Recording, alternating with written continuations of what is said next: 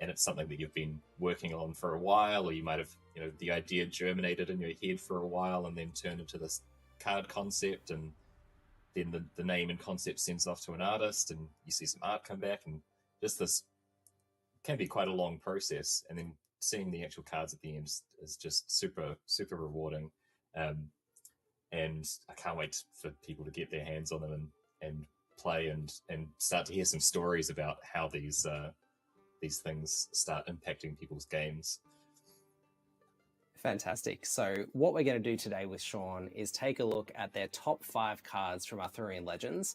We're taking a look at this with each of our designers from the set, and for each of them has been given the brief of choosing their top 5 cards using whatever criteria they would like. So as we go through Sean's top 5 cards, Sean is going to tell us the reason that each of those cards made the list, and they might well be different reasons.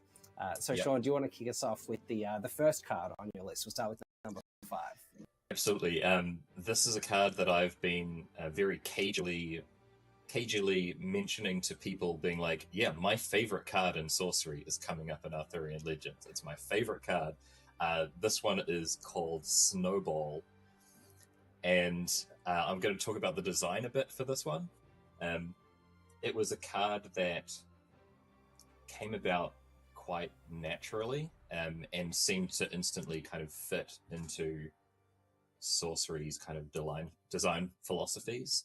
I remember there was a point where we were going through and trying to make sure that Arthurian Legends could work as a self-contained set.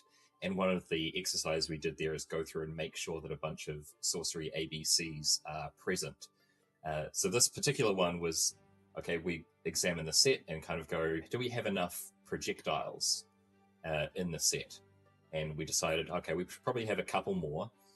And so it actually started with me thinking about a projectile design that I had in mind that was like, I think I called it Flare originally. And so it was the idea of a fire projectile that would do a lot of damage if you were up close, but the damage would slowly trail off the further away you were. So it was very powerful if you were being aggressive with your spellcasters, but could still reach the other side of the realm if you wanted to. And so naturally I was kind of looking through this design and thought, okay, so that's interesting, having a projectile that trails off. And I think that ended up becoming Lava Flow in the end. And that design changed a little bit. But while thinking about that design, I kind of thought, okay, well, what's the opposite thing if we could do with that? Maybe a projectile that starts off low damage, and then as it goes further, the damage snowballs. And this is my literal train of thought. And then as soon as I thought Snowball, my mind was thrown back to the old 80s movie Willow, which I loved watching as a kid, and the scene of Mad Mardigan tumbling down the mountainside, building up this massive snowball, which eventually, crashes into something and falls apart. And so that was basically the effect that I wanted to create in Sorcery. And so naturally this idea of forced movement fits really, really well into our philosophy for what water is all about. And snow, again, is a perfect match there. And it's so extremely funny, Sean, just to pause you there, that this card evolved from a completely different idea, which then led you to a word in your mind that triggered something that led to the eventual recreation of this new card. That's so awesome. Just triggered the source memory. It was okay, so how do we mechanically create that? And so this idea of shoot a piercing projectile, it picks up all of the units along its path, or all other units along its path, not the person shooting it, carries them with it inside the snowball, and eventually when the snowball stops, everything there takes a bunch of damage depending on how big the snowball got. Such a cool card. And I'm sure through some playtesting and stuff, you've grown to love this card too. It's surprisingly versatile, and one of the things that I will always find hilarious is I am not necessarily the balance designer. That's not necessarily where my best strengths lie when it comes to designing cards. And so when I originally came up with this, I maybe underestimated how versatile it was going to be, and chucked it in our design skeleton with all the cards, and it's like, so it just does kind of force movement and conditional damage. So this will cost, I'll just throw a 2 on it. And the immediate reaction from Rafa when he saw this original design was like, what are you thinking? This needs to be at least 3. And so we changed it to 3 immediately, and inevitably through playtesting, it ticked up to 4. We realized, yeah, this is still really, really good, and the final version of the card actually cost 5, which just goes to show how much potential it had that we didn't realize at the start. Just because of the surprising angles that you can throw this on, and it actually does have quite a high damage potential if you're willing to, throw one of your own units in the path.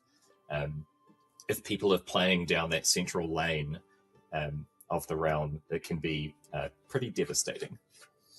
So the next card I want to talk about is specifically because I think it might be my favorite piece of art in the set. And this is one of our squires, one of our 4 squires, in particular the Shameless Squire. And I just have to say that, like, there's a couple of places throughout the set where we've tried to inject a bit of humor and levity into the card designs themselves. And some of the artists have just absolutely nailed being able to supply us with quite humorous artwork as well. And this is one of them. So the basics, it's a squire, so it comes along with a lance. But he has this Genesis ability, tap target nearby enemy, it drops everything it's carrying. And we had this idea of the squire is going along to kind of a jousting tournament with his knight and is basically doing whatever it takes to help his knight get one up on the competition by tripping people and that kind of thing. I feel like I've seen this in a movie somewhere.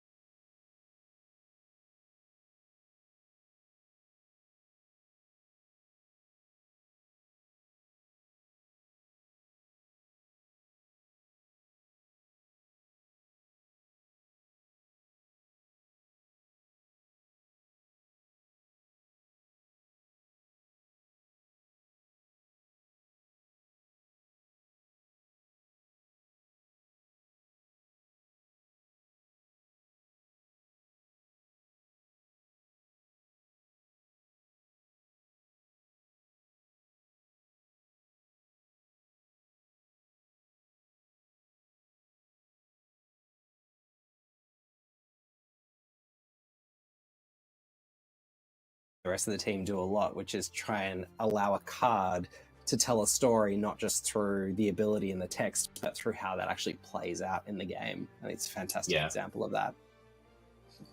So what's the next one on the list, Sean? What's number 3? So number 3, I've actually gone with one of our main villains for Arthurian Legends. This would be Sir Mordred, who went back and forth a couple of times through some different iterations of the ability.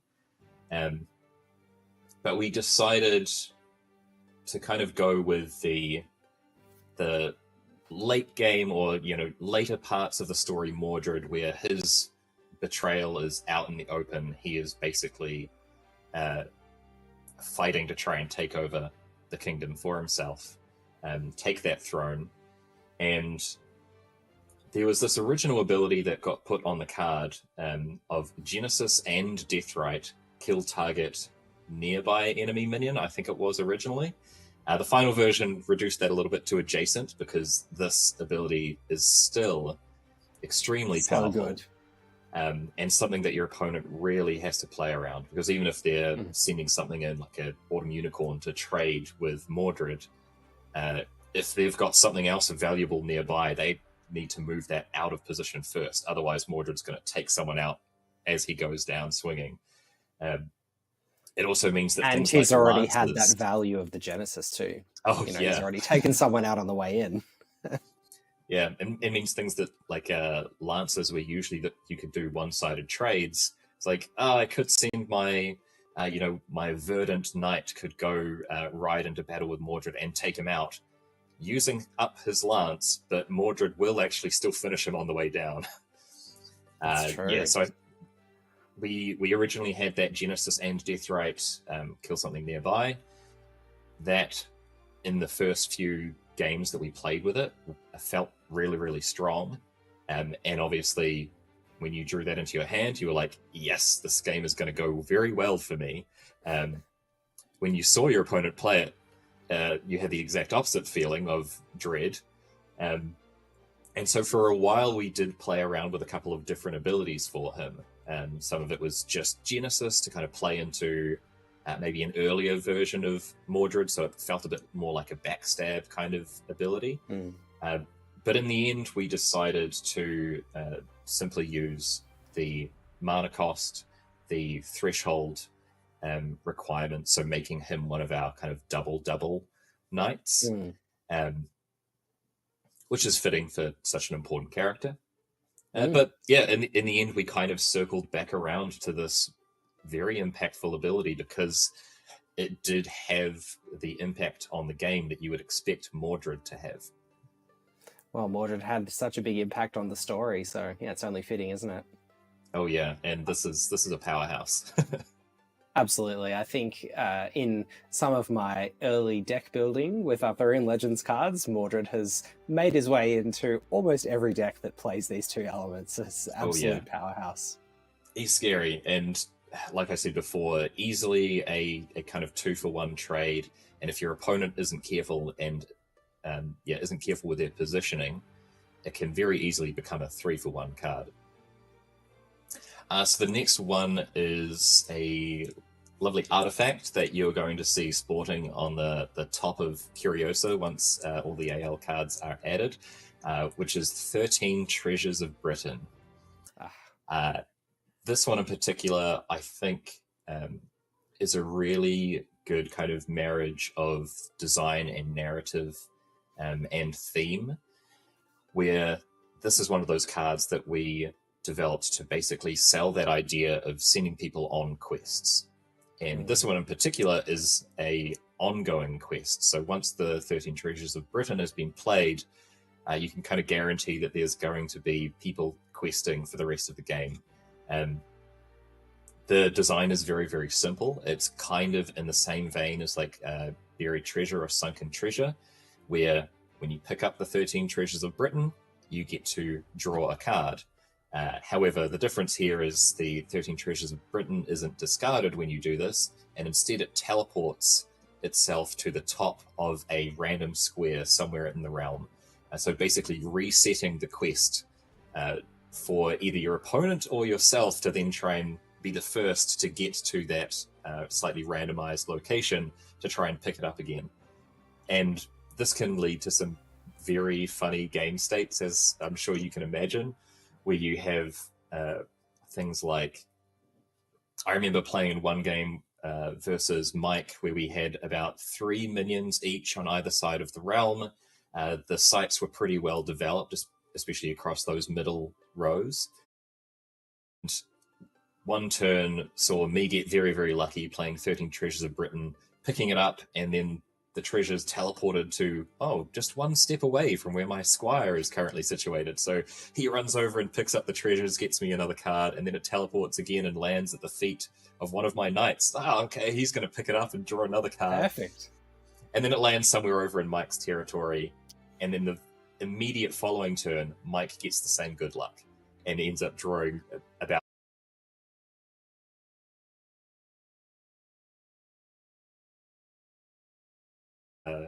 swingy turns suddenly lead to this kind of explosion of activity in the middle of that game, which is very fun. Which is very fitting for a card that's introducing these items to quest for into the game. Yes, yeah. And the artwork there also awesome. I can tell Jeff Menges has done a lot of research on various kind of important artifacts and items in the Arthurian lore and in kind of British mythology, and collected them all into the one piece, selling that idea that, yes, this isn't just a card representing one treasure, it is representing 13 treasures.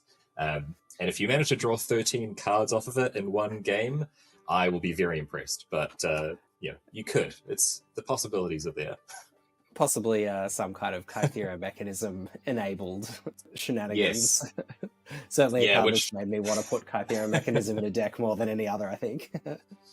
Yeah, essentially turns it into a draw X cards, where X is the number of units you have on the board. Because of course it does have that limit. It still only triggers when it is picked up, which is limited to once per unit. But yeah, pairing this with Kythera mechanism is a very, very strong combo. Definitely, and I think for those who've been around since the pre-alpha playtesting, they would probably notice some of the shades of another card that's about a collection of treasures from the pre-alpha phase, which was Erik's Curiosa.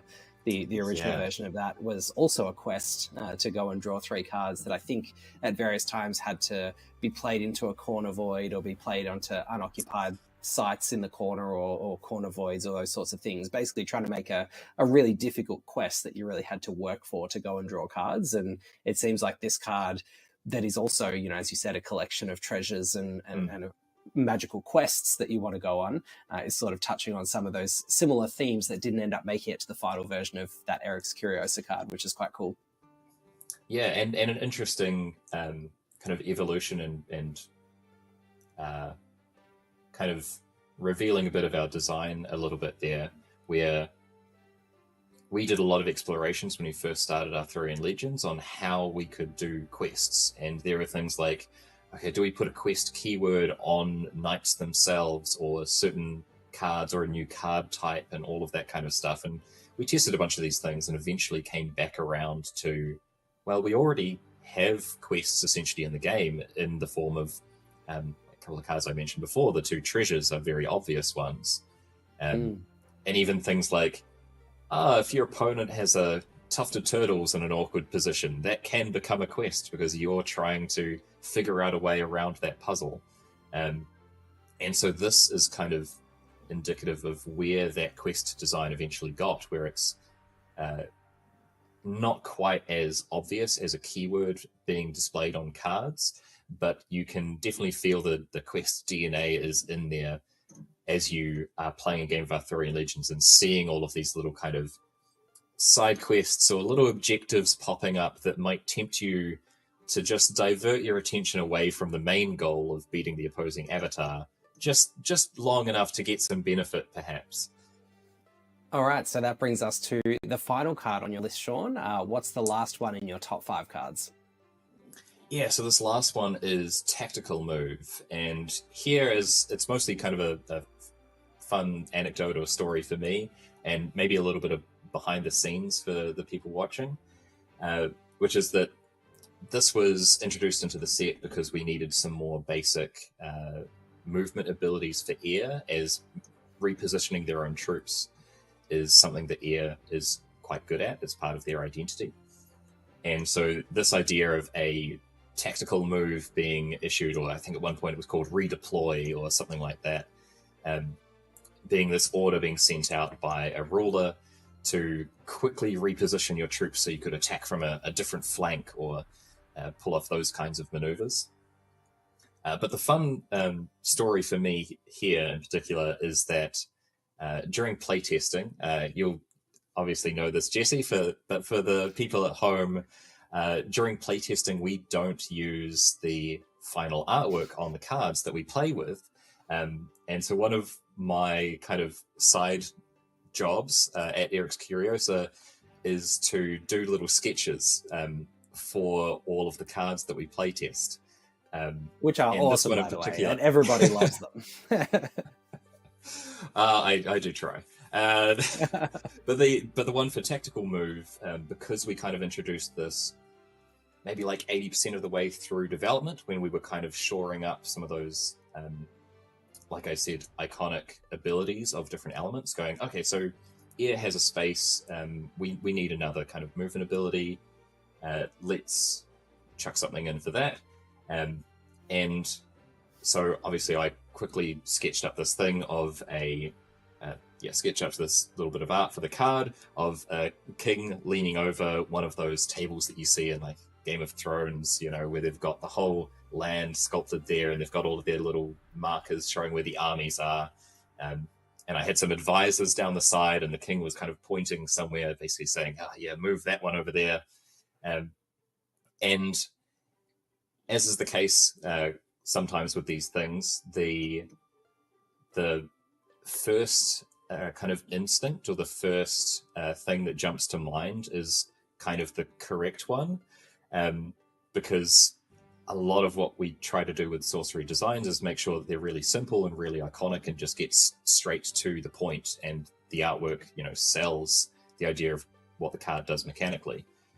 And so this playtest card was doing some circulation and going through playtesting games, and Erik basically liked the concept and thought that it sold the idea of the movement enough that he sent my little sketch off along with the name to Elvira, and basically she used that as the general layout or as a reference for the final artwork that she sent back to us, which I didn't realize until the art came back and was like, oh, this is reminiscent of my little sketch, kind of not quite stick figure, but my little like blank faced people that I had in there on my version. And then here comes this piece back, which again just harkens back to what I was saying about like Snowball at the start, where you have these ideas for cards and you do all these things, and in this case putting a little sketch in, and then eventually you see the final product come back, and it's just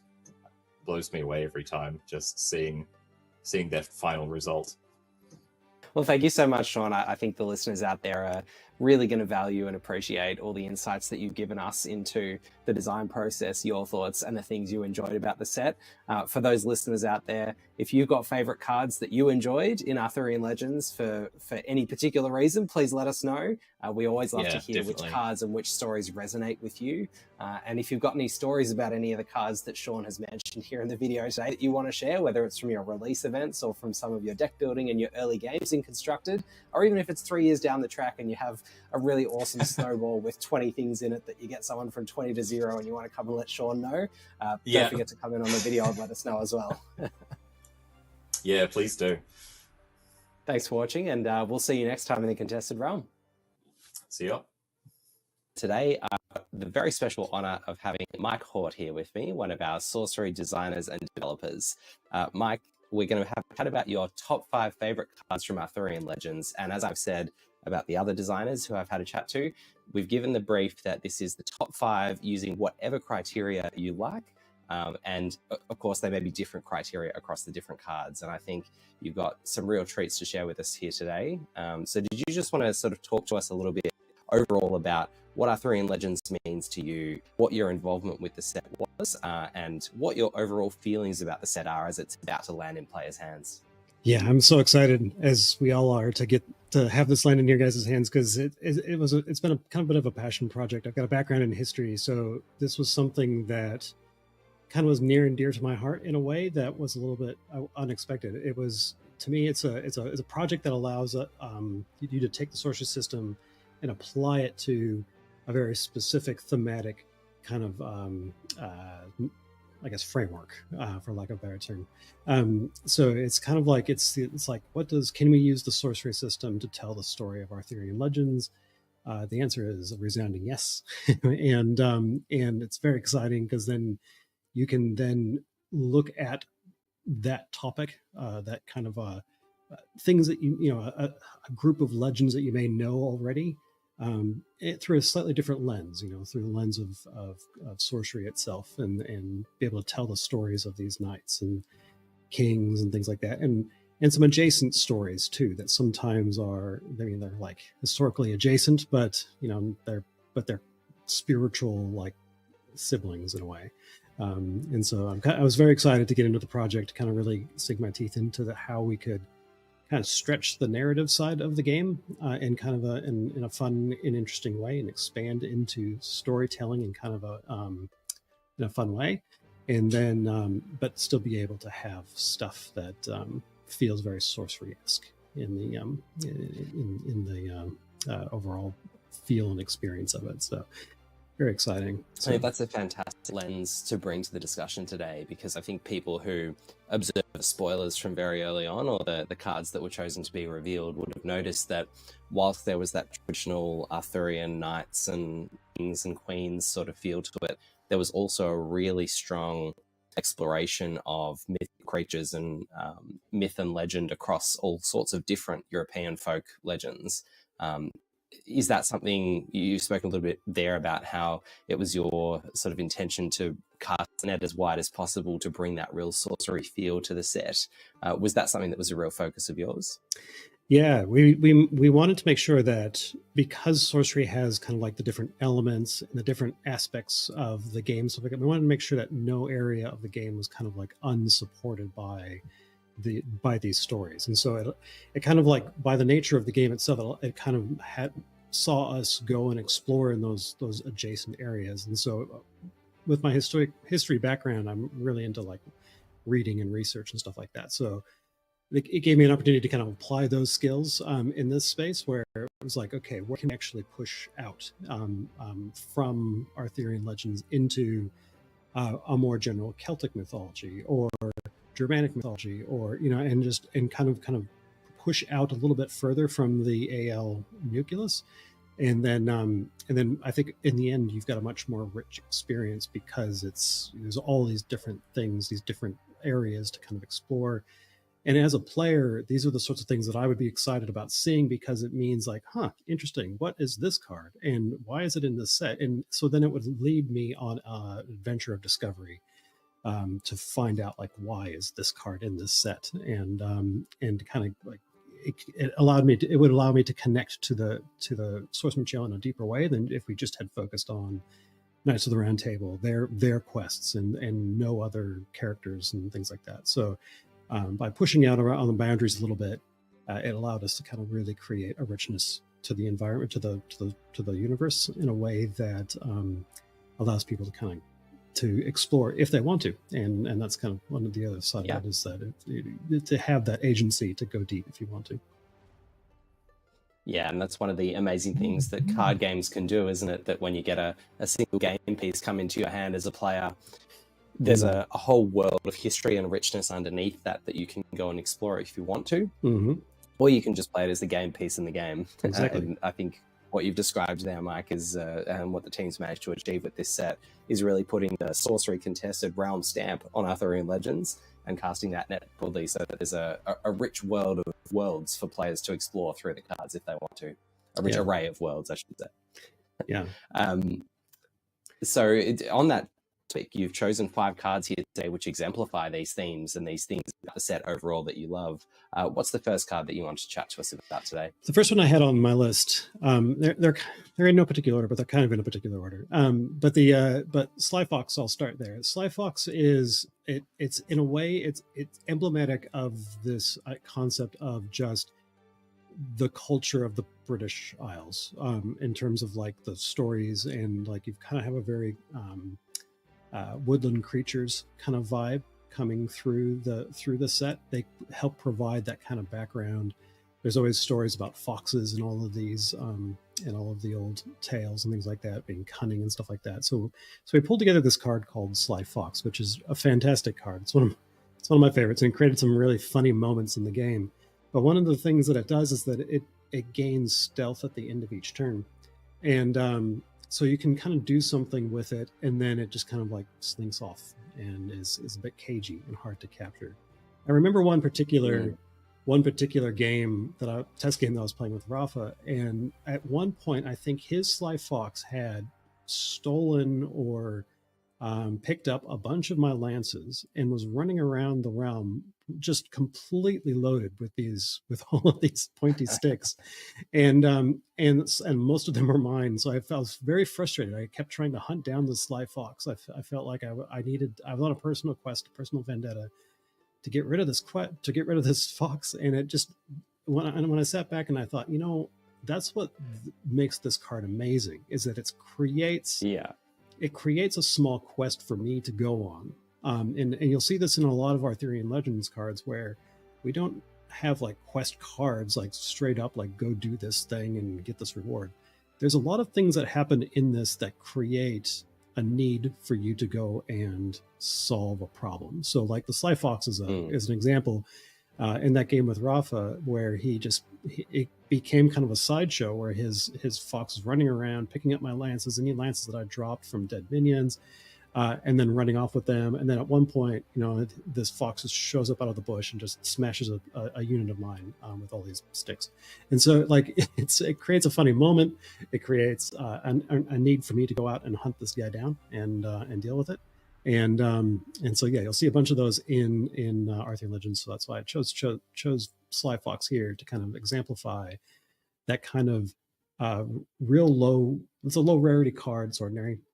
So it's a kind of an NPC, if you will, to trigger these events, to trigger these quests, and to trigger these things. Plus, being on the other side of it, being the Sly Foxes, feels kind of cool. You're sneaking around, doing stuff, attacking sites, and then slinking back into your stealth and stuff like that. So there's a lot of role play that comes through in that card. So that's why I chose Sly Fox.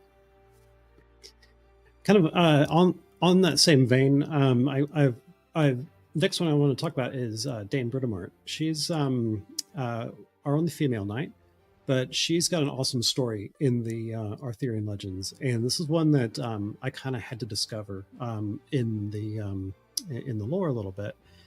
And her story is fascinating. It's amazing. I encourage anyone to go and read up on it. But she's a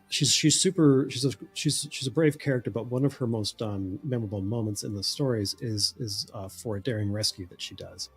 And one of the interesting things that we've done with knights in particular is a lot of them have an ability that, again, gets them out and doing something, puts them on a personal quest. So what Dame Britomart, she's a powerful knight. So she's got four elements, or three elements, but four threshold: air, earth, and 2 water.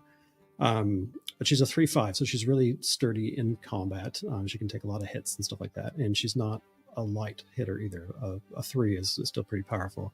But she is her taglines, or her game line says she's a unique mortal on a rescue mission. So that's literally what we ask you to do with this character.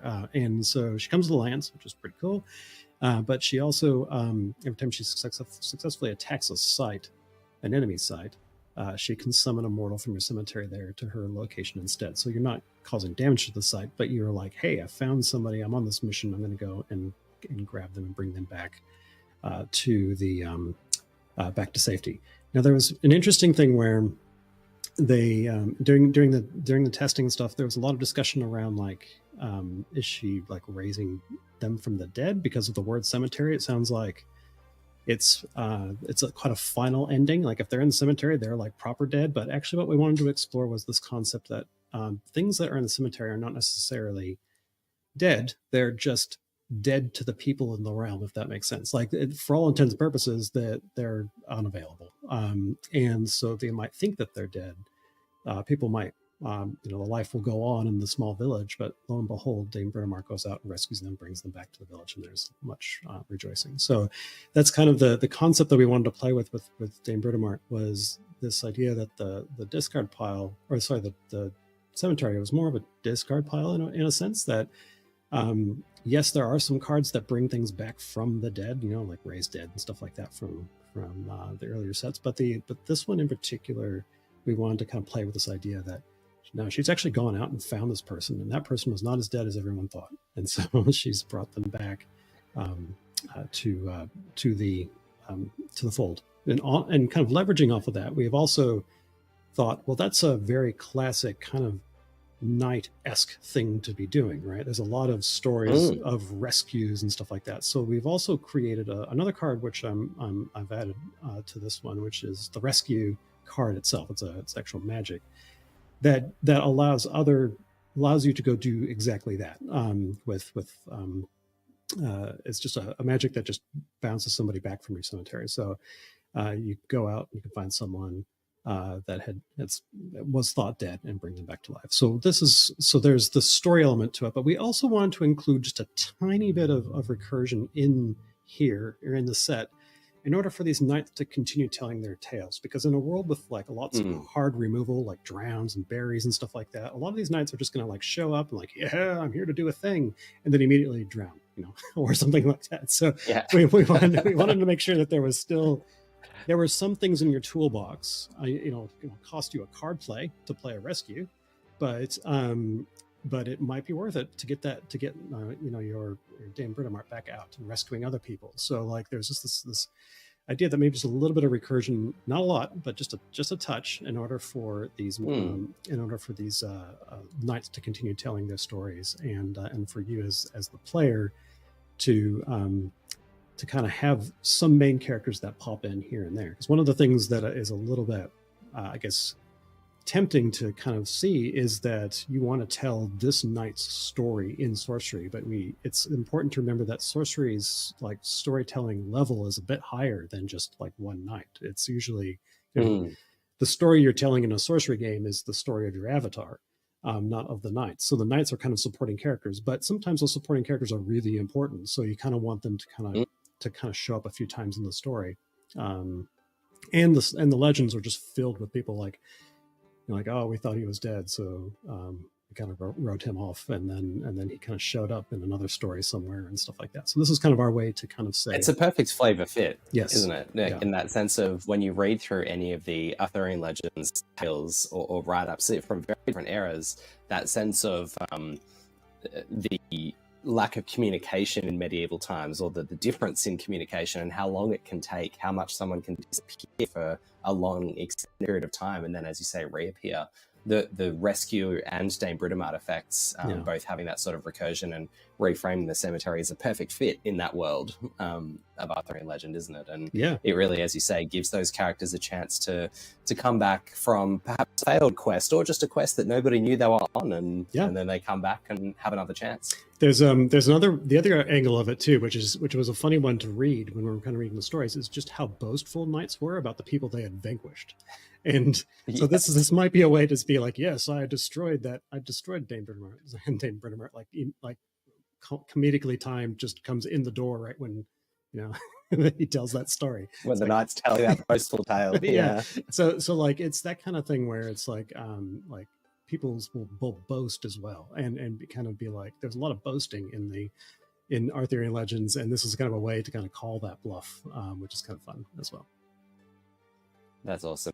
And that effect on Dame Britomart from a gameplay perspective, being able to turn attack and finding an opening to successfully attack an opponent's site into returning your most powerful minion from your cemetery and having a powerful ally to make your next move, is a really different way to play Sorcery. And it's amazing that this one simple card, for all intents and purposes, there's not a lot of text on the card, but it really evokes that whole story that you've told of Dame Britomart's story from the tales, and gives you a really different way to tackle the puzzle of a Sorcery game. I think that's a really great example of that.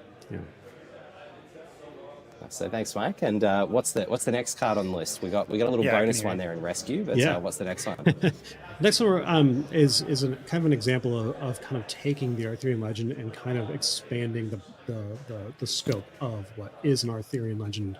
And so there were a couple of areas to explore. We had a couple of gaps in the to kind of fill in our kind of card list that we were kind of creating for Arthurian legends. And we thought we needed a good fire minion, like a triple element fire minion and a triple element air minion. And so I kind of was thinking, like, what are some areas that I could kind of like explore and kind of look into? And one of the things that I kind of dug into was this concept of the Arthurian legends. You know, there's a bunch of debate as to when they're supposed to have historically happened. And if you look at all the pictures, they're like in these high Renaissance pieces of armor and stuff like that. But so the like the scope, like for the historical argument, the scope of Arthurian legends is actually quite massive.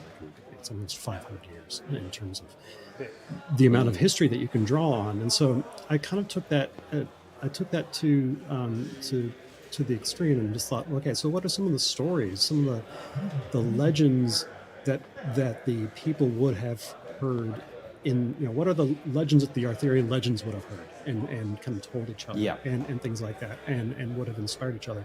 And one of them was because the Arthurian England is kind of just after the exit of the Romans, so the Romans have been kind of receded out of England. And so I was just thinking, like, what are some kind of interesting kind of like events that would have happened in that 200 years around that period? And one of them was Boudicca's revolt in England. And so I dug into the story. Of course, Boudicca is another great female character that in history that is worth reading up on. She's got an amazing story. But she resisted Roman occupation after the Romans kind of came in and killed her husband and assaulted her daughters and things. And so she brought this.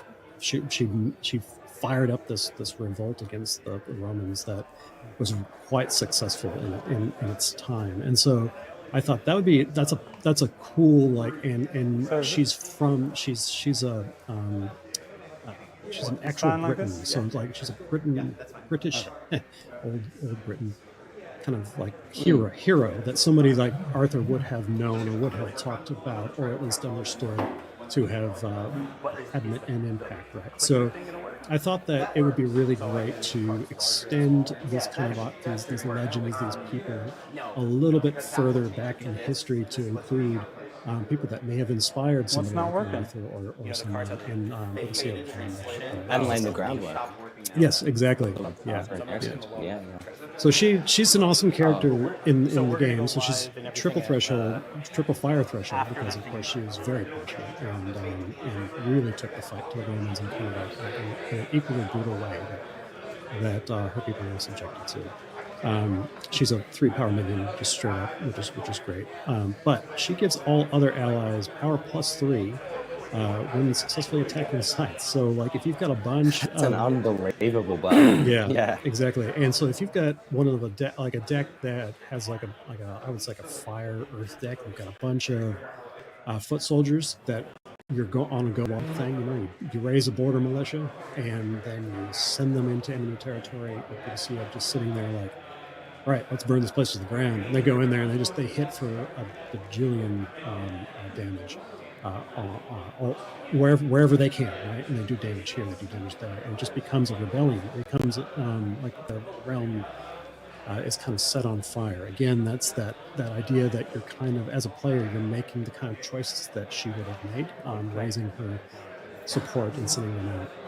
So, or you can go the bigger route, like you've got bigger minions, like Amazon warriors that can go out there and suddenly they're hitting enemy sites for 8 instead of 5. So, like, it means that there's a really it creates a bit of a shift in the game. Like, she becomes an important character, so the team's probably going to try to get rid of her as quickly as possible. So you might only have a small window, but that window, you can wreak a lot of havoc the turn she shows up, because you get everybody in position, she shows up, lights the fire, and might actually turn the tables for you. So Yeah, so that's the fire minion that I kind of settled on for filling those two gaps. Unbelievably powerful and incredibly evocative of that brilliant story, like hugely powerful piece of advocacy and rebellion building in history, and that definitely comes through in the card. I think every time this hits the table, your opponent's going to have a big, sharp intake of breath and sort of hope that they can ride out the wave, because it's a powerful piece of offensive artillery. Yep. And some beautiful artwork as well. I think it's Margaret Organ Keane. Yes, that's right. Artwork on this one. Yeah. Sorcerers, welcome to the U.S. launch event for Arthurian Legends, the latest set from Sorcery Contested Realm. My name is Drew, and with me today is Adam Ray, also known as Zalen. Thank you for having me. I'm happy to be here. I'm excited to dig into Arthurian Legends this weekend. Absolutely, and we're coming to you live from Reaper Game Store in Denton, Texas, to bring you non-stop Arthurian. We have developer interviews, box openings, commentary from us, and of course, Arthurian Legends sealed gameplay.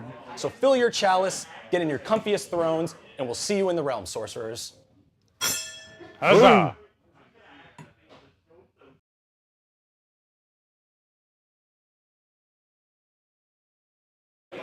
Sorcerers, we are live. Hey. Looks like we got, so for the next hour, as the stream starts and we start seeing more gameplay, for the next hour we're going to do the deck building session. We have Blake as our bottom player and Alexis as our top player. And so, yeah, we're going to be doing that for the next hour or so until round one starts. Yeah, we're going to get our first look at these two players' sealed pool.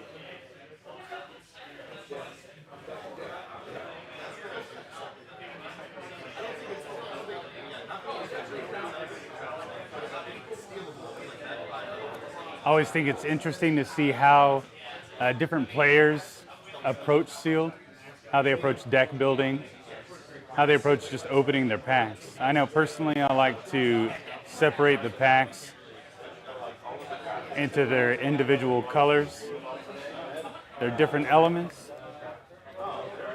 I like to see which elements are strongest. I like to see how many minions are in each element. I like to see how much support I have in the sites.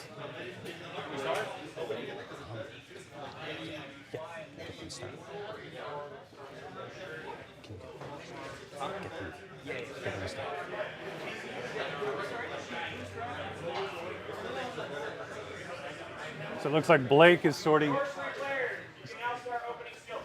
Looks like Blake is sorting his packs into the different elements, which is very similar. Oh, and he's separating the cards that I think he thinks are most powerful, like the Siege Giant. I think he likes that. Yeah, that's okay.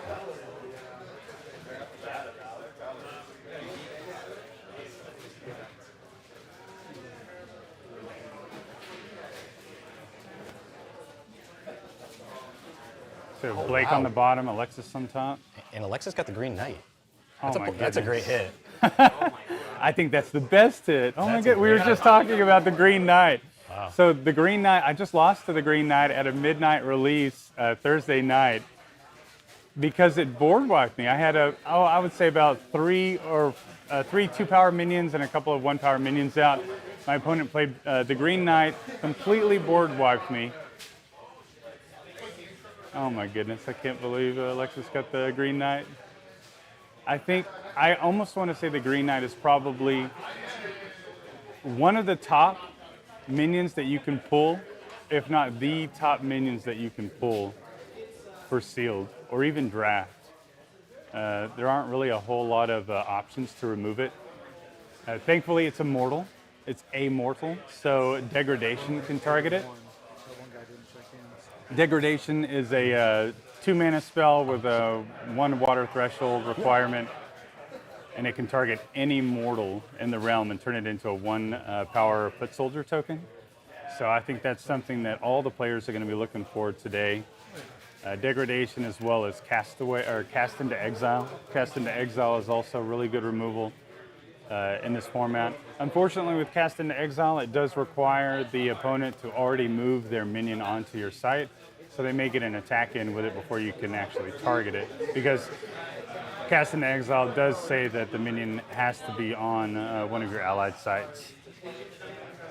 But yeah, this is looking crazy for Alexis right now. Now, the Green Knight is in water and does require 3 water thresholds, so there is always a chance that Alexis just doesn't get enough water support. But we will see after the rest of the packs here.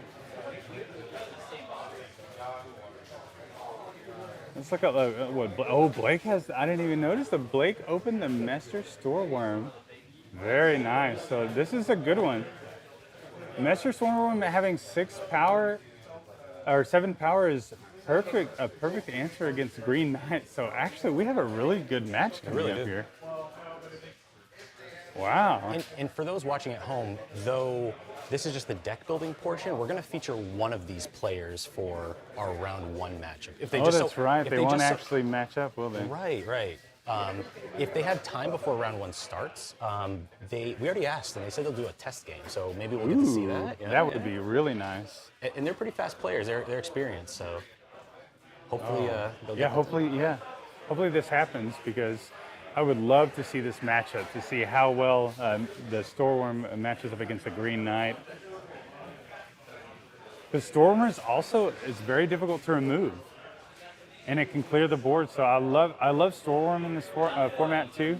They're both water, which is crazy. I think that, man, the worst case scenario when you look across the board is playing against someone playing Mester Storeworm, Green Knight, things like Mesmerism, Snowball. Yeah. Water is so powerful right now in this format.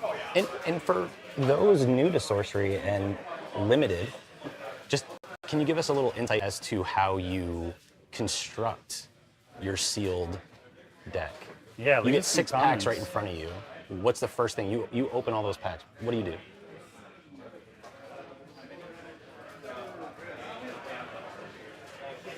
Invasion. Can we pull up Invasion here? Oh, we can, yeah. Who pulled Invasion, Alexis? Alexis has it right here.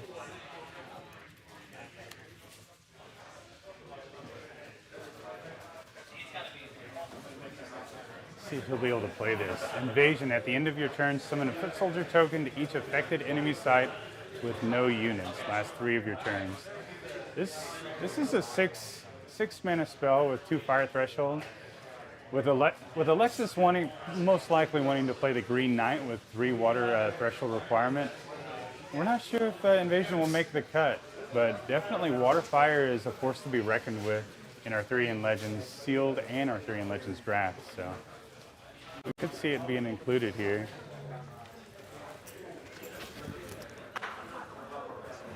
The only problem with Invasion is there isn't a whole lot of removal in the format, so a lot of times there are enemy minions on enemy sites,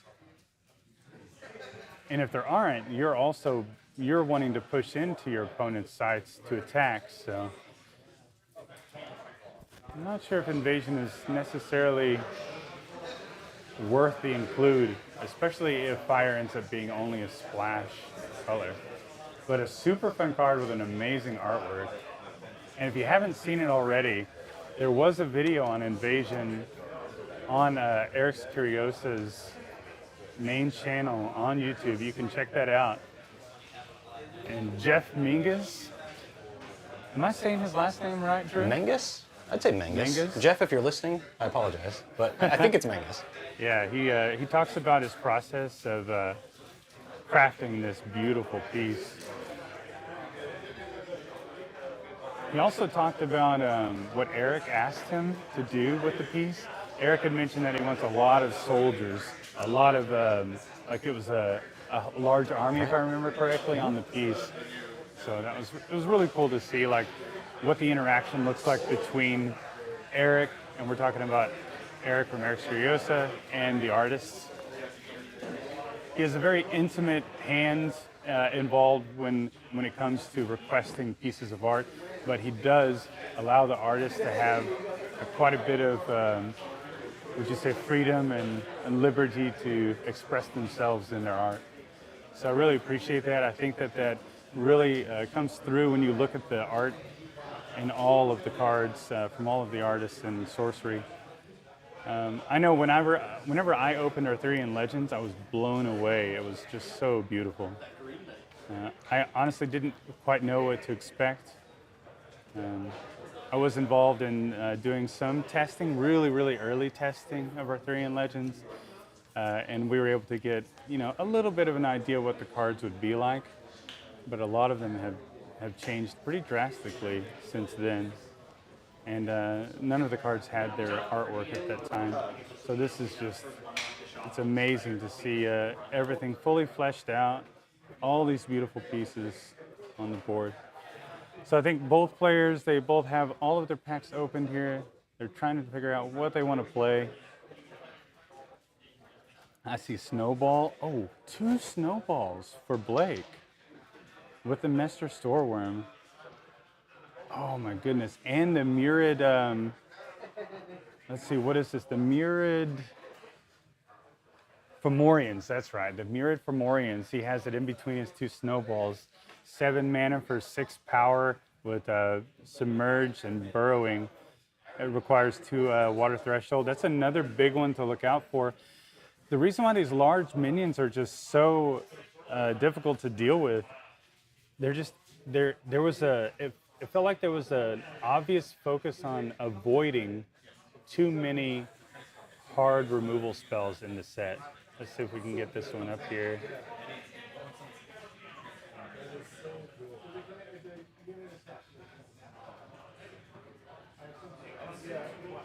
Mordred Fomorians. Burrowing Submerge, you can see it here on the left.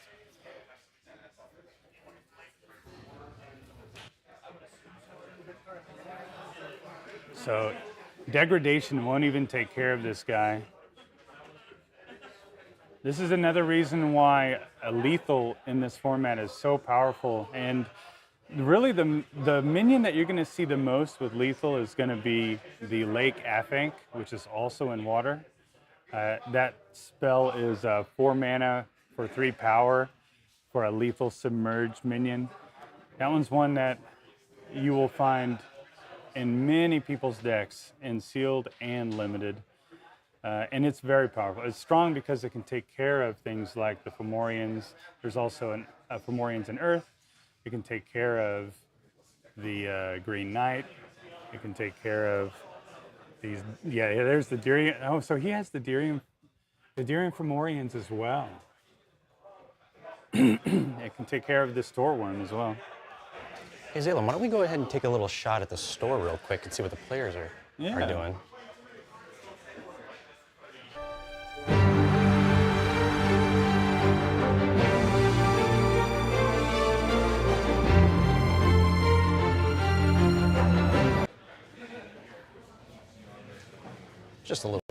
Just a little live look of the store. We've got 32 players here today.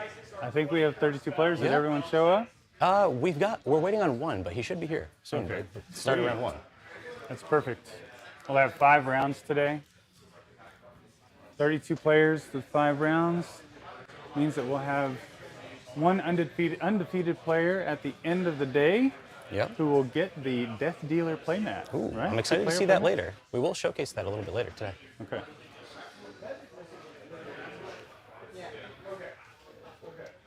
All right, so I think we're both players here are kind of finally narrowing down their deck building. Again, these 2 players, they are not going to be playing in round 1. This is just for the feature table, just to show a little bit of deck building. Hopefully they can get a test game in while we're waiting on other players to finish their deck building. But it looks so far that definitely Blake is really trying to figure out how he can fit fire into his build here. I think he's already got his stack of minions over there. So he's just looking at his fire spells.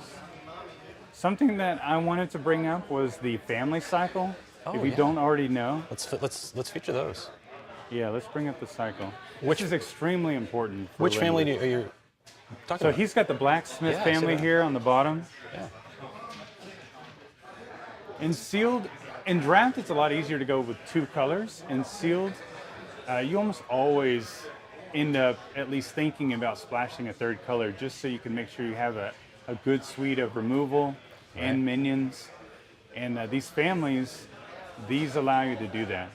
In a format with multicolored spells, you can see some of the knights down on Blake's side. You can see there's a couple of knights up on Alexis's side. The knights, they do require multiple threshold requirements. So the families, you may not notice, but the family does not have a threshold symbol next to its mana cost. This is because it does not require any threshold to cast. You may cast this for 2 mana and have colorless sights out if that's all you have. And then it will give you Fire Threshold, which will allow you to play your multicolored spells. So I know yesterday I was doing some sealed here at the Reaper Game Store, and my sealed pool didn't have a lot of consistency at all. I was forced to play 3 colors almost evenly, and the families made all the difference in the world, got me into the finals match. I happened to get lucky and open 6 different family cards from the 3 colors that I was in. And it was nice. It wasn't always nice when they were drawn back to back to back to back, because then I just had a bunch of little 2-power minions. Yeah. But just the way that they enable you to play all of these different knights in this format, they're extremely valuable. They're invaluable. So you really need to look out for the families and seriously consider including them in your decks. You know, to talk about this a little bit, if you're in Blake's seat right now, there's clearly a lot of fire, there's a lot of earth on these. Would you go 3 color with water as well? Would you stretch the water? Oh yeah, for sure. That's awesome. Because he has the Mester Storeworm and the Mordred Fomorians, those are huge bombs. And then he also has 2 snowballs. So for me, it's a no-brainer here. He also has the Lake Affink. You can see it hidden behind the Shelly Coat. The Lake Affink is that lethal minion that we were talking about. And we'll get that pulled up here so you guys can get a good look at that minion. Really cool artwork. It's really a scary looking guy there.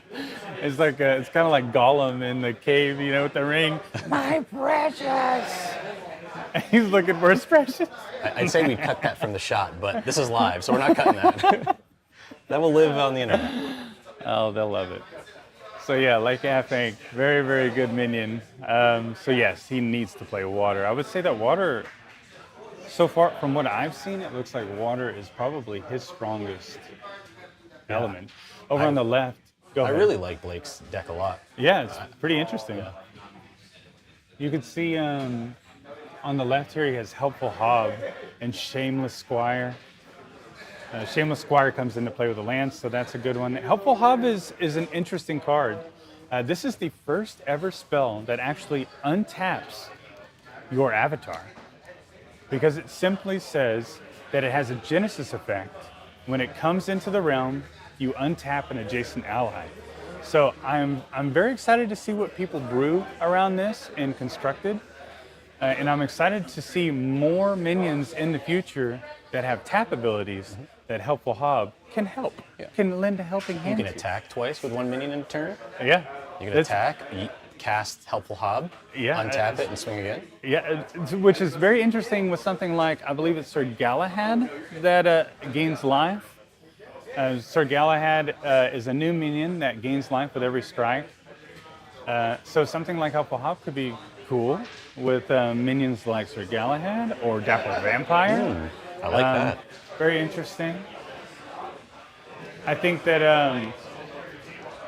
it could even be helpful with something like Avatar Vert swinging in for 8 damage twice in a row. Ooh, I don't like the sounds of that. I've been beat here too many times by Avatar Earth. I don't like the sounds of that. So yeah, he's ordinary.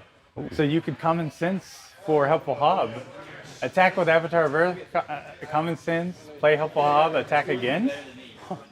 Oh, don't give you're giving the viewers. Don't give them too many ideas. Yeah. You know what we should do?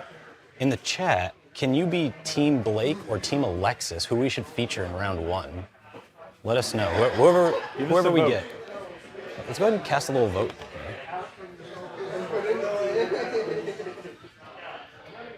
We'll get a vote in the chat real quick. Team Blake or Team Alexis. The winner will be the featured match for round 1. So looking at Alexis's pool here, yeah, he definitely did not get as much support in water as Blake did. I see he has Led Astray set aside. That one is definitely one that I like to set aside.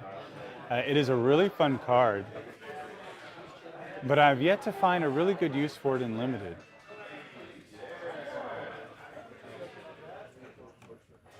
Led Astray.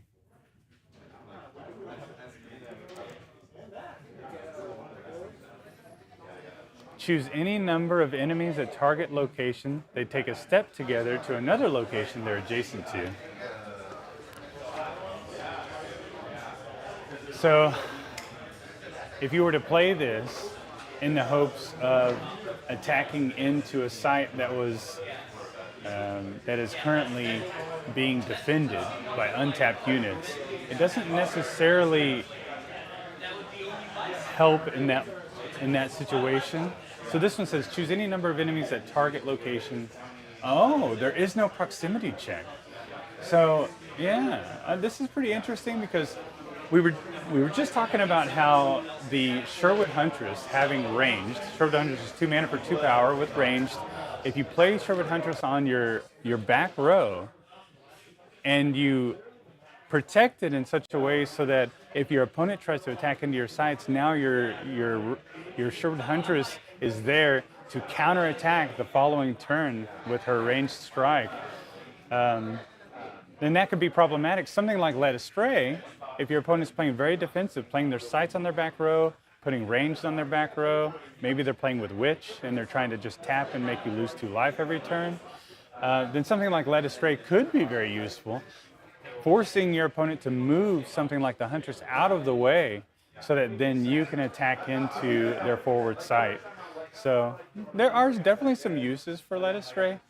Me personally, I generally don't like cards that are necessarily circumstantial, but I absolutely love the theme with this card here. I love the artwork. There's something about the maroon red dress. Oh yeah, she's like, hey, come over this way, and they're like, wait, what? They're the two knights here. They're what's this woman doing in this dark forest? Like, I'm more concerned about what those 2 guys are doing in the forest with those swords. That's what they're looking. They're looking at the woman. The woman's like, this way. What is she leading them to? Not sure. What's in the forest? They're leading them astray. What's in the forest, Hey, it's not for me to interpret.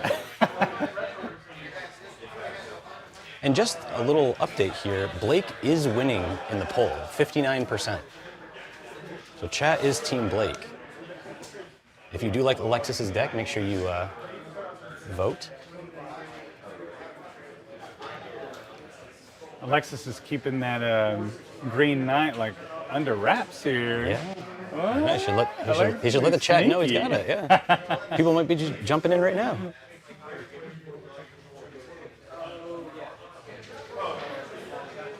Wow, Blake. You know, Blake was the one who won the sealed event last night, the pop-up sealed event that we did here at the store. Who did he play against in the finals? I can't remember. He sounds familiar. I don't know. I'm not sure if I knew that guy. No, he did beat me in the finals.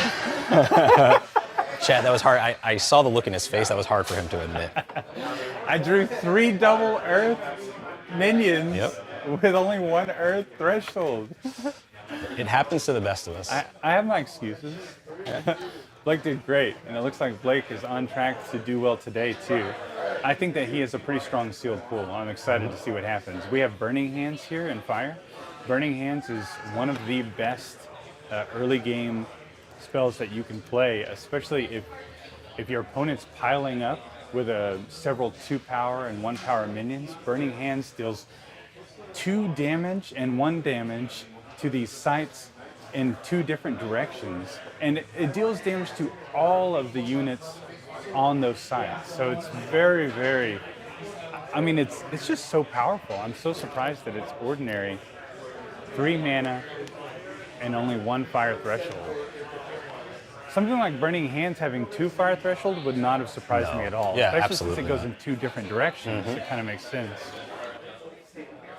But yeah, it's such a powerful, powerful spell in both sealed and draft. If you're drafting and you see Burning Hands, this would definitely be a pretty high pick, I think. Not over really powerful minions, but definitely over weaker minions for sure. This is a really good spell.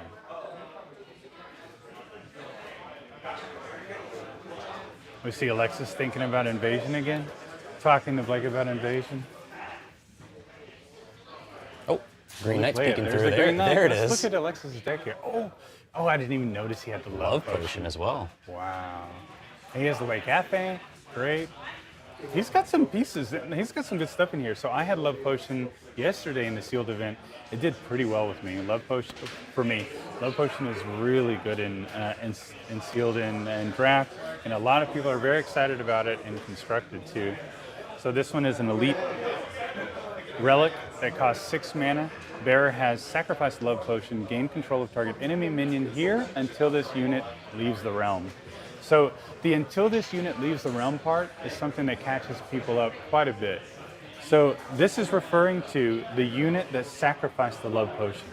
So if you have, say, like a little 2-power minion or something, and it's on the same side as your enemy, as one of the enemy units that you want to take control of, you sacrifice Love Potion, and then you get control of that enemy minion. But as soon as your opponent kills your little 2-power guy that you used to sacrifice Love Potion, now your opponent regains control of that enemy minion. So that's something you have to be very careful about. It's usually better to use your avatar to sacrifice Love Potion because your avatar can't leave the realm. But I've used this on little 1- and 2-power guys, no problem, just to get an attack in. There was a rules change at some point this past year that says whenever you gain control of your opponent's minion,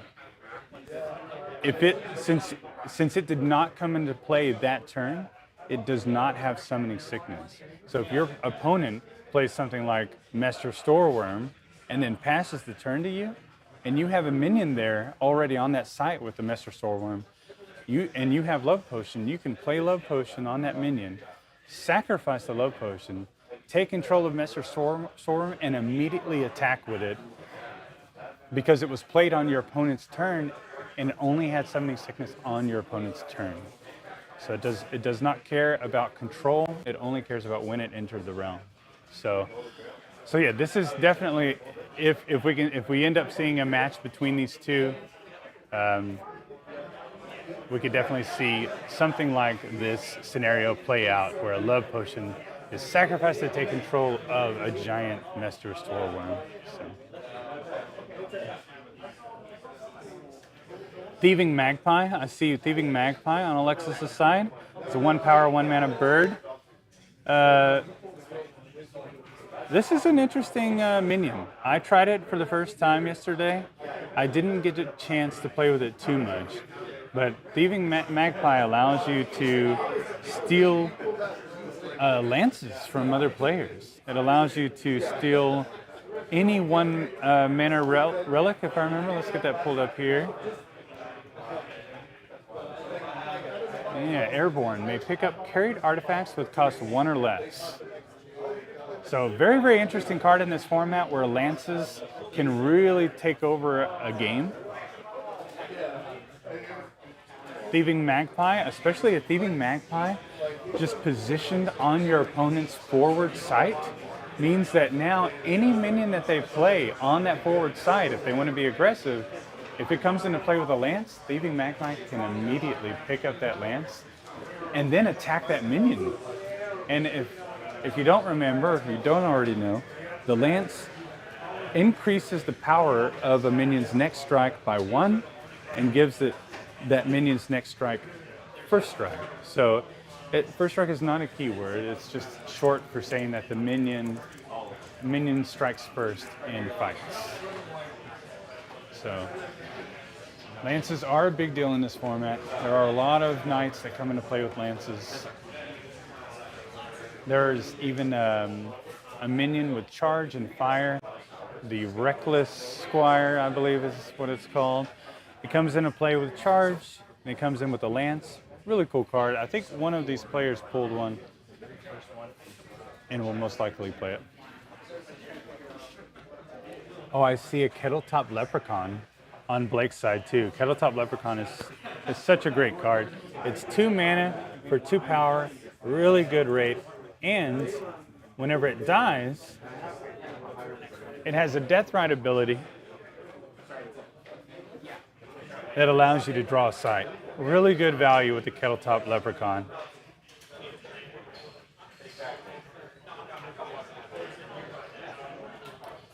All right, so we're just going to wait a few moments here for Blake and Alexis to get set up, and I think we are going to get to see a test match. I think they're going to do a quick little break, and then they'll be back.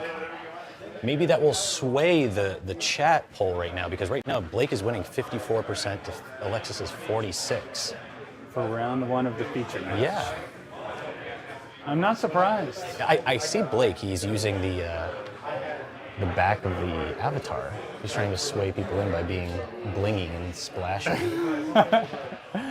I want to see these snowballs. And the impressive shuffling, too, by Blake. I get to see that every week when I play against him, so... Man, I've tried to do that. I've tried to pile shuffle quickly like that before, but I'm just too clumsy. My hands are too big. Yeah. But yeah, I'm not surprised that they're picking Blake. Looking at his sealed pool, it looks very fun to play. Fun. The snowballs. Let's pull up Snowball. Let's talk about Snowball for a second. Snowball is definitely one of my favorite cards in the set. I absolutely love this card. I love the flavor of it. It's powerful. I'm excited to see what could be done with this card in Constructed. It is a 5-mana magic spell that requires 2 water threshold. It's exceptional. Shoot a piercing projectile. It picks up all other units along its path and carries them with it. When it stops, units there take damage equal to the number of units in the snowball. So this includes the avatar. This includes their avatar if you're shooting at an avatar. It includes all minions on the site where it starts as well. Exactly. And it's a piercing projectile. So Piercing. Goes through the units. So something that I haven't even considered is the power of the ordinary site that's called, what's the cops? Let's bring up the cops site. So it's called Impenetrable Cops. So Impenetrable Cops says projectiles can't enter this site from the outside. Ooh. So I've undervalued this site a little bit during Sealed, Yeah. and I think a lot of people don't really think about it too much. But because Snowball is exceptional, because Magic Missiles is ordinary, this is a really good. If you're playing an Earth, and potentially even if you're not an Earth, including an Impenetrable Cops in your deck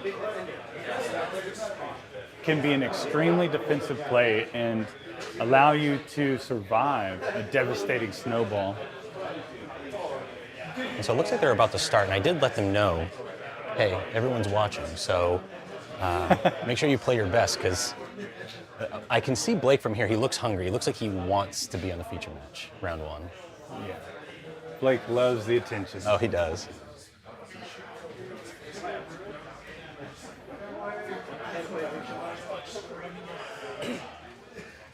Oh, Alexis followed suit and decided to flip his avatar as well. Nice. A little gentleman handshake before the game. Doesn't hurt anybody. These are the foil spell slingers. Yeah, we gave these away promos.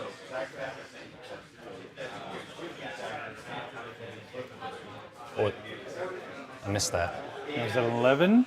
That's a 7. 7. So it looks like Blake lost the roll, right? I missed Did that. I miss that? Didn't Blake just roll the 7? Yeah, Alexis is playing first here.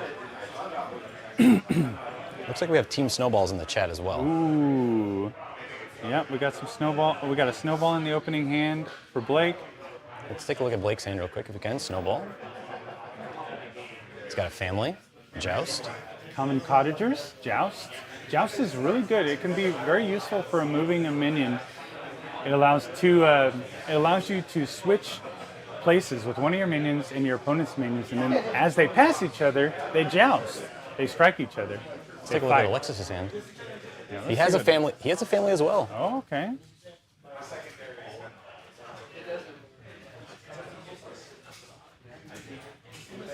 All right, so we see a nice curve actually on both sides. It looks like both players are going to be able to take advantage of their turn 2. I see a Shelly Coat and a Common Cottagers in Blake's hand. We see the Fisherman family in Alexis's hand. That will give Alexis some more water threshold.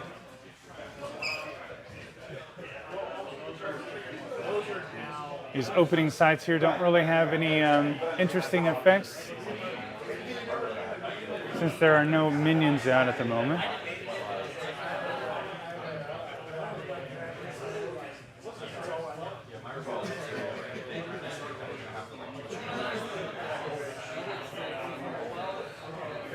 Boy, that is sad to see, Blake. If we can zoom out here and look at Blake's opening site, Blake ended up playing a Bog for his opening site. Bog has a Genesis until your next turn. Units are immobile while a top target nearby site. This is a very, very strong play in the middle of the game when you want to immobilize a potential defender. Oh, here we go. This is why he wasted that site. He had the Troll Bridge. The Troll Bridge has 3 power, and the first time a minion enters that site, an enemy enters that site, strike it unless they discard a card. It's a very cool site, but I do believe that there cannot be any other minion on that site. It says the first time an enemy enters there alone, a lone enemy minion enters there. So something to consider. I actually didn't catch that the first time I read the site. So we see a Shelly Coat on turn 2 for Blake. Shelly Coat submerged, and it takes 1 less damage. This will be useful, especially if you're playing against someone playing something like the Sherwood Huntress that has ranged and it has 2 power. The Shelly Coat can survive against the Huntress, so it can be extremely useful in this format, in a format full of 1 and 2 power minions. I like the Shelly Coat over a lot of other minions, so that's really cool.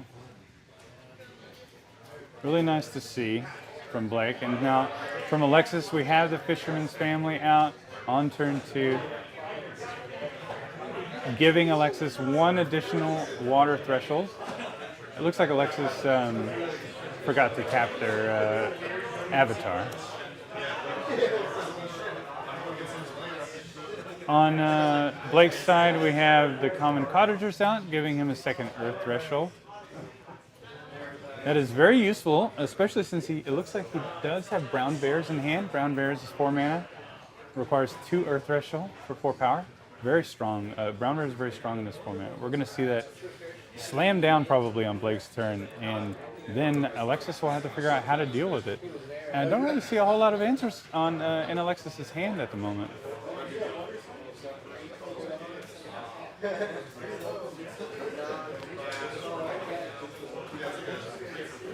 There's the harassing ruffians.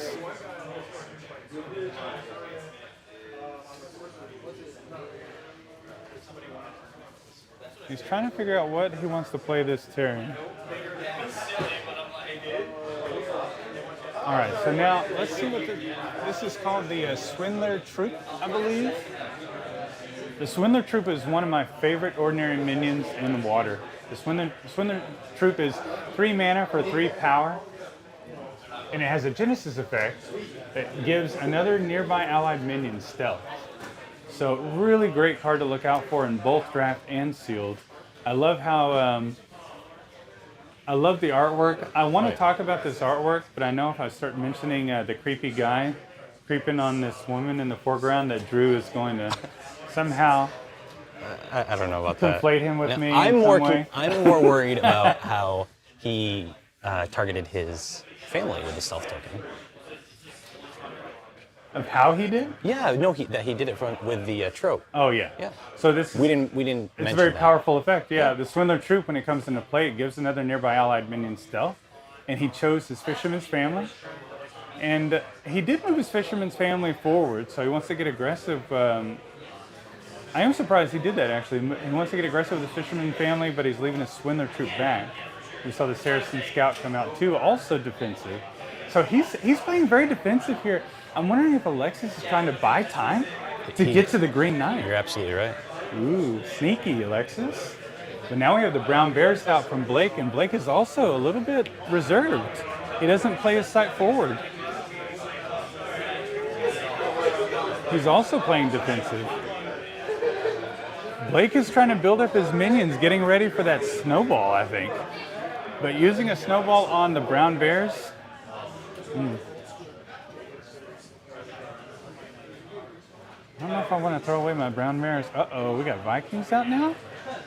How did that happen? I believe Vikings is 5 mana.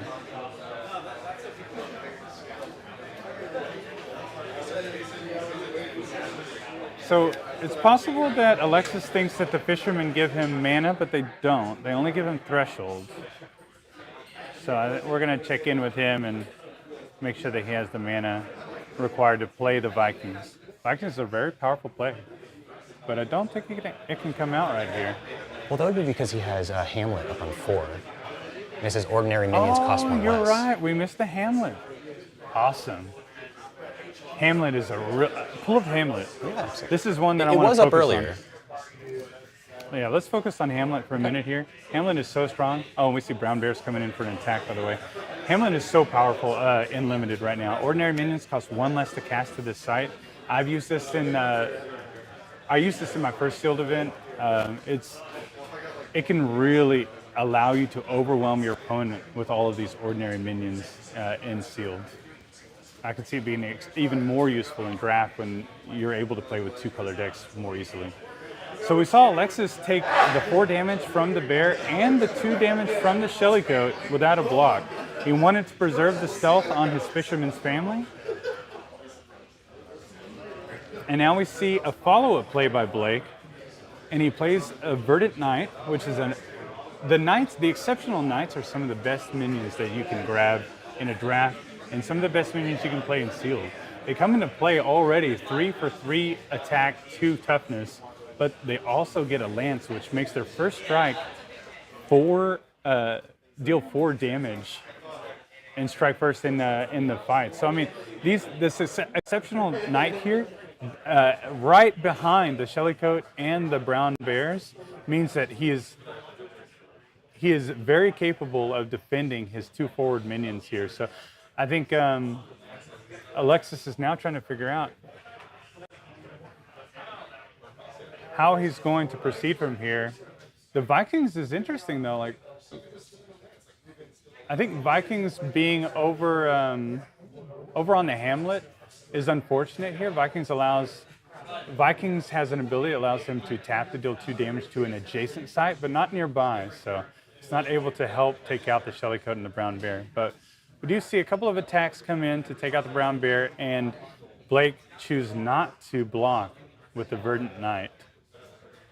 If he blocked with a Verdant Knight here, then the Swindler Troop would be able to attack in and also take out the Verdant Knight. So I think he wanted to preserve the first strike and his minions. But now we see the Vikings come over, move over to the center column here, and now Vikings is kind of going to work as a defensive, a very strong defensive mechanism, sitting on the back row. If Blake chooses to attack in with the Verdant Knight next turn, Viking can simply tap to deal 2 damage to everything at that site, killing Shellycoat and dealing 2 damage to the Verdant Knight as well. So, all right, so Hamlet's Ablaze coming out for Alexis.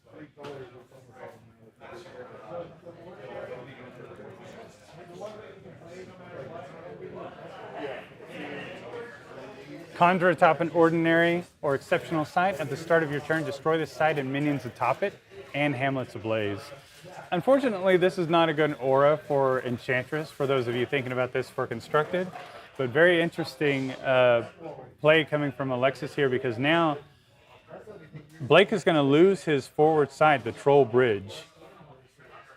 And any minion that Blake tries to play on the Troll Bridge will also be destroyed by the Hamlet's Ablaze. So really interesting defensive play.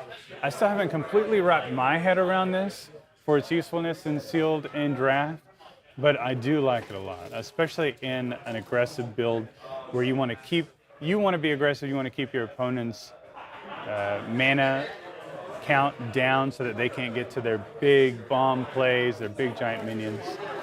So I do like Hamlet's Ablaze, especially when he already has a very solid defensive line in the back. Hamlet's Ablaze is going to do a lot for him here. Now, Blake can always play a new site here on 14 and still be aggressive with a new minion threatening to attack Alexis's side on 9, his bonfire.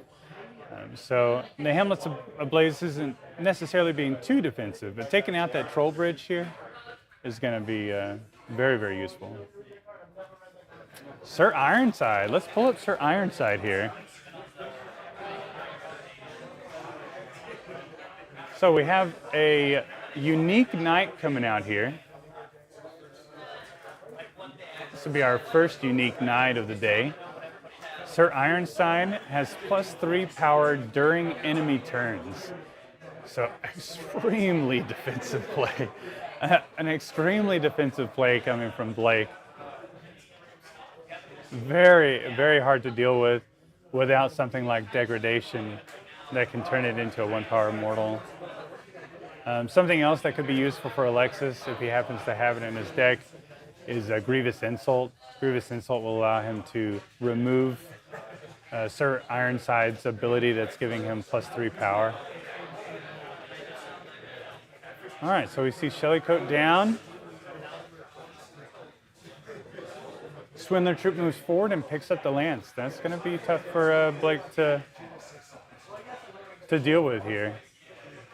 If Blake wants to be offensive at all, he's going to have to place a new site next to Alexis's site and put a minion potentially into harm's way, either in front of the Ruffians or the Swindler Troop. And we see a second Vikings come out for Alexis on a forward site. If I were Blake right now, I would be getting a bit nervous. We still have the Snowball in Blake's hand though, so I don't think Alexis is quite prepared for this. Vikings has 4 power, and Swindler Troop has 3 power. And we have a common Cottagers here. Are we going to see it here? I think we're going to see the Snowball. I got my snow boots on. This is not going to be nice.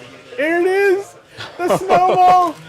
It picks up 3 different minions and includes the spell. Oh my goodness, I can't even remember the avatar's name. The Spellslinger. Oh. It includes the Spellslinger when it's tallying up the damage that it deals to all the units. So not only did Alexis take 4 damage here, but he also lost all 3 of his minions in the Snowball's path. Absolutely devastating. You know what that play tells me? Blake wants to be on the feature match round 1. Yeah, Blake wants to. He's not letting Alexis. Oh my goodness, he held the Snowball for the perfect time.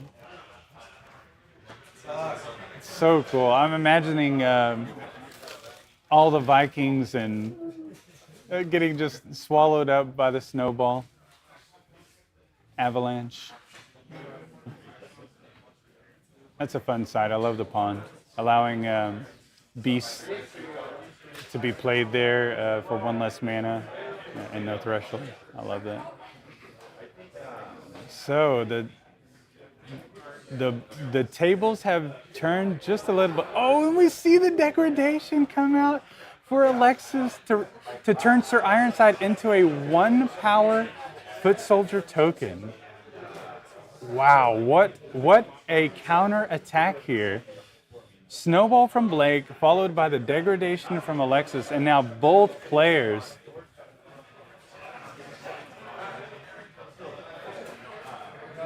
are searching for more power on the board, and it looks like Blake just drew the Dirium Fomorians.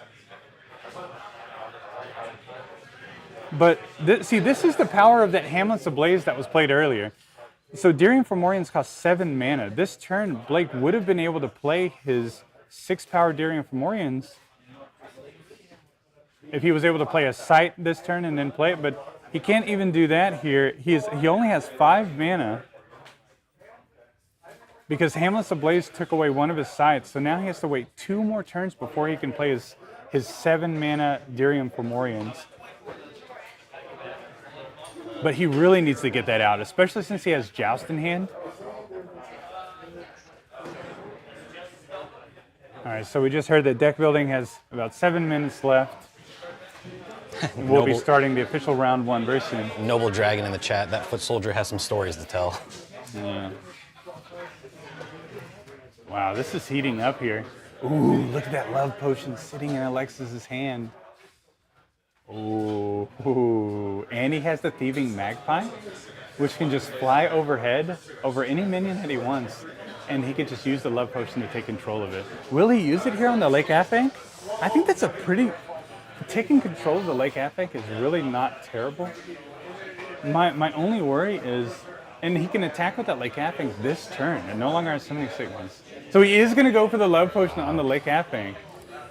Now, the only worry here is that if that bird, if the 1-power Thieving Magpie gets killed, then Blake does get his Lake Afbank back, but I think this is a good play. Blake has to have a specific card, something like Burning Hands, to be able to deal damage to the Thieving Magpie to get his Lake Afbank back.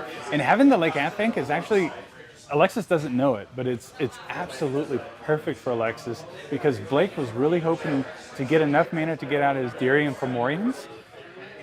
But now that the Dirium Fomorians play is just not nearly as good because Alexis has the Lake Afbank with lethal.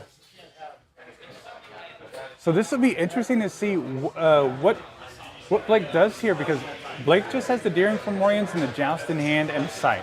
He was hoping to draw a spell, play a Sight, and then maybe play the spell that he top decks, and then the next turn draw a Sight and play Dirium Fomorians. But with Lake Afbank around, he really needs to top deck an answer to get rid of it so that his Dirium Fomorians can actually last for a turn or 2. I'm not sure if you mentioned it earlier, but him using the love potion on the lake, he's able to swing this turn with it. Yeah, I mentioned that earlier. Summoning Sickness does not, it only lasts for the turn that it was played regardless of who controls it. Right. So another option that Blake has, if he really wants to get his Fomorians out and start attack. Oh, yes, Blake just top decked the other Snowball. Foil Snowball, oh my. He just top decked the other Snowball. Oh my goodness. We gotta pull that Look up. Look at the power of Snowball. That's a good deck. Wow, that is exactly what Blake wanted to see here was that Snowball.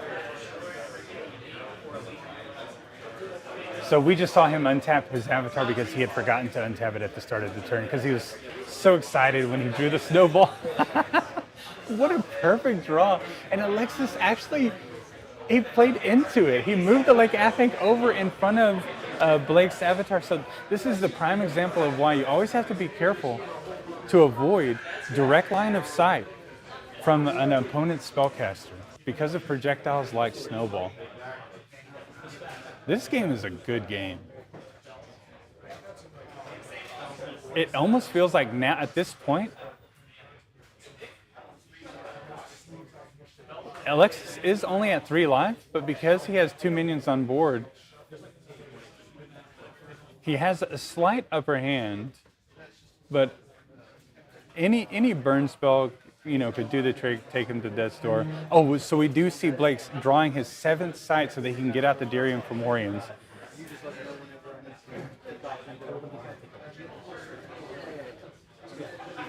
All right, he's interested in finishing stuff. Sorcery players, 5 more minutes. Keep me that, I'll push past through whatever.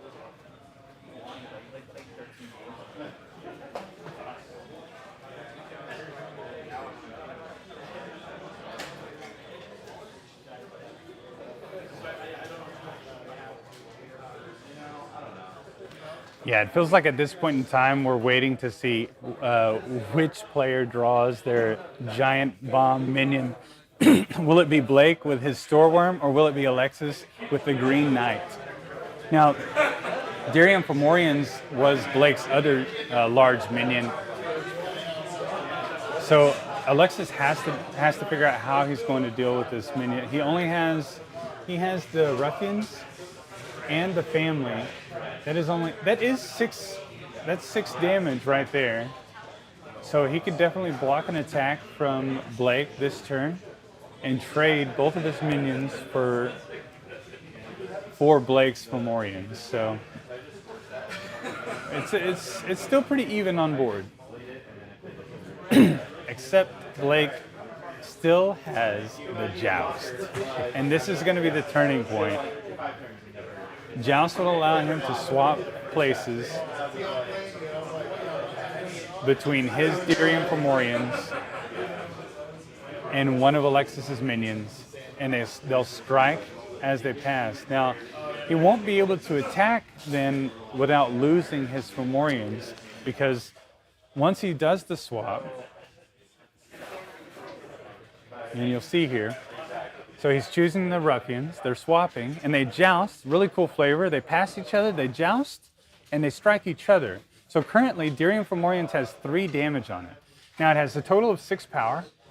Because the Fisherman family has a lance, it will deal 3 damage with first strike if Blake tried to attack with it. So he chooses not to attack, and he chooses to let the damage fall off of the Fomorians at the end of turn.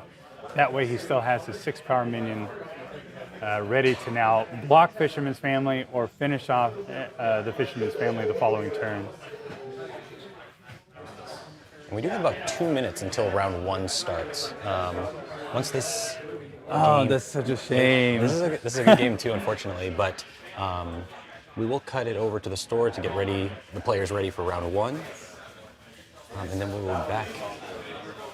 We can continue watching this game for another 2 minutes. And we'll keep the poll open for that long. It does look like it's going to be Blake.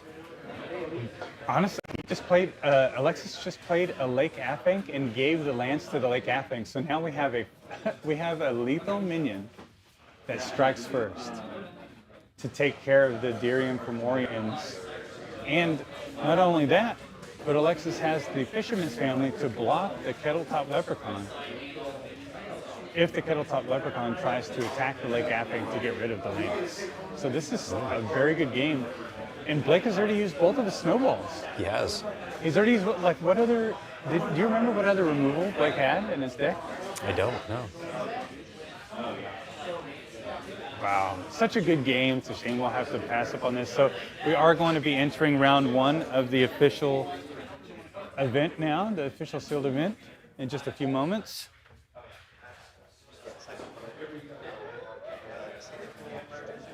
So we're going to push it to the store now. We're going to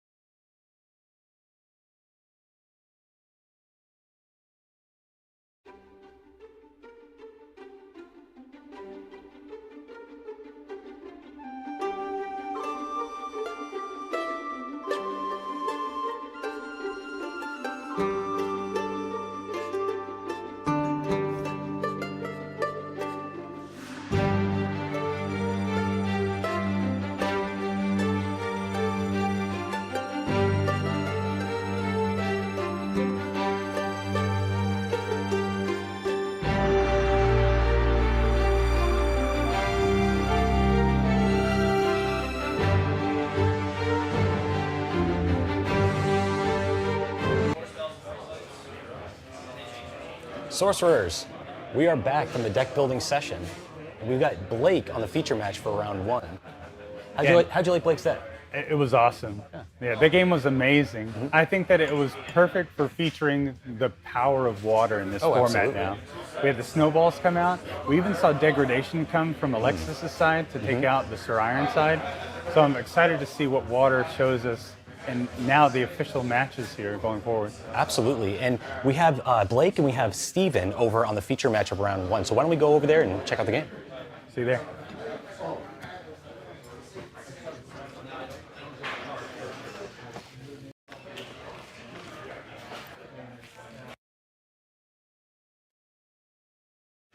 We start with a friendly handshake, as always. All right, it looks like both players are starting with the Spell Slinger. So no special avatars open in their sealed pools.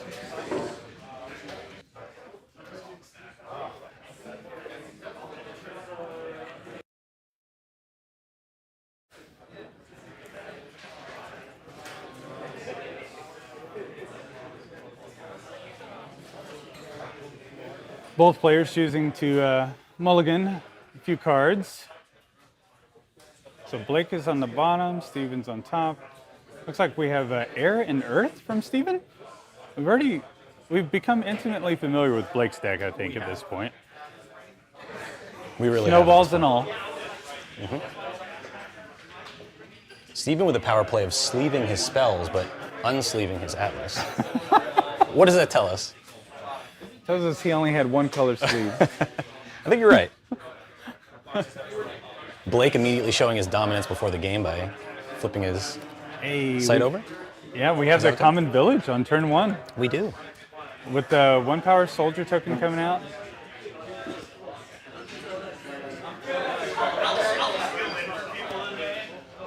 So if you don't already know, players do not get the beta sites for free and limited anymore. With Arthurian Legends draft and sealed, you are just given basic sites. They don't have any special abilities. So this common village here, even though it looks like it could have been a village in beta, is actually the only village that's in Arthurian Legends, and you have to pull it from your pack. So this is a site that was opened by Blake in his booster packs.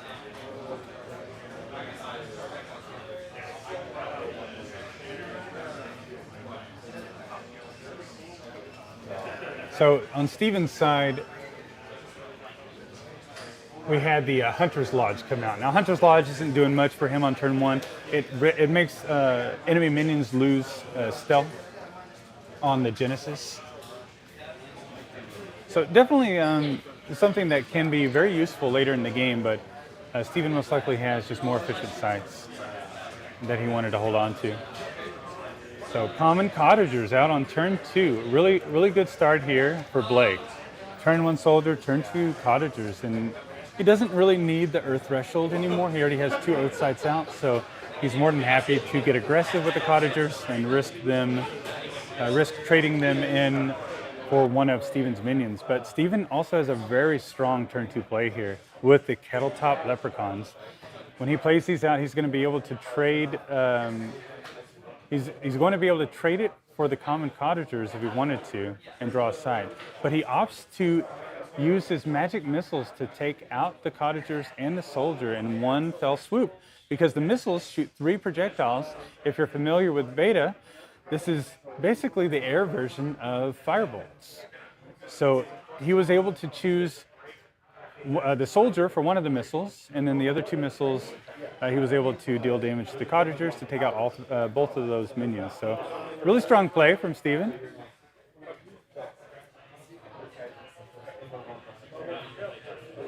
Oh, a turn 3 Verdant Knight with the Lance token.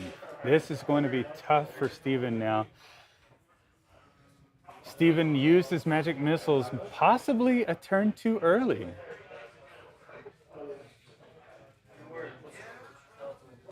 Look at that, Four Waters of Paradise in Steven's hand. Let's pull up Four Waters of Paradise. So this is, some people are saying that this is the Philosopher's Stone of Arthurian Legends as far as its chase card quality. Look at this beauty. 2 mana for Four Waters of Paradise, a unique relic of honey, milk, water, and wine. Sacrifice 4 waters this turn. Bear's next elemental spell requires no threshold and costs 4 less to cast. Such a powerful, powerful artifact. If Steven already has one of his top-end huge minions, 4 waters is going to be... And it looks like we have a judge call over on the feature table, so we might not see action for just a little bit.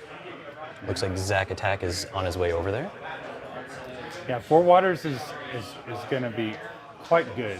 Now, if Steven chooses to play 4 waters on this turn and not sacrifice it for its effect, then the Verdant Knight is going to get extremely aggressive here and start dealing damage a little too quickly, I think, and could put Steven behind. So we'll see what happens, but 4 waters is definitely going to allow him to play out any large minions, 6 mana, 7 mana minions, multiple turns earlier than he otherwise would have. So I'm excited to see what he plays.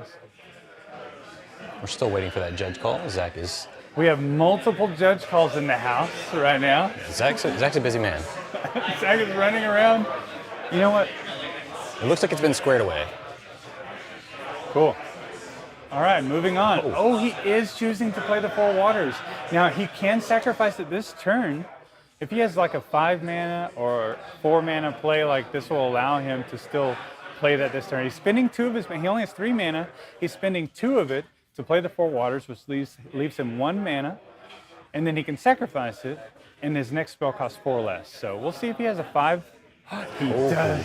He has a 5 mana play.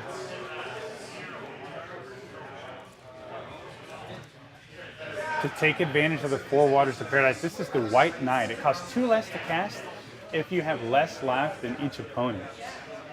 So currently, both players are still at 20 life. So he's not getting that cost reduction. He's not getting the cost reduction, unfortunately. But he is getting a 3 attack, 5 toughness minion out that can very easily defend against the Verdant Knight, even though the Verdant Knight has a lance. I'm excited to see this interaction too, because the new lance tokens and how that interacts with things, and the split power. Yeah, honestly, if Blake happened to have one more effect that would give another lance, he could give a second lance to Verdant Knight, which would allow Verdant Knight to attack in with 5 strike damage. But he doesn't have it, but he does have brown bears. And he can give the lance to the brown bears. Exactly. He can give the lance to the brown bears, which will make brown bears' next strike deal 1 extra damage. But I believe he passes the turn.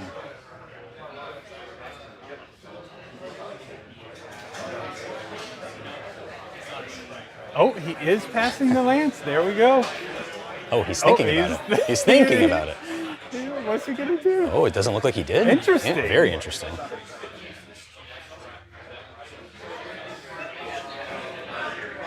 Actually, I'm not unhappy about that play, because he's thinking that if there's some way that Steven destroys his brown bears or taps it down, then now the Verdant Knight, it wouldn't matter actually. The White Knight would still attack in for 3 and have 5 toughness, so even though the Verdant Knight would strike first with 4 damage, it wouldn't be enough to kill the White Knight, so then the White Knight's damage would come through and kill the Knight. So the Verdant Knight. So yeah, I am surprised that he didn't give the lance to the brown bears. I think he just wanted to split his resources. Sure. So if one does get removed, the other one is still as strong as it can be. That makes sense. If that's what he's doing, that makes sense. Yeah. So now he has 2 minions that can deal 4 damage versus 1 that's 3 and 1 that's 5. So, hey, look at this. Let's pull this side out. The annual fair, I believe.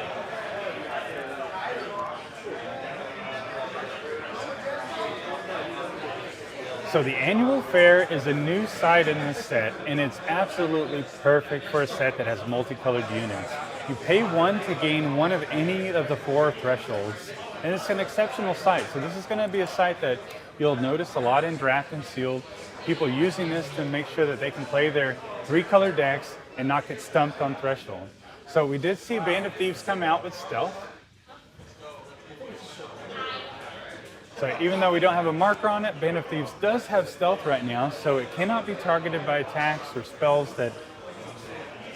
Like, look at this! There's another annual fair. So 2 annual fairs out, 1 on each side.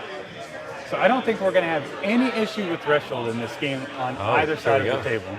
And here we go. We have the lance being passed to the bear. Let's see if Steven chooses to block with the Band of Thieves to save his White Knight. It's very likely he does. Lance token is broken. All right, so the Lance token was broken because the bear struck the Band of Thieves. Band of Thieves down, White Knight is saved.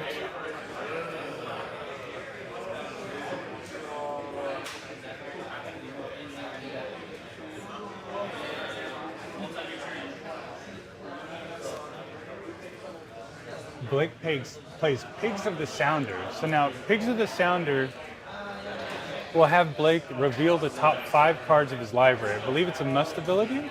Oh, on Death Ride. Yeah. So on Death Ride, Pigs of the Sounder, reveal your next 5 spells and summon a Grand Old Boars. All Grand Old Boars from among them to the site, with the rest on the bottom in a random order.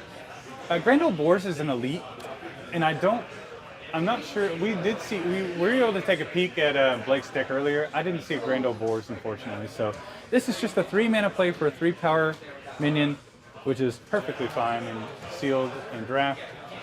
So we have Shellycoat, Pigs of the Sounder, and Verdant Knight all piled up on this site. I'm curious to know if a Snowball is rolling our way soon. Oh, I hope so. Oh, okay. Is that an Arch Lightning? Oh, yeah, Arc Lightning. This is a really strong air spell. Something to look out for, both in Draft and Sealed. Arc Lightning deals 4 damage to a nearby unit, to target nearby unit. Very good spell at finishing out a game, especially in a format that doesn't have a lot of removal. Arc Lightning can do quite a bit of work. You have your opponent on death's door, and they have a lot of blockers. No worries, just bolt them in the head, and the game is over. Look at that artwork. Brutal.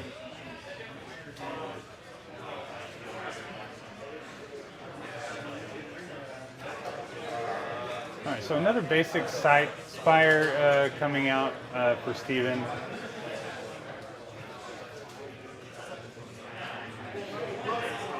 That Arc Lightning was used to take care of that pesky brown bears. Blake chooses to tap his avatar and draw sight. And Blake does have a strong presence on the board. No damage on either side. No one has drawn blood yet. I do see the Murid Fomorians in Blake's hand. That is going to be a strong late game play on an already strong board for Blake. We'll see what happens here. Does he want to throw his minions at the White Knight? The White Knight has really got is getting a lot of value here.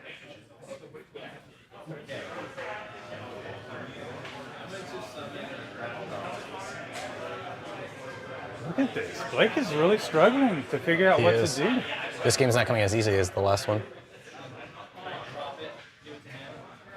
I assumed this was coming out. Burning Hands, perfect. So Burning Hands is interesting because you can cast Burning Hands from any mortal, I believe. Nearby. So he's using his knight to cast it.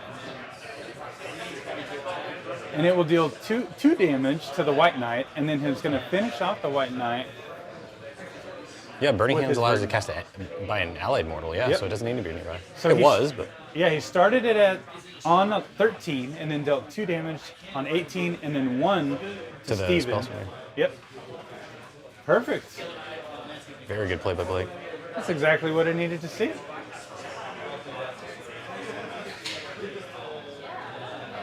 It's almost like he knows how to build a sealed deck. Hey, Blake has seen a thing or two.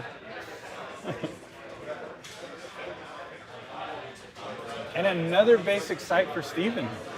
That's interesting. So Steven didn't really he didn't really pull a whole lot of special sites in his sealed He deck. hasn't. A lot of the draft sites. Quite the contrast to Blake. Every single one of Blake's sites is special in some way. Troll Bridge.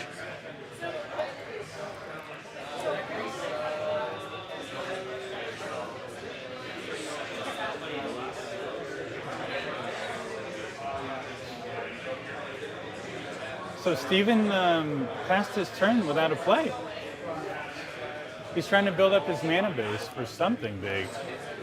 Blake definitely needs to be concerned about that. Steven having 6 mana and not having a play. We just played the Blue Cap Knockers. I'm thinking Adirium from Orions might come out on Steven's side this next turn. Let's hope so for Steven's sake.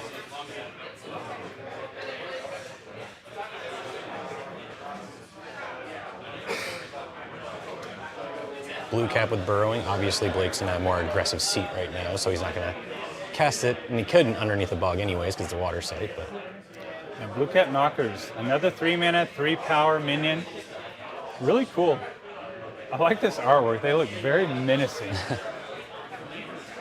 but also very old. they do. Well, you can be old and menacing. Yes, you can be. The one in the back. You see the one in the back? Blow that up. The one in the back. The one in the back. Yeah. He's missing a tooth too. Alan Collins. Good job, Alan. Love it. We got the Kettle Top Leprechaun from Steven and the Tax Interesting. Collector. It seems like at this point Steven's throwing his cards out right now, and he So- just needs to build his board. So I wonder what happened last turn when he passed without a play. I'm not sure. Yeah, Because it's he a has great point. It's a great two point. small minions here. Low mana cost minions.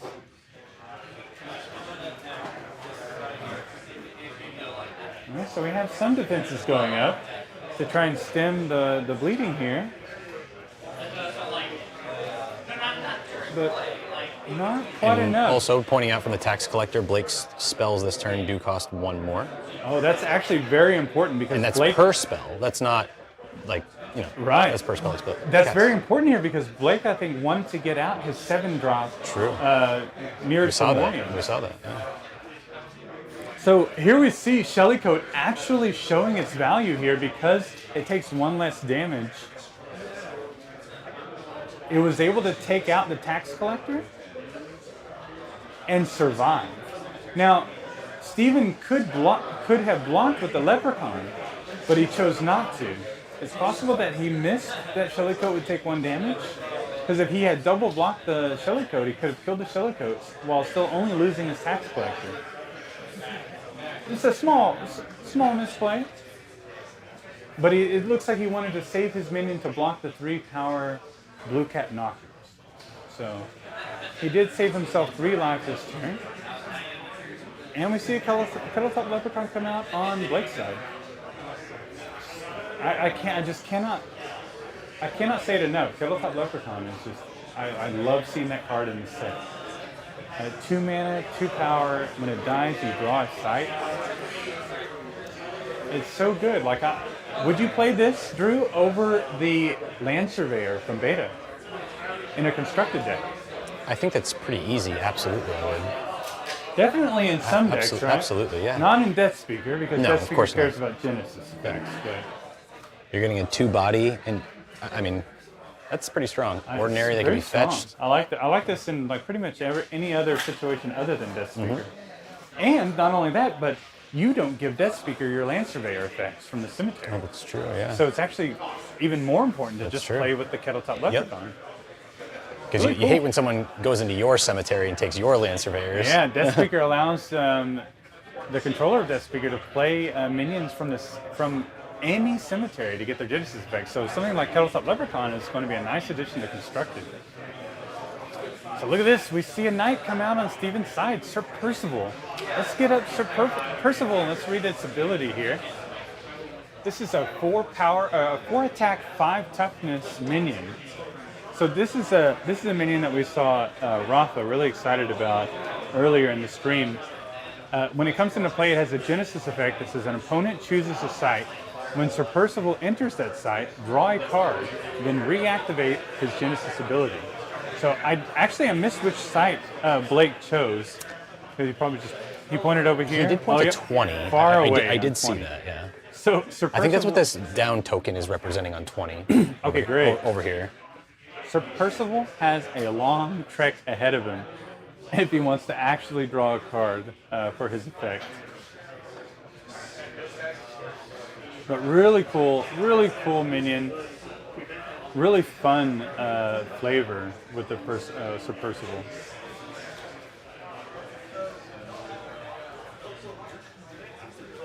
The knight going on a quest to find the treasure. So we see the Kettletop Leprechauns coming in for an attack on Steven for 2 damage. Shellycoat coming in for 2 more damage. Reducing Steven to 2 life, and then the Pigs to the Sounder to take him to death's door. And Blake is still at 20 life here. Oh, and there's the mirrored Fomorians.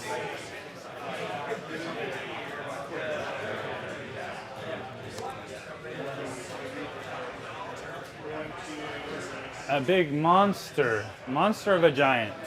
There are several giants in this set. There's a card that destroys giants when it enters the realm. It's called a Giant Slayer, I believe. It might have some pretty good uses. I've seen several giants. We have the Fomorians in blue and water. We have the Dirian Fomorians in earth.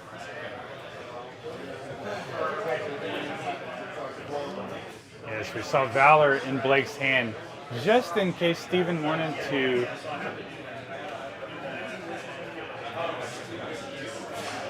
Looks like Steven's just trying to build a wall at this point, right? Yeah. So interesting thing about Valor. Valor is really tricky because Valor only lets you target one of your minions and give it +4 power if that minion is defending, right? For another minion or side, undefended side. So very, very tricky. I played it yesterday in the sealed event, and I found it very difficult to find a moment to play. So you're saying if the minion itself is being attacked, you can't Valor on that to get its buff, right? Because Valor, and I think it's a flavor card. Like you're gaining Valor because you're protecting, another minion. Yeah. You're protecting something. So it's very, very situational.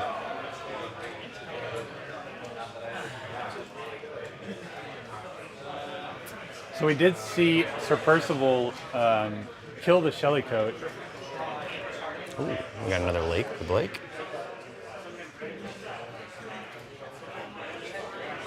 And we do have a blocker for the Leprechaun. Too bad the Grain Sparrow came out one turn too late to gain Steven life because Steven was on death's door already. The life gain the healing did not benefit him in any way since you cannot heal once you've already been taken to death's door. So we have 3 minions now threatening Steven's life here, threatening the game. I don't want to say threatening Steven's life. Threatening to this end is a family the game. Giving Blake the win. Steven's in quite the pickle here. Oh. But he does draw a magic missiles. So 2 damage to the Leprechaun, or 3 damage to the pigs. But he has to hit the Leprechaun because magic missiles is a projectile, and projectiles start on the site that the caster is on. So he does go ahead and deal 2 damage to the Leprechaun to kill it, and then 1 additional damage to the pigs. And I think he just moved forward. Not sure there, but yeah, we got a victory. And now we'll wrap it up. For Blake. And I think I'm going to go ahead and I'm going to go wrap up the winner over at the feature match, and we'll go ahead and have him do a little interview with us real quick. So we're going to go over to the store, and then we'll be back shortly in the throne room.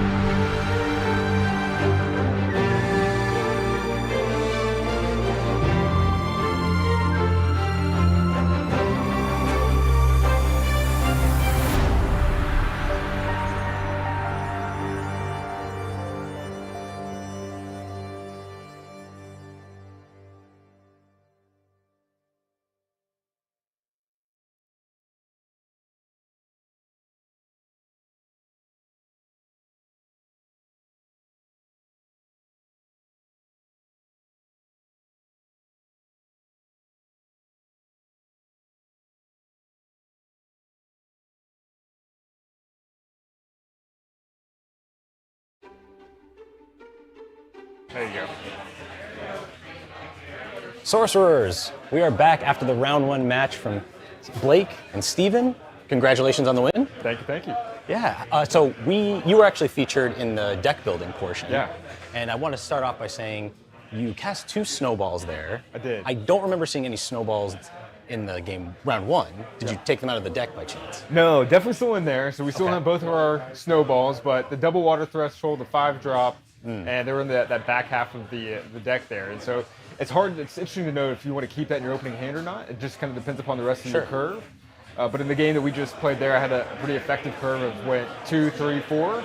And so it didn't really matter what that next card was to have a nice rounded out curve. Yeah, and I noticed in the middle of the realm, he played the knight, and it kind of had a little bit of a stalemate for a couple of turns. Yep.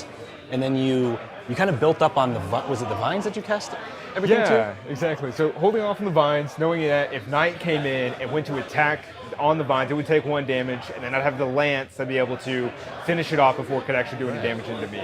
Yeah. And so that was the thought process there. But then if I waited a turn, I could pass over the lance over to the bear. Now, he threw in the stealth minion to prevent me from doing what I wanted, which was the 5-power attack into the Black Knight.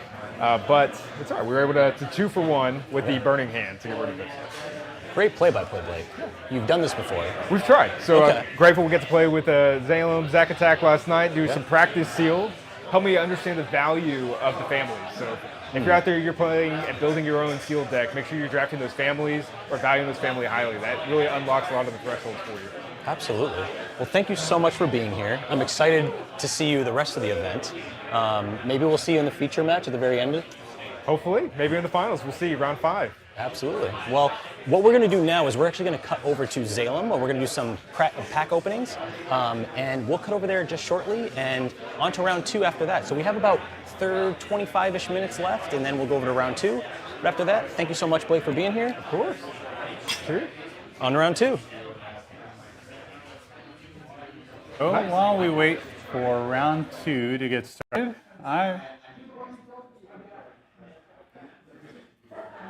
I'm going to open up a few packs for your pleasure.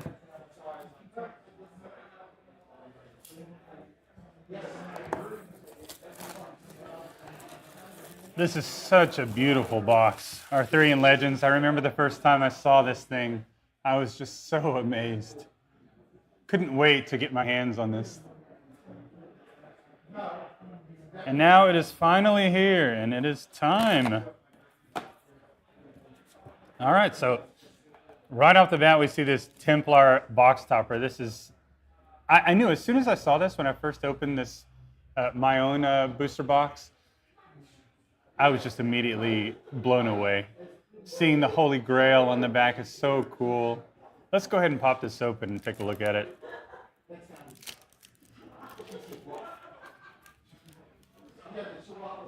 So in here we have 2 of the new avatars in the set, Templar and Druid, including the first ever flip card in Sorcery. And then the Bruin and Tawny tokens that go along with the Druid. Druid can pull out both of these with its abilities. And we have the new Rubble token. Very nice. Some Lance rules, and look at this. I remember the card in the box topper in beta. It was not this fancy. This is very, very fancy. Foil list of all of the artists, including a nice full art picture of the Holy Grail on the back. Very, very nice. Let's go ahead and jump right into the booster packs. All right. We're just going to open up 6 here and take a look at what we find. All right. So in the front here, we have 3 exceptional sites, or 3 exceptional cards before the elite slot or unique slot. We have the Beacon, the Kingswood Poachers. This is a really good card in sealed and in draft, by the way. Being able to search a spell book and pull out the beast in that spell book, the giant beast, or something like Lake Afang is so beneficial in this current format. So Here we have our last exceptional, Saracen Raiders. And Overbearing Bailiff is our elite. Has +7 power while in your back row, and no royalty is nearby. Really, really cool artwork here. Really cool idea with the bailiff sitting in his chair, barking orders, sitting on your back row. He has much more power versus if he's in the front and vulnerable. I like that. No foil in this pack. Now we're on to our ordinaries. We have Joust, Keening Banshee, Reckless Squire, Charge. This is the Hunter's Lodge that we saw in the previous game and we spoke about briefly. Enemies lose stealth when it enters the realm. Really love all of the ordinary sites in Arthurian Legends. They help out quite a bit in limited play. The common cottagers here, the family cycle is invaluable. And now we have the treetop hideout here. So this one has a Genesis effect, and it says you may give stealth to a nearby allied minion. Just another powerful ordinary site that is really easy to just slot into your deck. Burning Hands, Shameless Squire, enters with a lance, Finwife, and one more ordinary site here called Forge. When it enters play, you may pay 1 to conjure a lance token here. So I just can't, I can't say it enough. Like, these ordinary sites are just so powerful in this set. Really fun for draft and sealed play. I don't think that we have any Curios in this pack, so let's go ahead and move on to the second pack.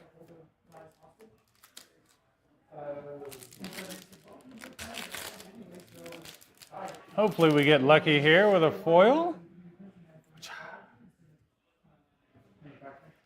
All right, so our first exceptional is the Blue Knight.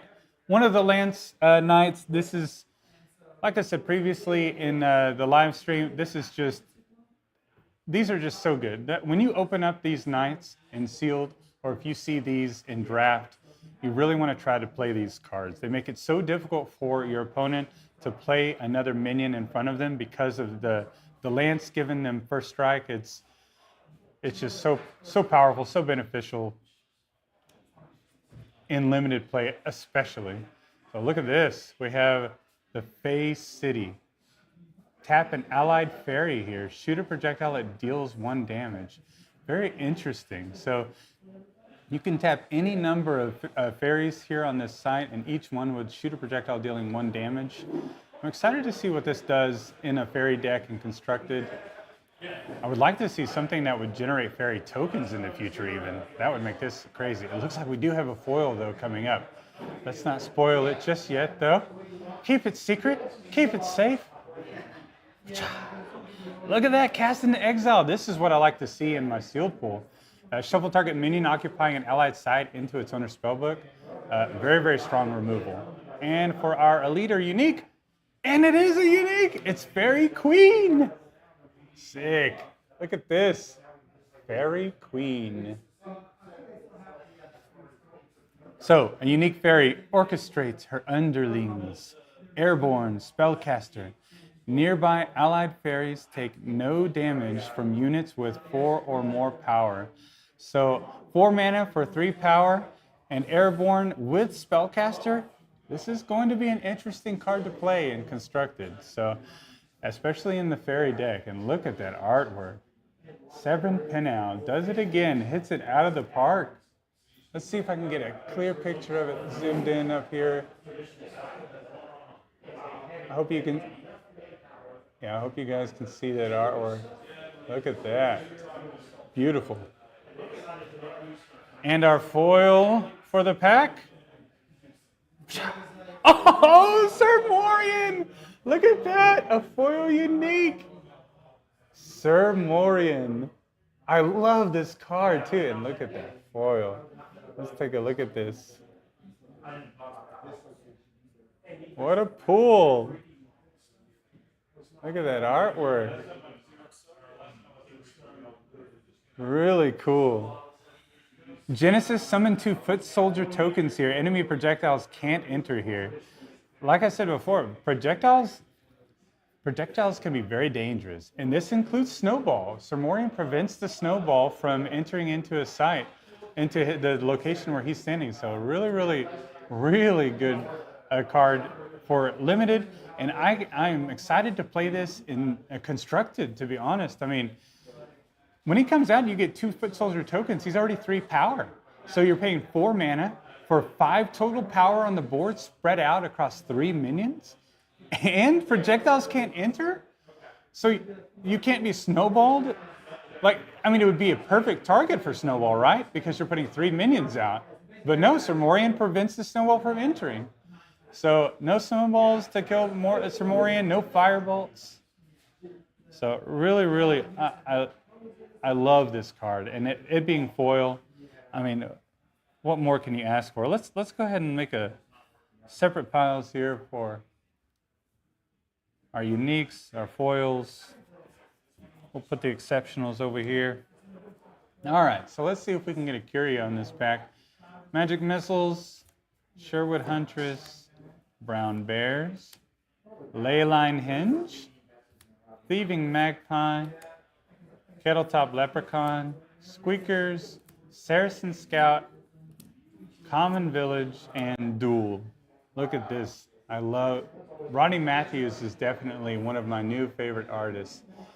I don't know if you remember in beta, Dwarven Forge was one of his pieces, and he's back in Arthurian Legends with multiple new pieces. Let me cut in here real quick. We have a judge call over going on in round 1 right now, and we'd like your take on this. It does have to do with Snowball. Look at this. Snowball is just the star of the show. So the question is whether or not Snowball will pick up stealth units. Will it carry the stealth units with it? So this is an interesting question because stealth units are not affected by projectiles, but what is the rule on, what is the exact wording on the stealth unit not being affected by projectiles? The projectiles will go right through it. It'll pass past it. It'll pass right by it. Oh, really? Yeah. So it doesn't get hit at all. But does Snowball really, does it count what units it's hitting, or does the piercing projectile dictate which locations you take the minions from? Snowball says, shoot a piercing projectile. It picks up all other units along its path and carries them with it. When it stops, units there take damage equal to the number of units in the Snowball.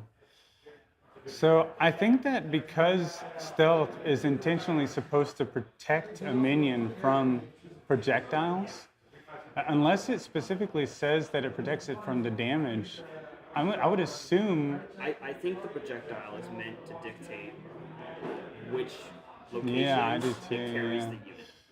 I would assume that... I don't think you can avoid a Snowball.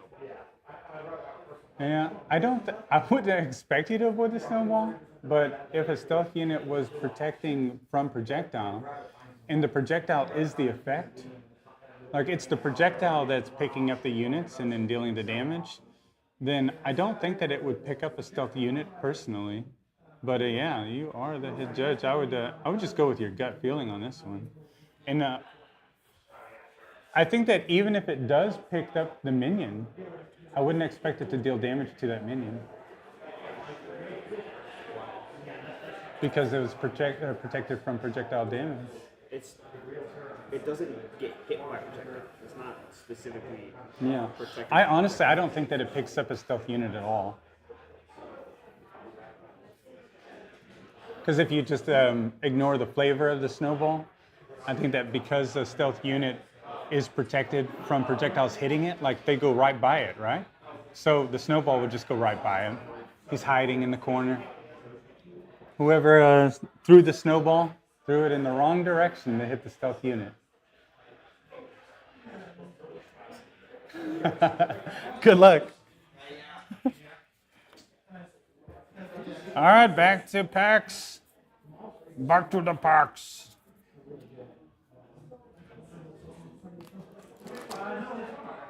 One more pack here, guys, before we start round 2. Let's hope it's a good one. Starting out with Whirlwind. I saw a foil of this. I was so impressed. It has like all these little shiny parts like all in the Whirlwind here. This is a cool card to see too because Twisters, the new Twisters movie came out. It's a fun movie if you haven't seen it. All right, Whirlwind, Trollbridge. We saw Trollbridge. Oh, look at this Lugbog Cat. I love the Lugbog Cat. 3 mana for 4 power in water. And we have an elite Postern Gate. So this is an interesting one. It says enters the realm under an opponent's control. Some people are confused about like why they would ever want to play this card. Well, you play this card because sites are valuable, but they can also be a vulnerability for an opponent if it's right next to a bunch of enemy minions. So you would play this, give it to your opponent, and then you could put a Devil's Egg on it. You could attack it with a bunch of minions that you've been holding back on your back row. There are a few different things that you can do with this site, and I'm sure we'll see people brew with this site in Arthurian Legends Constructed, no problem. Do we have a foil? No, we do not. All right, so we have the Postern Gate there. So let's see if we can get a curio in this last pack. Grievous Insult, Tax Collector, Wall of Brambles, Bonfire, Band of Thieves, Castle Servants, Blacksmith Family, 2 families back to back there. Hider Sprites, love this card. Look at that artwork. Can't wait to play that in Constructed. Tactical Move, and Hamlet, one more. Redbreast Robin, such a cool card. Something to watch out for also in Limited. I didn't really think much of it at first, but being able to deal 1 damage at the end of each turn in a format that has a lot of 1-power units, 1-power minions, this is a pretty cool card. And you could just sit this over someone's avatar, do 1 damage to them every turn. It's tough to deal with. So love that card in Limited. All right, I think we're on to round 2. I'm going to kick it back over to the store.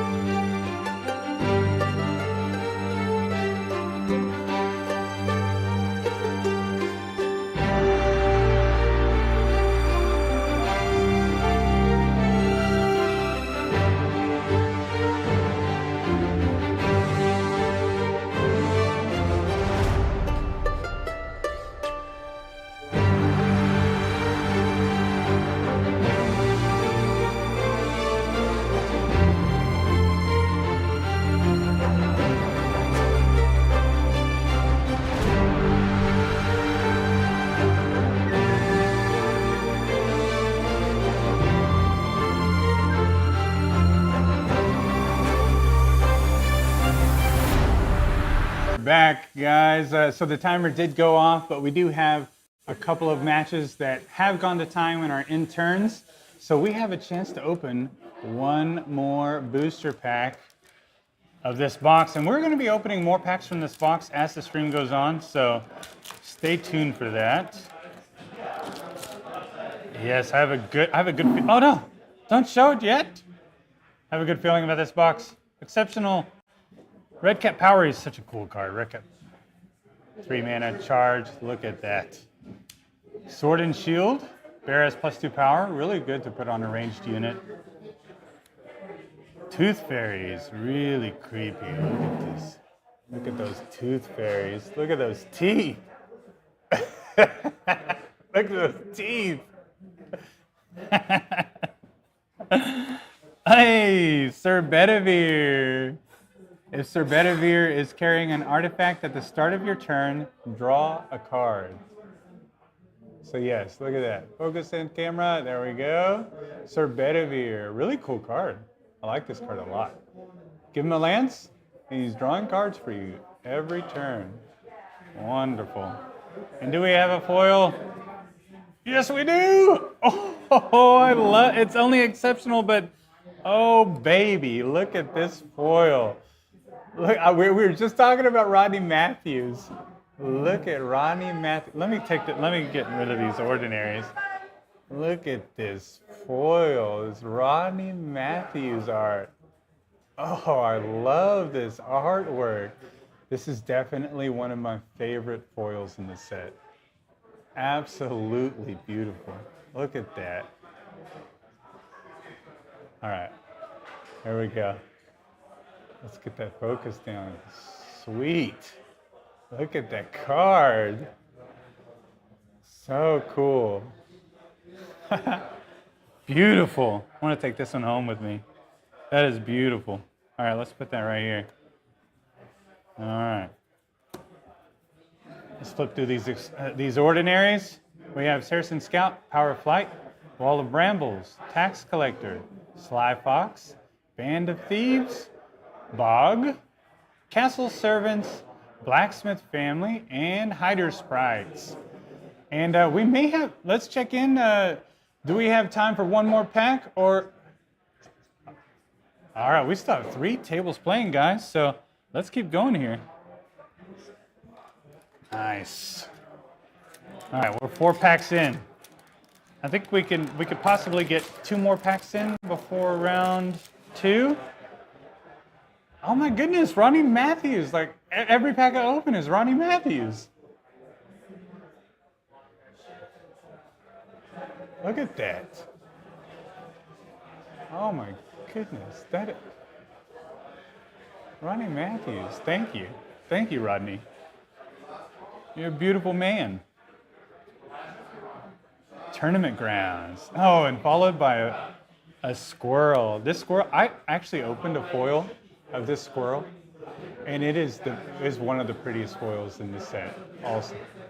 Yeah, it's so cool. Frisky red squirrel. Take target nearby artifact that can be carried and hide it beneath this site. I mean, I have squirrels that climb in the trees around my house every day, and it's I don't know. They've become special to me. Cold Iron Rod. And our elite is Major City. Elite minions cost 1 less to cast to this side. Really cool card. More uses in Constructed for sure. And do we have a foil? No foil for this one. No foil for you.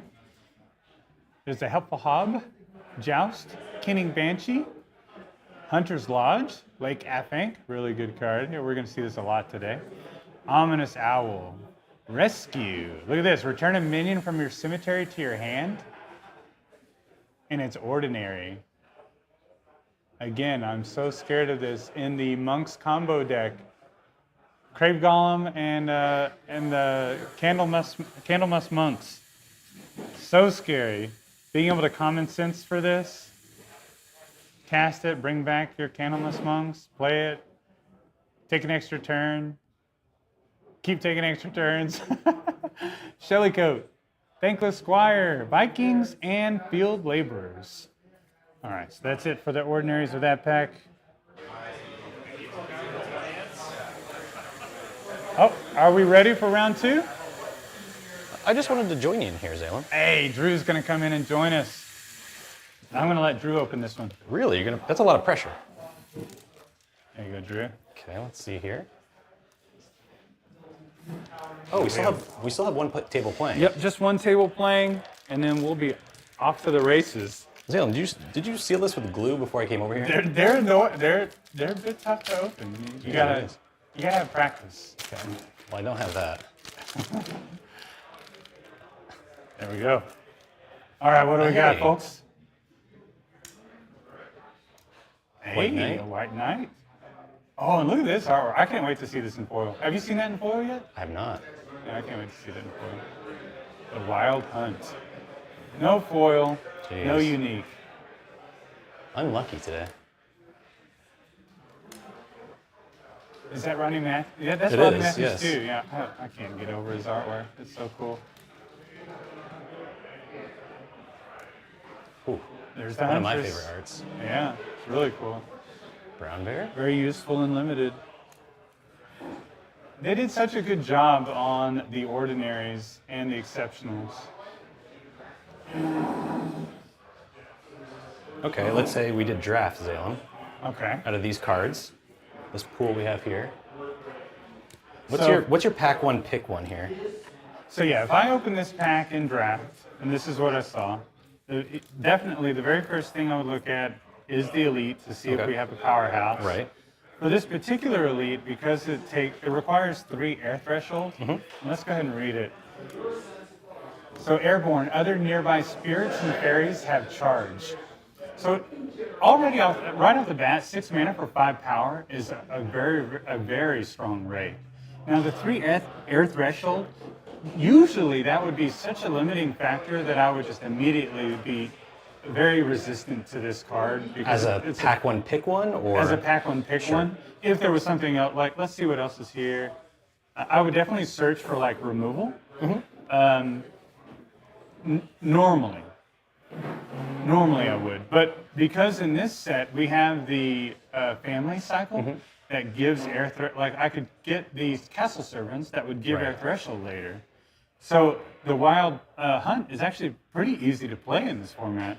So I would totally, out of this pack, easily pick the wild hunt here for that 5 power. And I would then continue to search for other fairies to give them charge when they interplay. Now, I don't really, what spirits are there in this format? I don't think I remember any like spirits that jump out. Fairies, definitely. definitely fairies. Yeah. So there's a lot of fairies, and if you had this guy out and you were The giving all your Banshee? fairies charge, oh, the Banshee's a Banshee, spirit. yeah. You're right. and that's I an, would- that's I an would definitely- ordinary. So I mean, this would be a good pick. Yeah. Now I would pick this one. Now if this wasn't here, and this is the harder decision. Like we do have some pseudo removal here with the magic missiles. Magic missiles can also end the game. You were talking about the leprechaun in round Leprechaun one. is really good. Like the cards that pop out to me when I go through this pack are the Knight, the White Knight. Oh, is this out of frame? Okay, let's bring this back down here. So, right here on the edge here. So the cards that jump out at me right off the bat, I'm not really looking at pulling any of these early, even though there's a lot of value here. There's Right. value here. These are cards that would come around probably Right. again. There's value in the Huntress is actually pretty good too, but not better than Magic Missiles. So definitely the Huntress is cool, but not cooler than Magic Missiles. Brown Bear stands out to me because it's 4 power. So yeah, for me the White Knight, if this was depending on what my first pull had already been, like the White Knight would definitely be a strong contender for the pick out of this one. It's air and earth. If I was in either air or earth, or if I'd only chosen one card before this pack, I would definitely pull the White Knight out of everything else. Yeah, so it has the three attack, the 5 toughness, and it costs 2 less to cast if you have less life than each opponent. So this would be an easy second pick. Out of this pack. For me, I would probably go with the Knight. My pack one, pick one. Earth Air is a little bit easy to. So you would pick the Knight I think over so. the Wild Hunt? I think so, just because if I take the Wild Hunt, then I'm just kind of more forced to play Air. I feel, Yeah. and so this gives me a little bit more flexibility. And I do agree with you. And I think that in beta, I would have done the same thing. But because we have Castle Servants, Wild Hunt is it's very easy to play. Yeah. And I think Castle Servants will get opened in these packs in the draft. And the value of giving charge to anything, charge is huge. Like it's so But huge. you can't give it charge if you can't cast it. So, Correct. well, yeah. let's ask Chat. Chat, are you Chat, White Knight or the Wild Hunt? are you Team Zalem or Team Drew? I know I'm voting for Are Team you- Drew, and if my mom is watching this, she better vote Team Drew. Yeah, Chad, I'm actually curious too. Like, which minion would you choose out of this pack one? What would be your pack one pick one? Chat the says bear. Chat says he'll take the bear. Yeah. All right, Chad's taking the bear. Okay. Chat wins. Brown Bears, pack one, pick one. Brown bears. It's not a terrible idea, honestly. Chat. This is brown bears is a really good card. If this is all that's left, if this is my third pick. Yeah, if it's I like pick if it's brown like bears. ordinary zoning. Oh, okay. Let's Yeah. get a little crazier here. Let's say it's just ordinaries left. What's your pack one, pick one for ordinaries? Well, I would like in this Yeah. pack, I would pick brown bears here. Yeah. Because the 4 power is just so valuable. And then also, if you give brown bears a lance, being able to deal 5 damage to something sure. like a white knight or something like a wild hunt, it's so good. Airborne, but yeah. True, but I mean, if it attacked, you can block with a lance. Oh, yes, yeah. Imagine a bear with a lance now. I remember reading about that when I was a young lad. Yeah. What are you doing with that lance, bear? So yeah, the bear would be my pick. What about you? Out of the ordinaries, probably brown bear. I'll probably go with chat on that. I do like the magic missiles a lot. Yeah, magic missiles is really it depends. If I'm choosing for art, I would probably pick the huntress. If you're choosing for art, yes. The huntress out of the... I don't know. Ronnie Matthews is my boy. Ronnie's got some... No, the huntress I couldn't take that pack one, pick one. Yeah, if we're doing pack one, pick one out of the ordinaries, definitely brown bear, for sure. Yeah. All right. I think that was our last table. I think we're getting close to We just heard... All right, we're going to throw it back to the store here to prepare for round 2. Just a moment.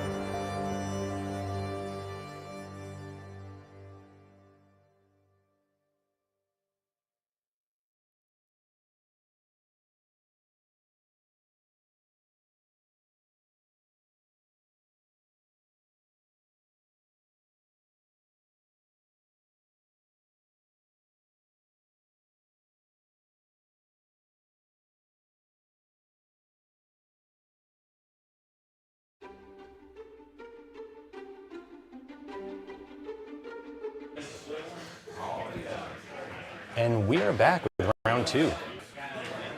We've got Nick, the bottom player, and we've got Ben up top. We'll get those cards updated real quick. Looks like they're both playing Spell Slam. So checking the chat here, Drew. That's in the past. I think that everyone... That's in the past. We're not talking about I think poll there's more results anymore. wild hunts in that chat. Well, I think people like the wild hunt.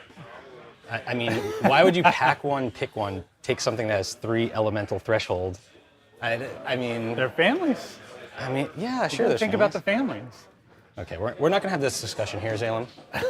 We'll wait till the stream ends. I'm just kidding. All right. Wild Hunt was a great choice.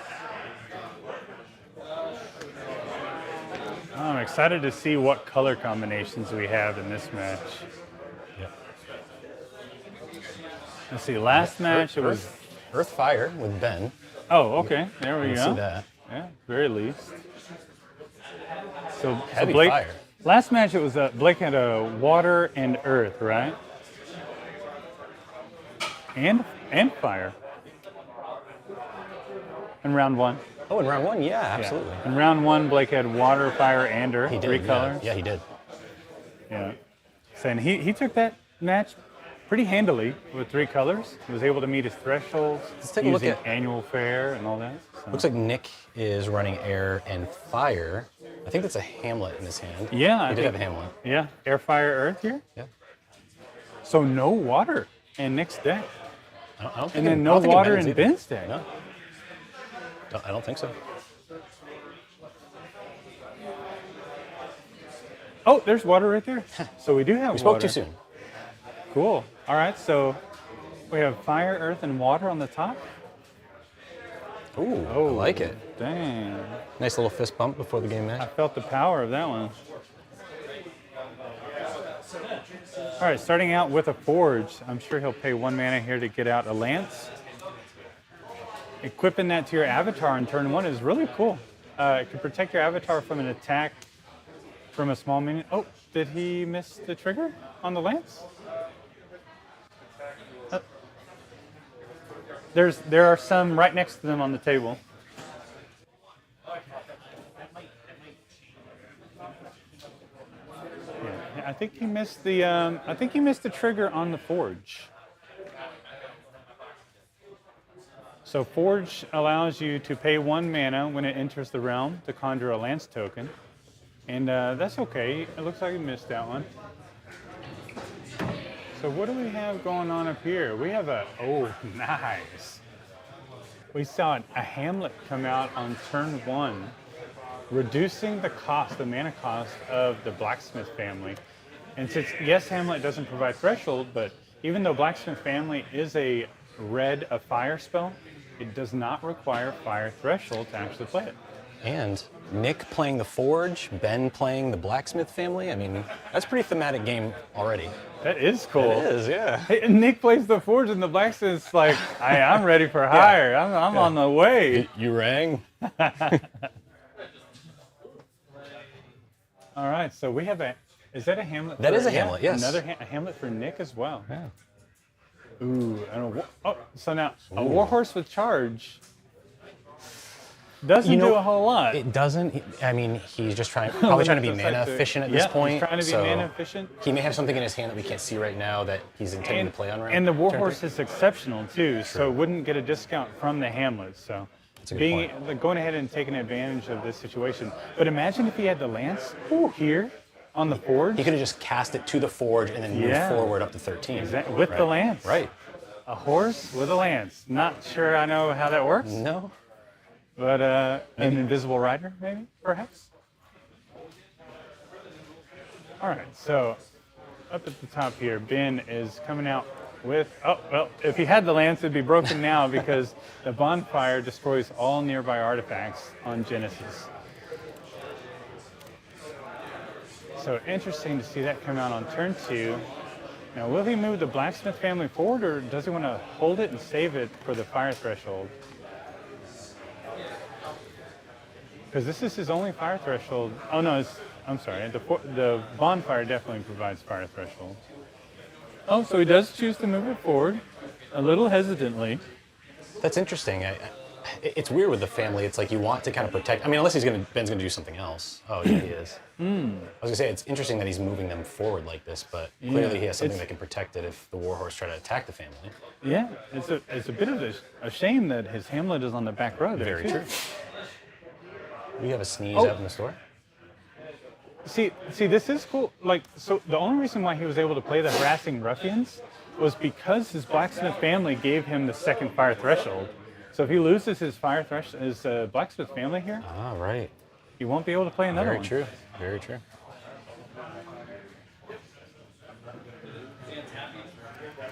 We see a treetop hideout over here, along with a Sherwood Huntress.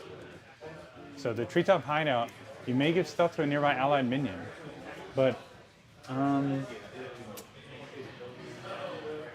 I didn't see him give stealth to the warhorse, but maybe he called it out and we didn't hear it. Let's assume he gave stealth to the warhorse. I think the Sherwood Huntress with stealth would have been deadly. Ooh, there's a Snowball. Chat favorite, Snowball. Wow, that one's going to show up a lot today, I guess. All right, so what will Ben do here? Interesting to see the Huntress played off to the right. Right. It's not incredibly effective right there, unless he's just using it to defend his warhorse. Yeah. Assuming that Ben's going to be aggressive with the family. Yeah, a lot of line of plays that I see is the player putting that third side out on their back row and then like placing the Huntress on the back row with their avatar. Yeah, good point. But he also might be preparing, well, I was going to say that he could be preparing for something like Snowball, but he has no indication that Ben is playing water at all, so Ben is in a little bit of a tight spot. Having a Snowball that requires 2 water threshold and having 0 water, it's not great. Let's just go back to that pack one pick one thing. I mean, if he's having problems with 2 threshold, I mean, chat. How are you going to handle 3? This is different though, because Snowball is obviously, water must be a splash color in this deck. So true. Pack one, pick one, triple air would definitely. It's forcing you to play a little bit more air. Yeah, for sure. All right, we have a common cottagers out. Would have been nice to see Fisherman's Family. That way he could get some water threshold building up. He probably has those in the deck. Look at that, the Redbreast Robin. I was talking about that one earlier during the pack openings, the box opening. This one's a little bit annoying usually, but because the Sherwood Huntress is out, the Redbreast Robin can't advance at all. We might see Ben play a site on 12, so that way he can move his Redbreast Robin forward without being in danger of the arrow from the Sherwood Huntress.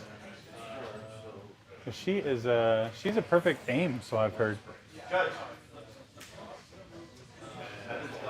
We do have a water site in Ben's hand.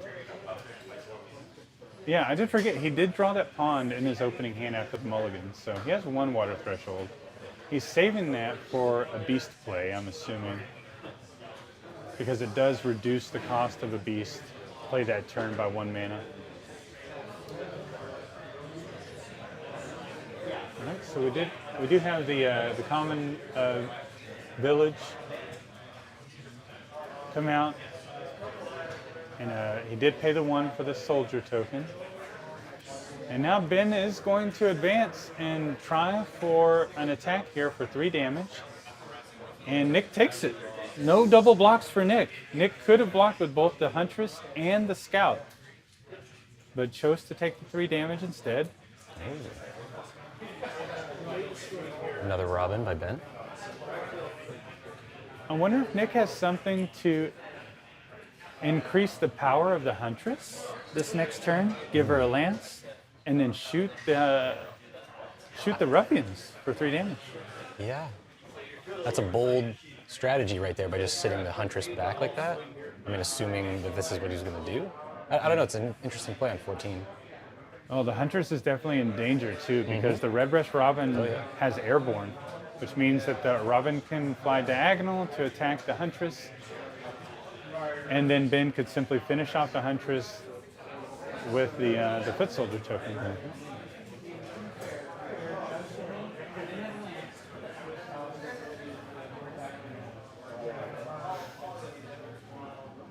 So we have a Spire come down on Nick's back row. The Huntress, it does tap to shoot the Ruffians for 2 damage. So what's coming next here? Oh, what do we have here? Banishment.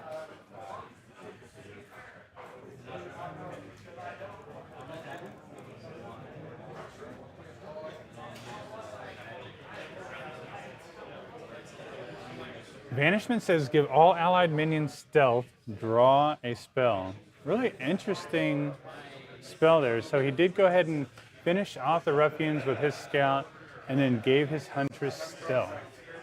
So it looks like Nick just really did not want to lose his Huntress last turn because he wanted to save it for this turn to give it stealth. So he went ahead and took the 3 damage to preserve the Huntress. Now, the Redbreast Robin does not care about stealth here. If Ben was able to get both Redbreast Robins onto the site with the Huntress, then both of them will deal damage at the end of turn. Well, actually, no, it wouldn't work that way. One Redbreast Robin would go off, deal 1 damage, and kill the other Redbreast Robin.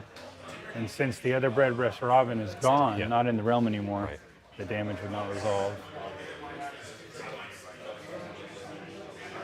Tricky bird.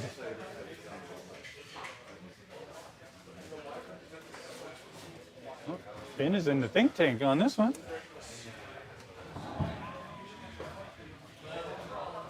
Or is this, yeah.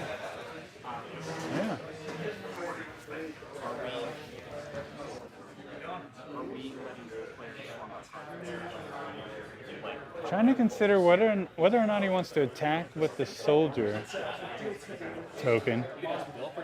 And he might as well come in, deal 1 damage, take Nick down to 16.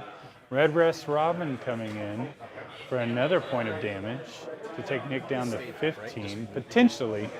But he's afraid that the Huntress will shoot it down out of the sky. Now moving the Redbreast Robin over to the common village, that's a bit of a surprise, because here the Sherwood Huntress can still attack, can still shoot it down with her ranged strike. And it's not doing too much there. I mean, he could have just flown over to, if he was going to make that move to 9, why not move to 14 in the event that...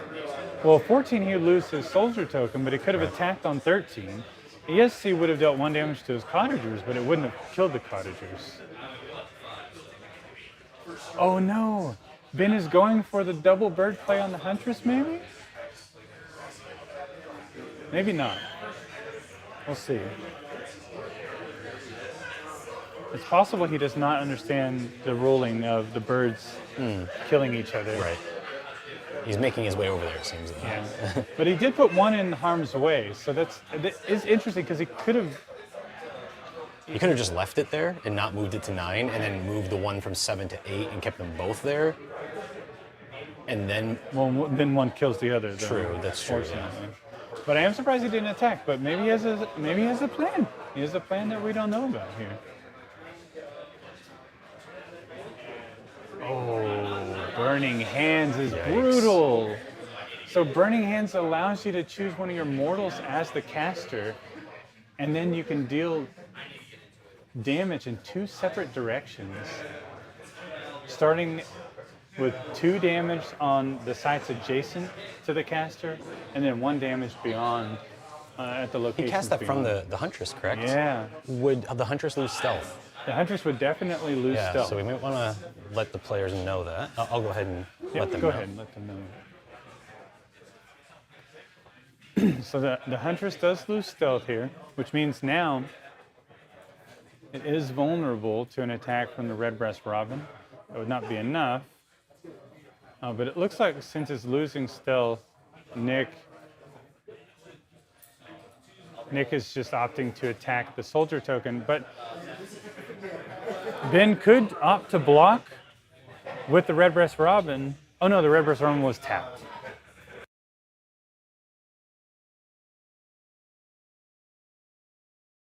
even though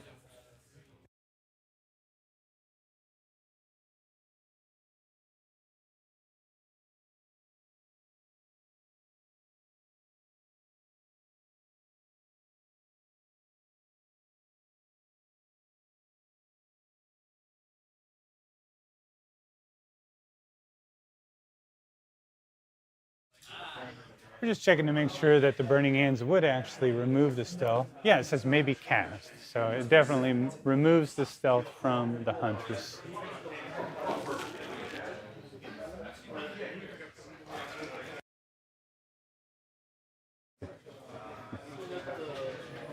And then the Redbreast Robin was tapped, so it could not have, even though it showed untapped, that was because they had tried to pass the turn before Judge Drew stepped in to save the day. Thor's hammer. And no chat, he wasn't allowed to have his take back. We just let him know that he no longer has stealth on the minion that cast Burning Hands. Yeah. Well, he had passed the turn to Ben, but no information was gained. Exactly. So in Sorcery, it's not so strict. You know, if no information is gained, then you can do a take back. And then as far as a take back after information was gained, if it was a misunderstanding of a ruling, a turn after landing of Vikings. Vikings is, I've seen Vikings played so many times in Sealed now. Great football team. Great card. 5 mana for 4 power, requires 2 fire threshold. You tap it to deal 2 damage to each unit at target adjacent location. So good at offense, good at defense. I like this card. Ordinary? I'm so surprised that it's ordinary. I would have expected this one to be exceptional. At ordinary, you're going to see this so often in Sealed and Draft. So really cool minion to keep an eye out for and snag up whenever you see it. And right now, Ben is in a tough spot. Does he have an answer for the Vikings?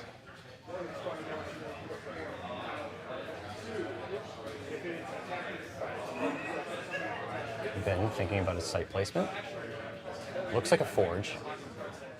We see another forge coming out. Yep. Is he going to pay the 1 for the lance here?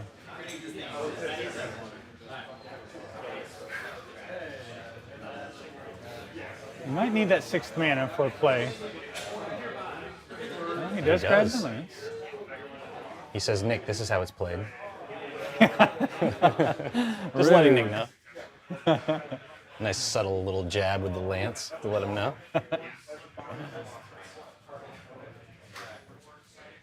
All right. Oh, the bird is flying back to grab the lance. I think we need someone to make cartoons for Sorcery. I think it has to happen. There's just too many funny interactions. There are too many funny things that happen. Like birds carrying lances, squirrels carrying lances. I want to see like the charging horse carrying a bird, carrying a lance.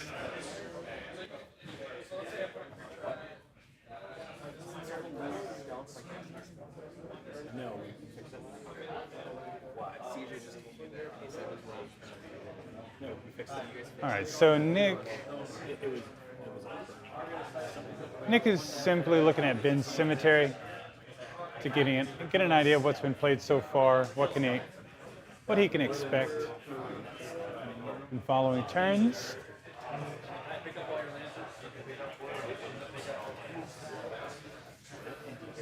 He takes in for 4 damage. 2 more. This takes Ben down to 12. So Ben really needs something going here for him. He needs some action. Last turn, Ben just passed turn without casting a spell, so he must have something big in his hand. So here we see Hamlet's Ablaze again coming out. Hamlet's Ablaze targets an ordinary or an exceptional site. Then at the beginning of the controller's next turn, Hamlet's Ablaze destroys the site, any minions atop it, and itself. So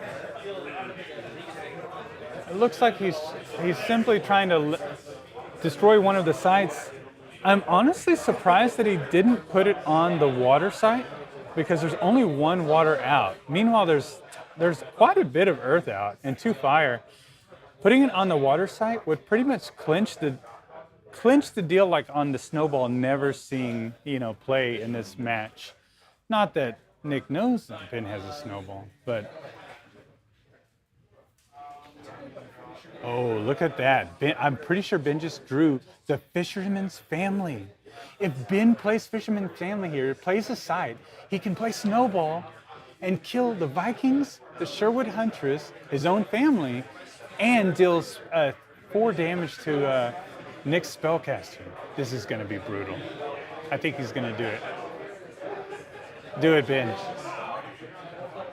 Oh, he doesn't even need... Well, he doesn't need the Fisherman's Family for his extra threshold here.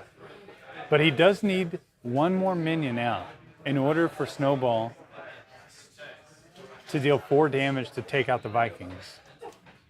I think we're about to get snowy here. I think things are about to ice up here. I think things are about to get wet.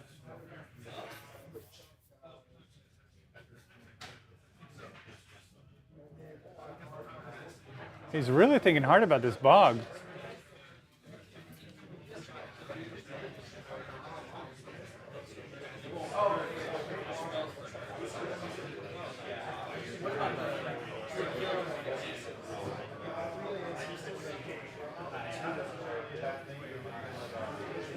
Okay, he's playing the bog in a more protective location.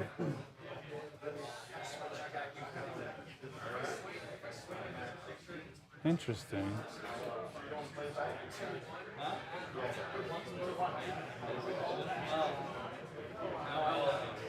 So he does have 7 mana. All he has to do here to get the Snowball off. If he still has the Snowball in hand, like I'm not crazy, right? He didn't mulligan the Snowball. No. He has a Snowball in hand. If I, Ben, you mean? Yeah, Ben. Yeah, oh, so it looks like he's just going to use his bird for the Snowball and save his Fisherman's Family. I'm cool with that. I think that's cool. Here we go. We're getting snowy. Hey! It's Snowball time. We should have some music that plays when somebody plays a Snowball now. Just some goofy music. Party music. It's Snowball time. All right, Snowball pushes everything back to the back row and then deals damage equal to the number of units that it picked up on the way to every unit there. So, Spellslinger takes 4 damage here, and all the minions are gone. Absolutely brutal. I think people need to prepare for Snowball. I think you got to watch out for Snowball. You see water across the table? Spread out your minions because it's only a matter of time. I like that. I like Ben playing the Fisherman's Family far away from Nick's Spellslinger so that if Nick wants to deal with the Fisherman's Family, he can't really get to it with a Spellslinger to deal any damage to it. Sure. And if he plays a minion to block it, he has to play it far over at the edge of the realm, far away from Ben's avatar. So it's very interesting. What do we have in Nick's hand here? Arc Lightning, Cast into Exile, and Sword and Shield. So it could have been the case where Nick would have wanted to cast Arc Lightning just to kill the Fisherman's Family so he doesn't lose life this next turn. But because Ben had the foresight to play his family far away from his opponent's avatar, he's going to be able to get more damage in here. Ben's playing well this match. Ben is really, he's killing it now.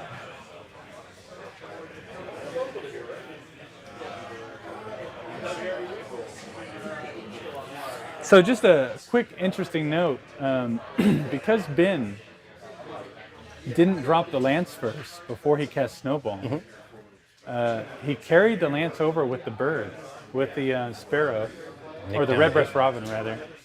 And so yeah, the lance got carried with the Snowball and everything else and gave the lance over to Nick's avatar.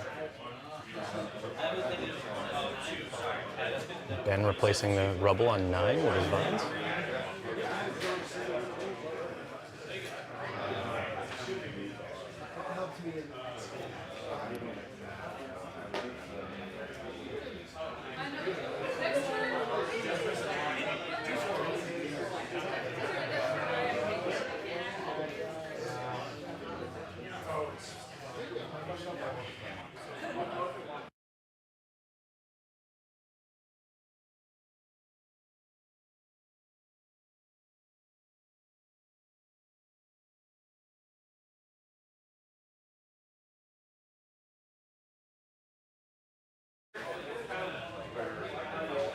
Here we saw Ben play the Briar Patch. Whenever an enemy unit enters or leaves the side, it takes 1 damage. And playing the Mordred from Warriors. Such a huge threat. Having 6 power. Now the Burrowing and Submerge is not necessarily relevant in this format because we don't have berry anymore. Like, people aren't running around with ordinary berries removing everything. Could be useful against Nelly Longarms though, right? Oh, very true. Yeah. Very true. Let's pull her up. I haven't seen that in a while. Let's pull her beautiful mug up. Nelly Longarms. I don't know if the viewers have had a chance to feast their eyes on. Shoot a projectile that hits a unit, drag it here, Nelly may submerge it. So I wish that was an exceptional. I'd love to have that. Right. So yeah, the Fomorians are pretty good against that minion, but that minion's not being played here. But we thought we would just throw it out there. Look at this. We got the red breast robin with a sword and shield. So now we have a flying bird with a sword and shield.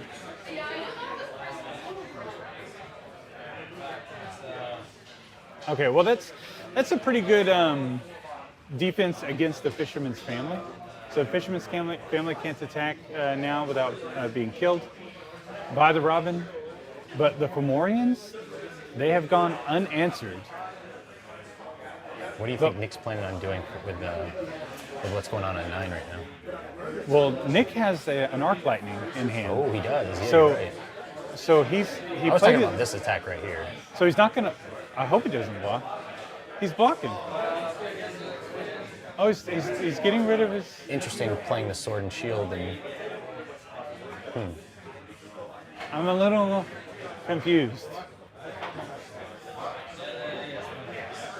We're learning the cards. So if Nick doesn't block here, he takes 6 and goes to 2, but then he can block the Fisherman's Family. Right. And the bird would survive. And then next turn, he could use his 3-power bird to attack the Fomorians and then finish the Fomorians off with the Arc Lightning. But he does choose to block the 6 damage. And then Fisherman's Family comes in, and I'm not sure Fisherman's Family attacked for 2. I didn't see Nick's life total go down. It did not. It looks like we need a judge call. Let me go get that real quick.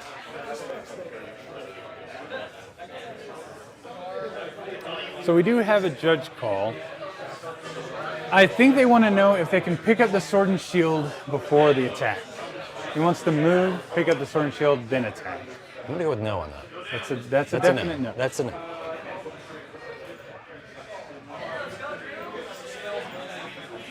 If then, yes, you can pick up the sword and shield after the attack. Yes, correct. You just can't. You can't drop the sword and shield after you attack, but you can pick it up. All right, so Nick falls to 6. And we have been playing yet another minion, another family here. Some more blacksmith. Yeah, another black. So he placed it far off to the left side here. I think at this point in the game, would you want to place your minions closer to your opponent's avatar? He's putting so much pressure on Nick that you might want to kind of surround the spellcaster. I mean, Nick chose to move up to 13, right? You want to take advantage of that. And Nick's, I mean, clearly, It seems like he's doing that because he has a Lance token, so he wants to get that extra damage out. Well, Nick has an Arc Lightning Oh, he in does. his hand, Oh, right. so he's trying to get closer for the Arc Lightning. Oh, right. And Ben, I missed Nick that. is only on 6 life. He's going to be on death's door next Very turn. soon. Oh, look at Very that. nice. See, here we go. go ahead and Cast pull up into exile. Cast into Exile. Let's pull that up. Cast into exile is one of the better removal spells in this format. So Noble Dragon, sorry, that was hilarious. So because the Fomorians were on his own allied site, shuffle target minion occupying an allied site into its owner's spellbook. So handily removing the myriad Fomorians. But now we see why he went ahead and blocked the Fomorian attack, because he planned on taking care of the Fisherman's Family with Arc Lightning and casting Very the nice. Fomorians Very good play. into exile. And now his avatar has 3 power with a lance.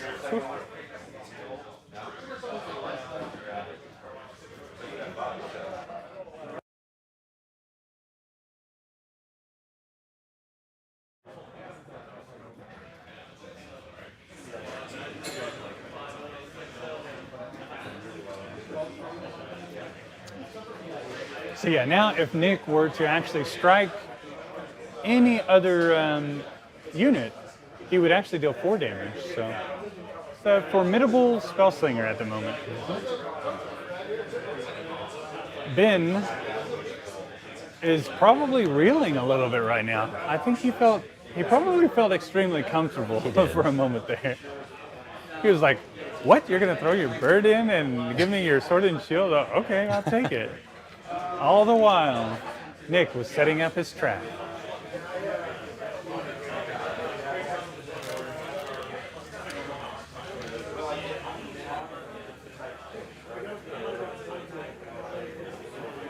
All right, so Ben is in the think tank here.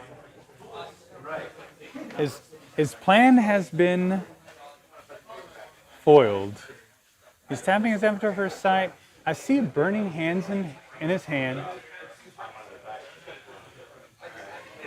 He's getting close. Attacking with Blacksmith Family here for 2 damage.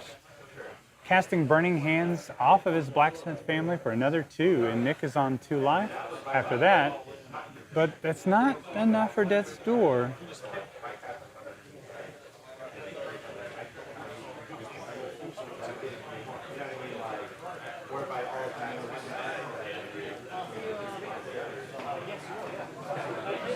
He's thinking hard about this one. He has a tax collector in his hand.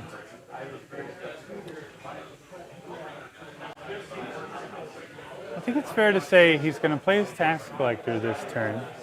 He's really contemplating whether or not he should go ahead and use the burning hands. What would you do here, chat? Would you play Burning Hands to get 2 extra damage in, even though it's not taking your opponent to death's door? Or do you save it, just in case your opponent plays a minion you'd like to remove later? Interesting. So Ben does not play the tax collector. So Ben passes the turn with a tax collector and Burning Hands in hand.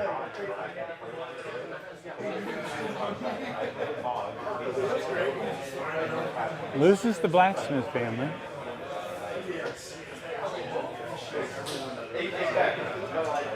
But now the Spellslinger no longer... Oh my goodness. Look at Nick just taking advantage of the situation. Dropping out the Red Cap Powries.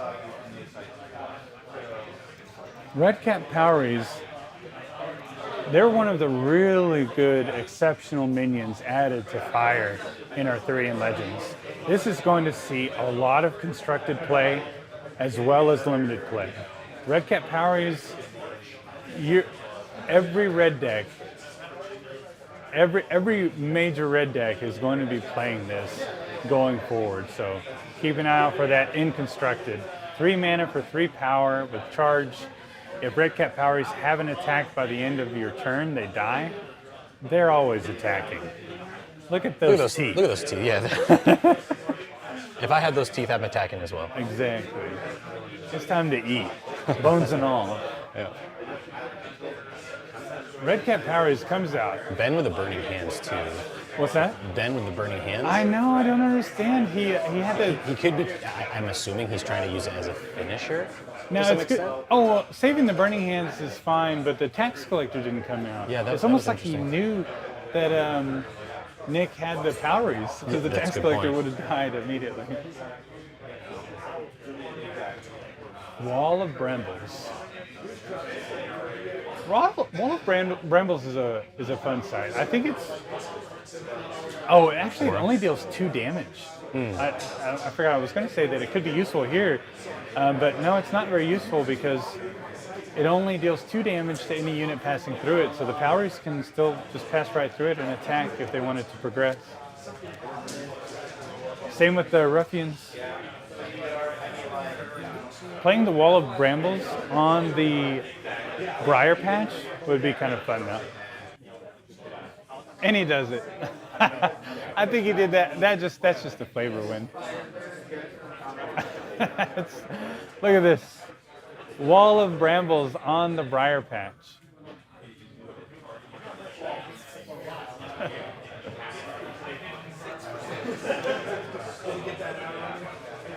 So unfortunately, it just does not. It doesn't do a whole lot for Ben here. The Ruffians, the harassing Ruffians, are 3 power.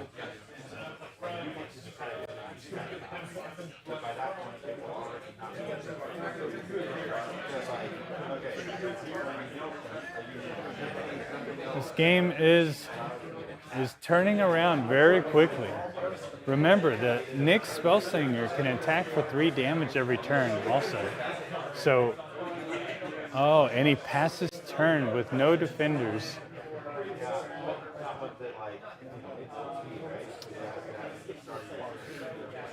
And here we have 9 damage coming. Oh, no, oh, right. The Briar Patch deals 1 damage when you enter it. So Wall of Brambles on a Briar Patch is actually really good. It did prevent the Ruffians from attacking in.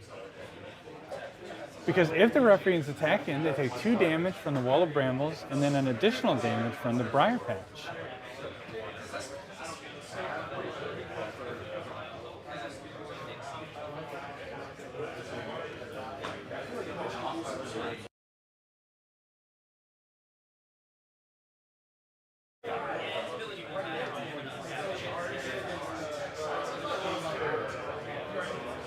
What can Ben draw here to get him out of this situation?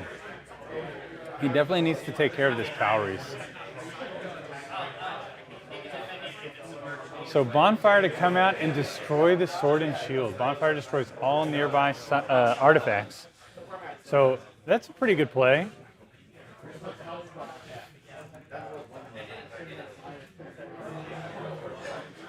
Taking out that Sword and Shield, reducing Nick's avatar back down to 1 power. Very nice.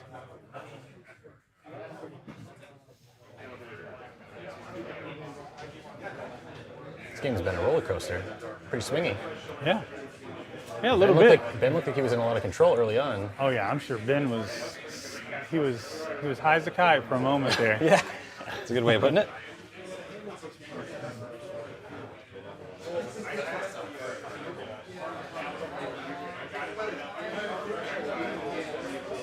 So I'm still wondering what he's holding on to the tax collector for. Sure. If he pulls it out, we can ask him. If he pulls this one off, we can ask him the interview post game. I think he realizes he's in a tough spot for sure.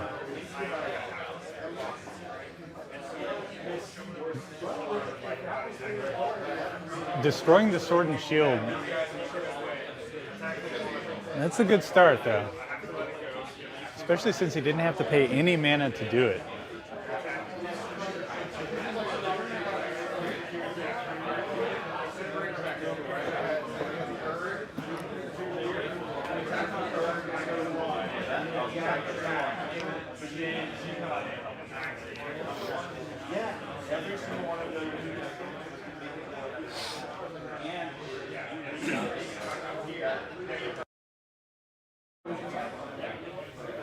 All right, so blacksmith family finally coming down here.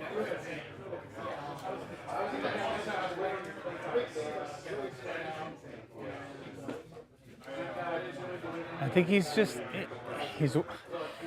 wants to put a blocker out.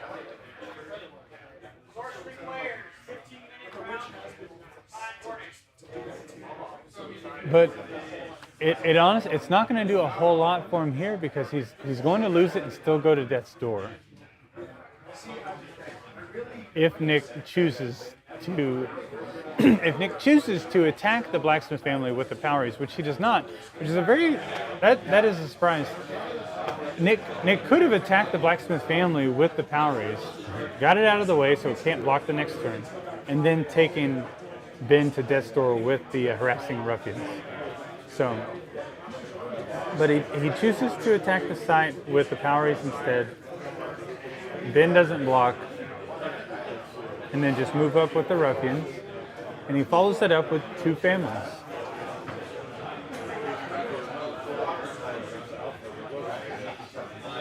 The castle servants and the blacksmith family.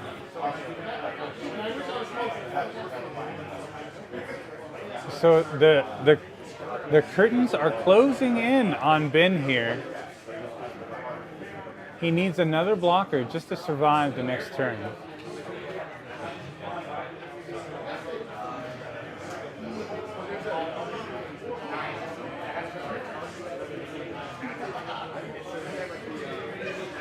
And at this point, I'm just wondering if he's just thinking that he doesn't have the threshold for the tax collector. But is that not Earth that he's sitting on, or does he just actually not have the threshold? Maybe I'm just crazy this whole time, and that side at the top is not Earth. I can't remember what he played there.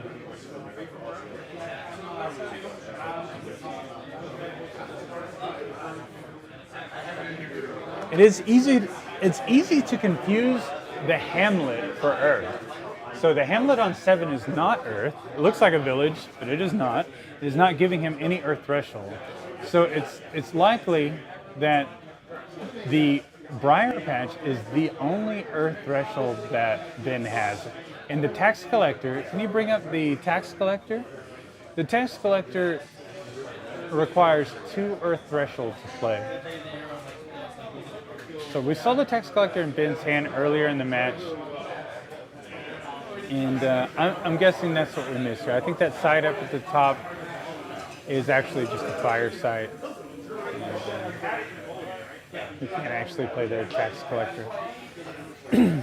Chat is saying that first site is Hamlet.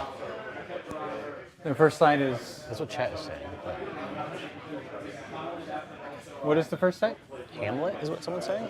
The first site is Hamlet as well. Oh yeah, it is. You can see the corner of this Hamlet, the corner of that Hamlet. So now we know why the tax collector didn't come out earlier. He's stuck on threshold. But honestly, the tax collector only having 2 power would not have made a difference in this game. The Poweries would have killed it the turn it was played. So we have the ruffians coming in, blocked by the family. We have the Poweries attacking, blocked by the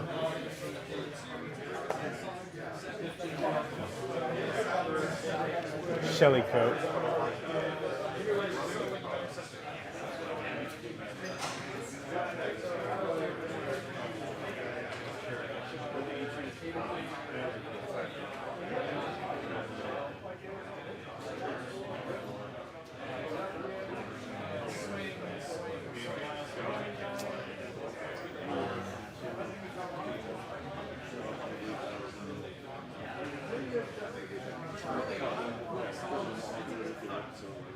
Ben is trying to retreat with his avatar, but he is also moving closer to Nick's avatar. So Ben is on death's door. All that's needed now is 1 strike from any minion or unit any minion or Nick's avatar for Nick to win. Any damage spell will do the trick here. Ben needs 2 more blockers next turn, or the match is over. He has to be able to block now. And there's the handshake, and that will do it for round 2. All right, we're going to kick it to the store while we get ready for the interview with the winner.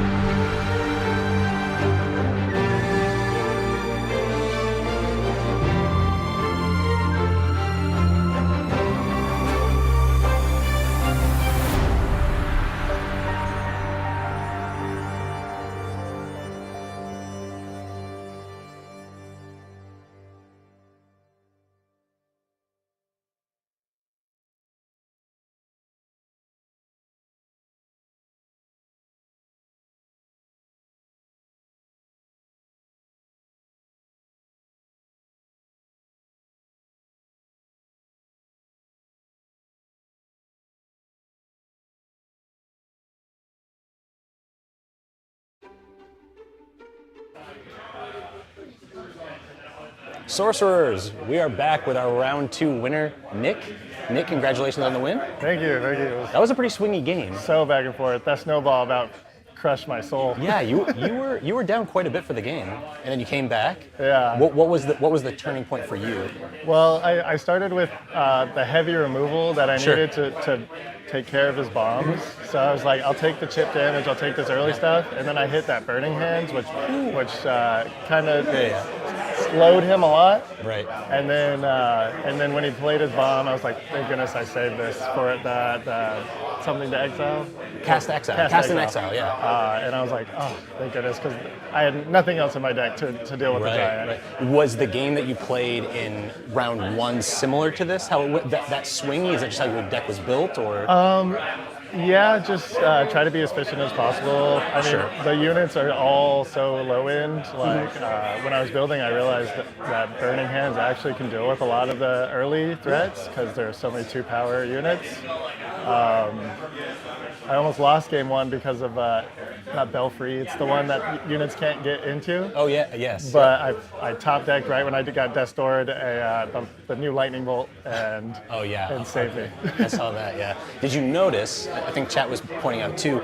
Turn 1, you played the Forge and didn't pay for the. I noticed it later. Yeah, we were wondering. We saw Ben cast that after. I was like, I think Ben's showing me what to do. No, but I got a lance later from the Snowball, yeah. So it was karma. Yeah. Well, it looks like round 3 is about to start. Again, Nick, congratulations on your victory. Good luck in round 3 and the rest of the games. Maybe we'll see you later. Yeah. But cheers. Cheers.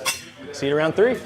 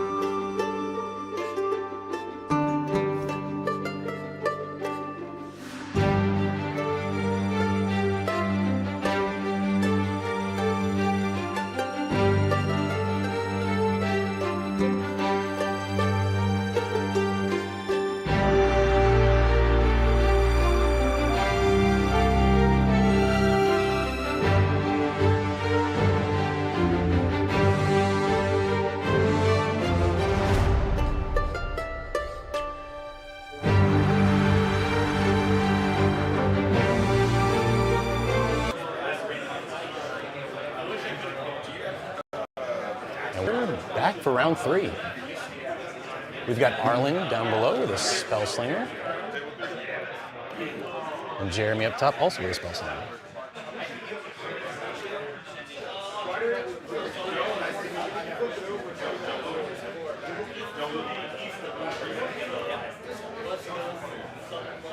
And no new avatars just yet. I know, I'm waiting. In beta, it is pretty common that people pull avatars from their packs. But here in Arthurian Legends, we just have a unique witch and Archie. Yes, Archie. Yeah, Archie. Archimega. He's, I believe, he's he's an elite. I'm almost positive. Yeah, he is. He has to be. Let's see if we can look into Jeremy's hand real quick. A lot of fire. A lot of fire, yeah. I think that was the Earth laborers. Field laborers also. So we got Earth fire on the top. Can't really see too much of the bottom. I did see where is fire breathing. I saw a little bit of water, I think.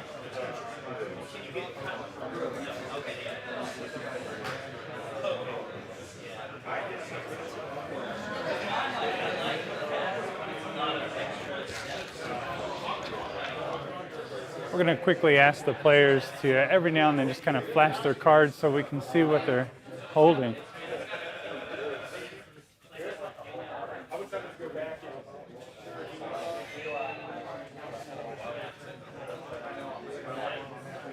Oh, cool. We have one of the new unique sites. I believe that's Avalon. Let's take a look at that.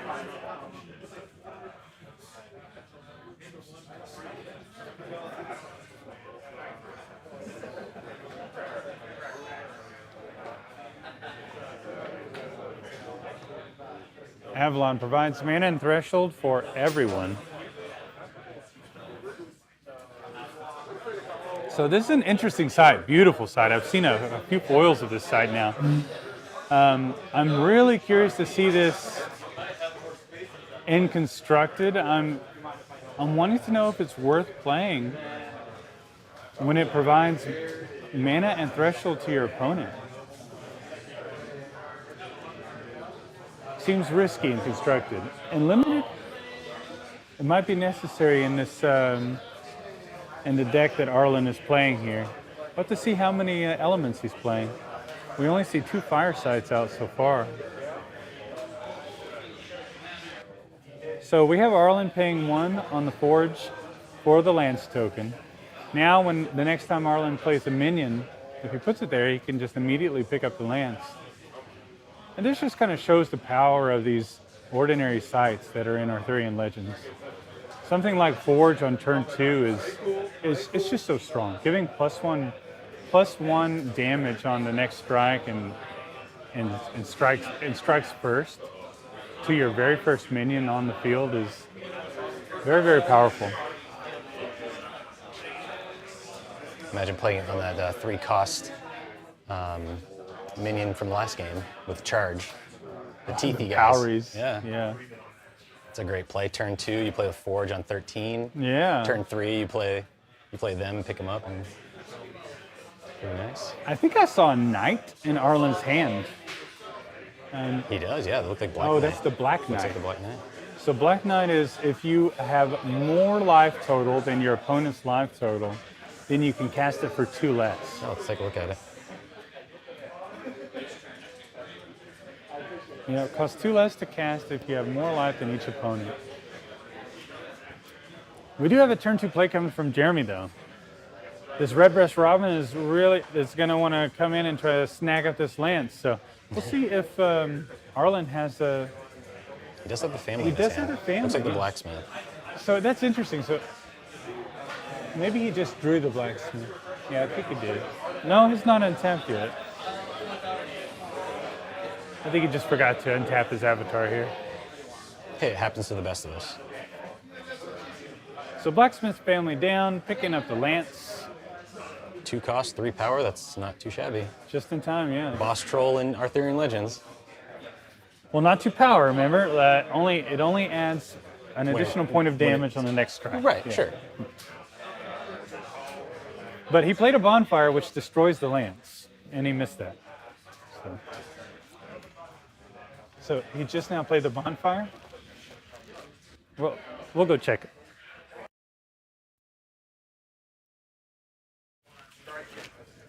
My apologies, bonfire is a May ability.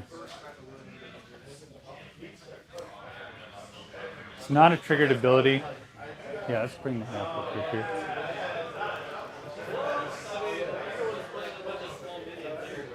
Easy to forget. Difference between forced abilities and May abilities. This one says, Genesis, you may destroy all weapons and armor nearby. So, of course, Arlen chose not to destroy weapons and armor nearby. The blacksmith family would not like that. No, he'd be very mad. He All this just work made that- that lance. His family put in a lot of work.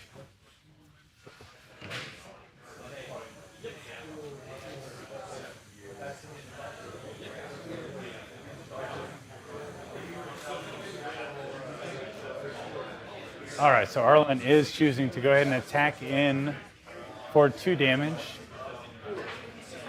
on Jeremy. So the lance token only increases the next damage from a strike. It does not increase the power, so the blacksmith family would only deal or cause Jeremy to lose 2 life from the attack on his site here. And they're just trying to clarify that they understand how the lance is written.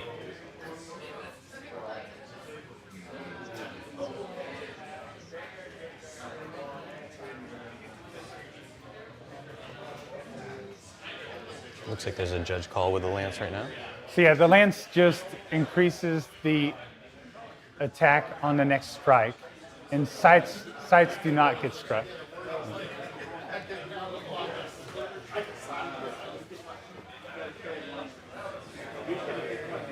All right, so Crisis averted.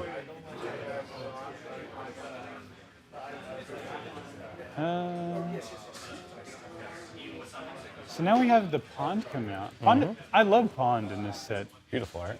Oh, so this is perfect. Yeah. Now that Arlen has more life than Jeremy, he was able to play the Black Knight for 2 mana less. So now Arlen has a 5. He has a Black Knight with 5 attack, 3 toughness to just really kind of like seal the deal as far as like who has the largest presence on the board right now. Like that's something that's crazy about Black Knight. Like getting 5 power or 5 attack on a 3, like it just cost him 3 mana this turn, and he was already ahead. And that's so Black Knight is like rewarding you for being ahead, while White Knight, saves you from being behind. But that is such a reward. Like I would expect Black Knight to have a little bit more downside, but being able to cast it for only 3 mana and add 5 more attack power to the board is quite devastating, I think. Yeah. Would you have done it differently in the sense of? Look at that. Yeah, I saw that. The lion comes out. That is Because what he could have done there, Arlen, that is, he could have dropped the lance, attacked with the family, and picked it up with the Black Knight. yeah. You could So have. that could have been a better play or a stronger. But they play, didn't know potentially. about the lance ruling. Oh, okay. But yeah, if he had dropped the lance, picked it up with the Black Knight, his Black Knight would still be alive right Exactly. now. It just so happens that Jeremy had the only minion that could actually come out and kill the Black Knight. Yeah. This is an elite. Let's pull this guy up. He's actually really cool. The lion. Because this guy is elite. This guy is very powerful and limited, and you will most likely see Monstrous Lion being played in Constructed too. He has charge. He can't attack sites though, but he does have charge. He's an elite beast with 4 power for 4 mana, so coming in and taking care of the Black Knight pretty handily.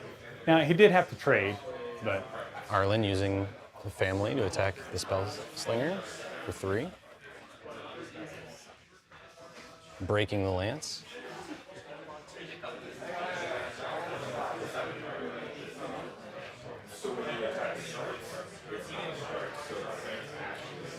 So we have Arlen tapping his avatar to draw a side and then passing the turn.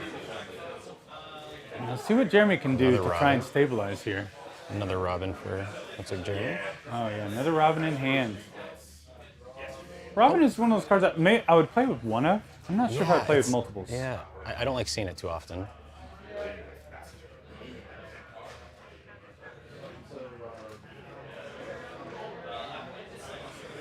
And something we've seen a lot today is 3-power minions.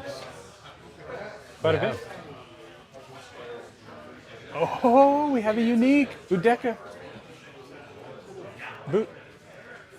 Boudicca. Very cool. So Boudicca, 4 mana, 3 fire threshold for 3 power. Other allies have +3 power while successfully attacking sides. Very, very strong. She's better if you are. So if Jeremy already had minions out, if he wasn't behind, this would be a lot stronger here. Do you think it's valuable for Jeremy to have her on 6? He wants to save her because he wants to use her in conjunction with the birds to really get in a lot of damage. And I'm guessing he wants to try and race Arlen. Right. See, right here we see the power of the Redbreast Robin. So Redbreast Robin is coming in to attack for 3 because of the Boudicca.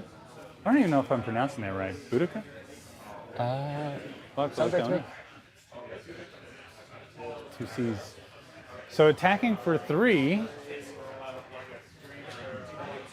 and then at the end of turn, or I'm sorry, for 4, it has +3 power, so it attack for 4, and then at the end of turn, burn for 1 more damage. So here we have Arlen choosing to block with the harassing ruffians, but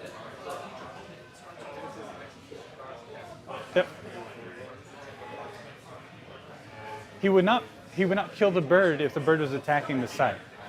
The bird's 4 power here.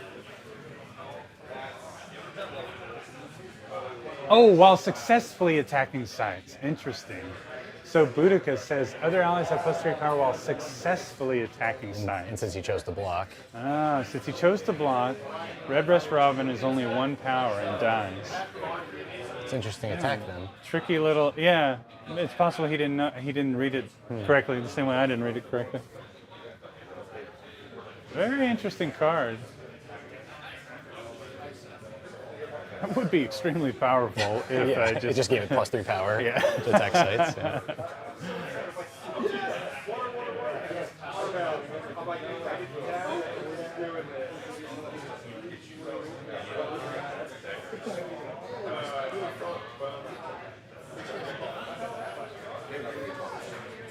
Burning Hands, played by Arlen.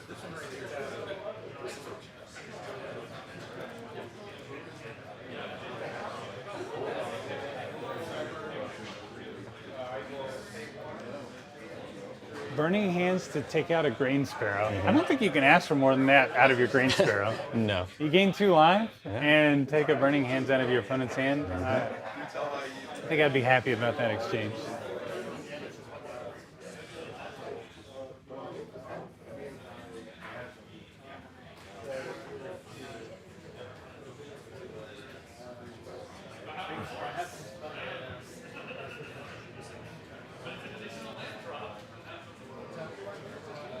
Yeah, we do see some water on Arlen's side. I'm wondering if we're in for another snowball. That's all we want. Sometime this game.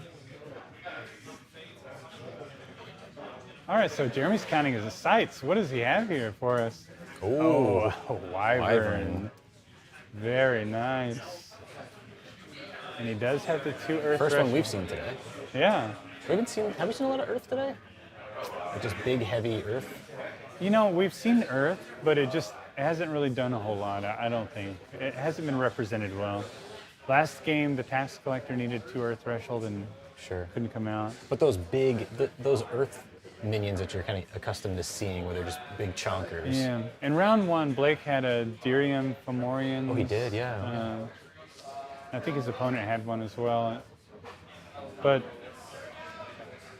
this game is still still up for grabs here. We have this Wyvern. The Wyvern is played in a very defensive location, though. He does have access to 9, no? I think that, but he can't block, the Wyvern can't block the family over here. It can block the ruffians, though. So I guess that's all he cares about. He really doesn't care about the family as much. And he also probably doesn't want it in harm's way. It could have been a nice place. 7, I think, would have been a nice location as well. Could have blocked the family or the ruffians, and then also been positioned to attack the ruffians in the following turn. Birds. Can't tell if he showed his opponent, but his hand No, we was. see Jeremy showing us his cards. He's trying to figure out. Appreciate it, Jeremy. Well, I would say that he's trying to figure out which one to play, but Yeah. he just used 6 mana, and he has 1 mana left.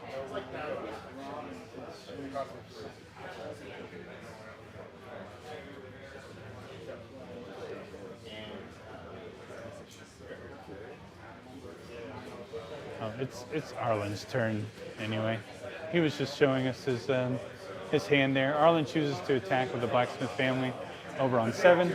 Makes himself pretty vulnerable to that Wyvern attack, assuming Arlen has something in his hand. Because remember, he's got Boudicca as well. True. So that's a what, 8 swing Wow. if he gets onto the stream over there. Yeah, that'll be 8 damage.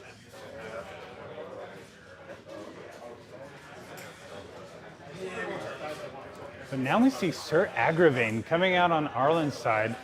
This is one that I've been trying to figure out if this is a knight that shows up as more of an elite rarity or as a unique rarity when you open packs in a booster box. Because some of the uniques, they show up a bit more often than some of the unique knights show up more often than the other unique knights. So not sure about this one, but this guy is very cool. He comes into play with stealth and movement +1. Whenever another ally attacks an enemy adjacent to Sir Agravain, he strikes that enemy afterwards without losing stealth.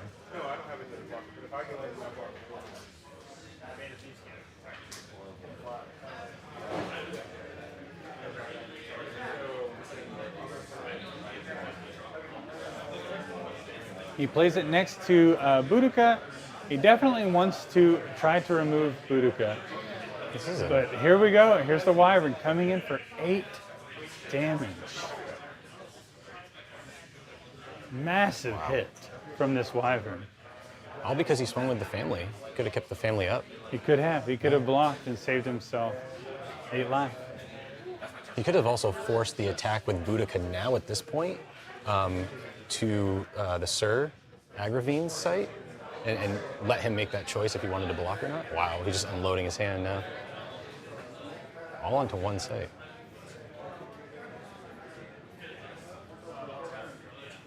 It kind of, I mean, site 4 is in a pretty good spot. He could have cast his minions over there because just. I think he's really wanting to protect Boudicca. Yeah. I mean, it is obvious. Clearly, it's strong, right? Yeah.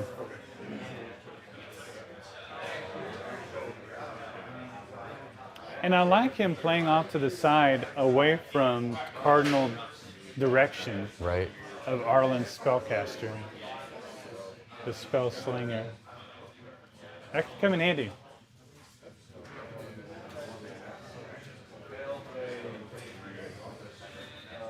Arlen does have a lot of power lined up here, though.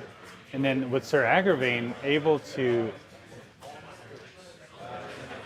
Whenever another ally attacks an enemy adjacent to Sir Agravain, he strikes that enemy afterwards without losing stealth. So when it says he strikes, just for clarity for the stream, are we talking Sir about he Agravain. as in Sir Agravain, or? Yeah, Sir Agravain. Great. So basically, any one of these minions that Arlen wants to attack, Sir Agravain will strike Right. afterwards, whether there's a blocker or not.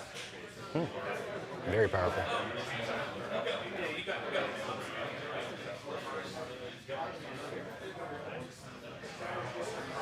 Yeah, I'd like to know more lore about Sir Agravain. It seems like there might be some history there. So we see Arlen advancing with his with his spell slinger even more. Lava flow. Oh wow! And he has a lava flow. Oh my goodness. So it was good of Jeremy to move his minions out of the way, but Arlen already had the foresight to move his avatar forward one step in a previous turn.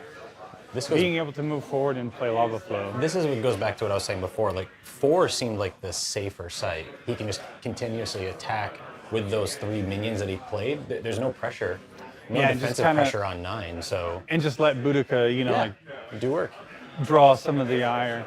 Yeah, exactly.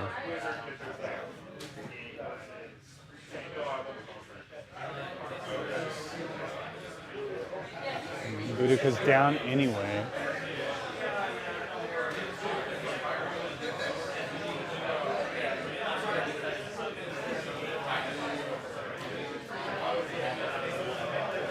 I would like to say too, I would like to point out, I know chat can't see it right now, but the energy in the store is pretty high.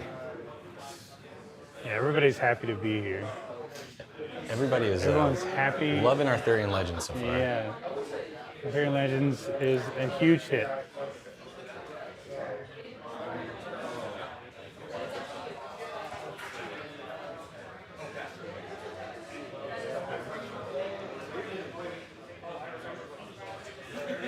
Okay, so yeah, something that it looks like we missed here is that he chose to hold on to the lava flows and cast fire breathing instead. So yeah, fire breathing was able to deal 4 damage to do what it needed to do. 7. Right. Take out the minions, deal 1 to Boudicca. He sees that the other card is just stronger late game. Yeah. And now he did choose to sacrifice Sir Agravain. Sir Agravain has +1 movement, so he's able to move 2 spaces to get to Boudicca and then trade. So he lost his Agravain, but he was able to take out a very powerful minion. So the Wyvern was only able to attack. This is a close game. Yeah, it's a really good close really game. Good match. Arlen at 6.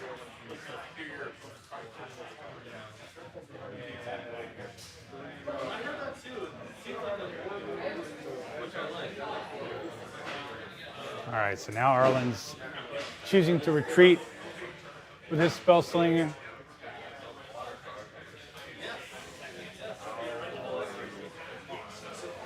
Possibly preparing to be on death's door. Because Jeremy can just attack with the Wyvern and attack with his avatar. Because Arlen... probably the play. Yeah, Arlen did play... Arlen played at one of his sites really far forward here, like with the stream. And maybe possibly unnecessarily so. Yeah, Maybe he's a little bit too confident there. But look, Jeremy chooses not to take him to death's door. Let's see what's in his hand.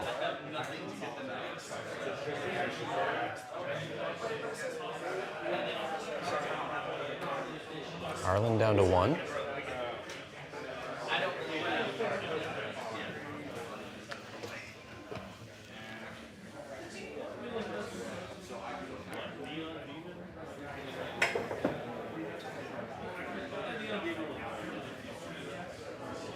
So the Wyvern does come in for 5. Oh, he has the charge. Okay. So and I was trying to. I think he's probably trying to protect his avatar, let his minions do work, and then corner himself into 5. And now he has 2 minions. Arlen is at death's door. With a Wyvern on his back. With a Wyvern and a harassing ruffians to contend with. Now, Arlen does have 2 minions that he can use for blocking. All he needs to do is move his spell slinger up, back up to where it was, which makes me wonder, maybe he should have just attacked last turn with spell slinger so Jeremy would be at 4 life this turn, because then he could have then attacked over for 1 more and then attacked with ruffians for death's door, while still having blacksmith family up for block. Sure. There comes lava flow. So here comes lava flow. 5 damage to take out both the Wyvern and the harassing ruffians. Let's look at that card again.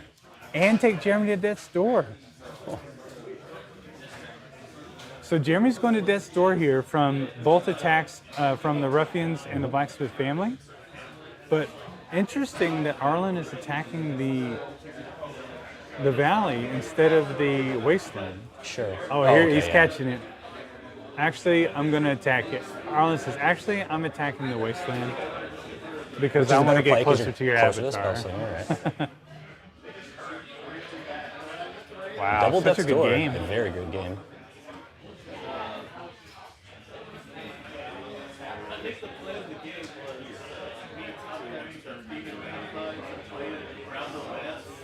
And there's the Tyrion Fomorians that we talked about just a moment ago.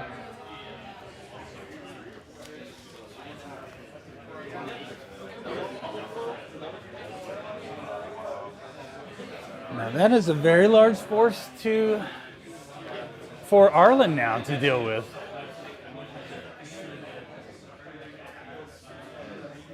So Jeremy can use him to take out one of the aggressors, one of the minions that Arlen is trying to use to close in on him. And having 6 power,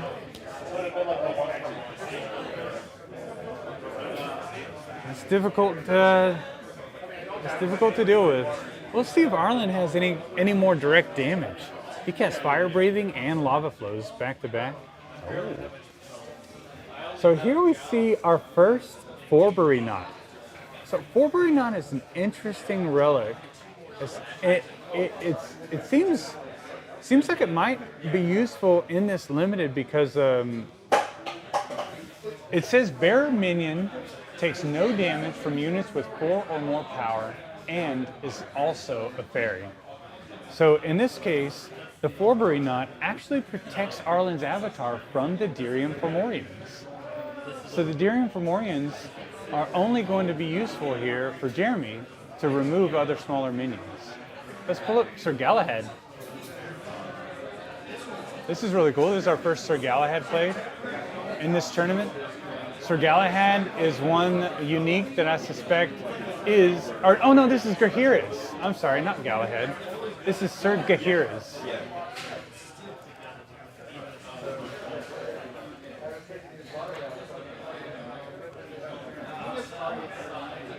So Sir Gaheris costs 4 mana. It's a 3/5, and it comes into play with a lance, but untaps at the end of your turn. So I wonder if he's going to remember to pull out the lance. No. It's a very close game. Jeremy's.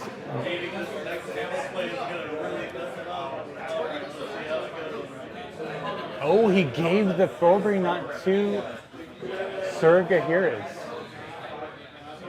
So now Sir Gaheris is immune to damage from the Dirium Fomorians, and now has a lance. So his next strike will be for 4 damage. Sir Gaheris is actually a really good minion to draw when you're on death's door. You can attack and you can untap him to block. All right, so Jeremy here thinking he can, I think he thought he could just attack him and kill Sir Gaheris. I don't think he actually read the Forbury knot. Unfortunately, that does not work. But he is still going to move in. Now something Jeremy can do here. Jeremy can attack Sir Gaheris, and then Sir Gaheris would strike back and lose the lance, right? So Forbury knot just says that it's protected from. Does it say it's protected from minions or is not damaged? Let's take a pull look that at one it. back up one more time. It might prevent him from even attacking. Takes no damage from units. So here, Jeremy could have just attacked Sir Gaheris, just to force Sir Gaheris to strike him back, because his Dirium Fomorians would have survived, but the lance would have been broken.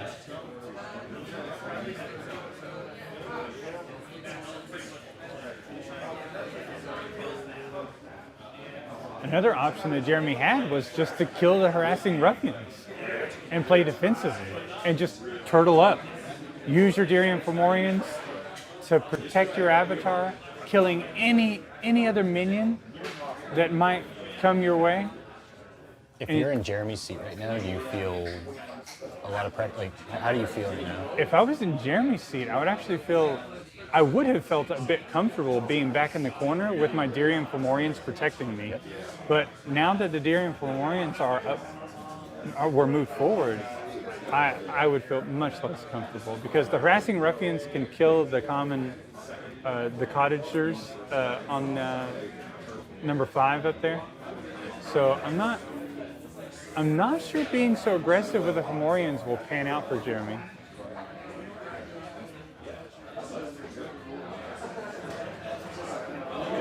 Here we have Avalon. Really trying to corner Jeremy. Making its debut. You talked about it earlier. So now if Arlen draws any charged minion, he can play it on Avalon and immediately attack Jeremy's avatar for the win. Such a close game here. It's really going to come down to. It's possibly going to come down to whoever draws direct damage first.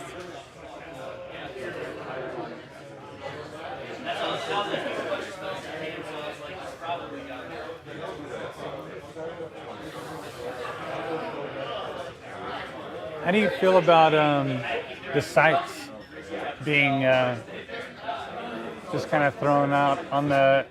I was going to ask you about that, but I didn't know if we wanted to get into that. Yeah, I prefer to play my sights to the bottom of my lines.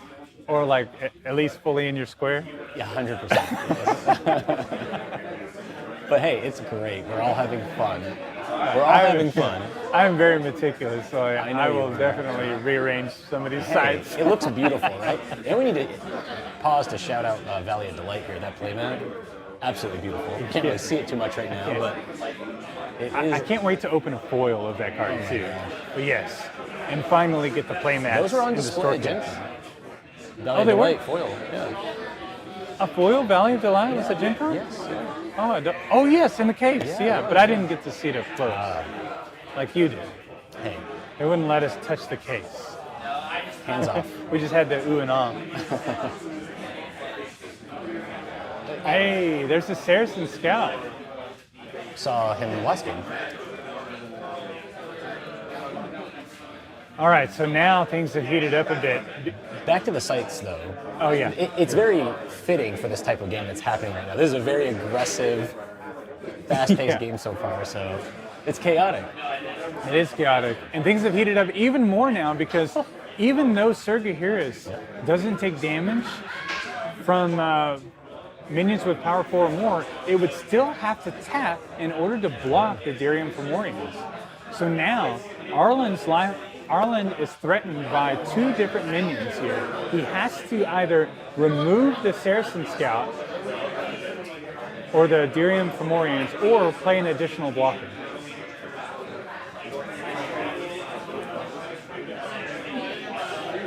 That is true, Dr. Feelgood saying if he, I'm assuming, defends, he will lose his lance as they're striking each other. Yeah. Correct.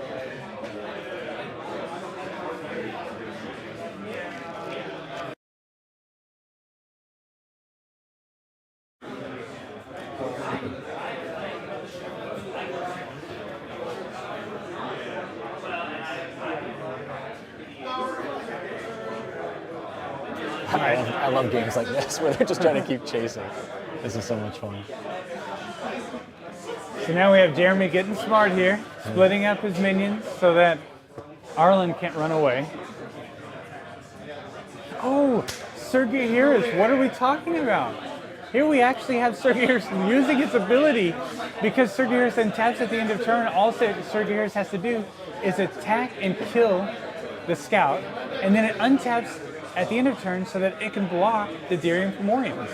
Now, the lance is gone.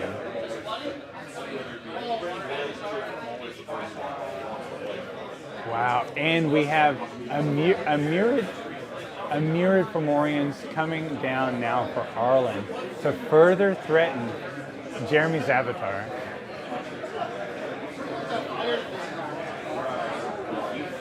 Oh my goodness.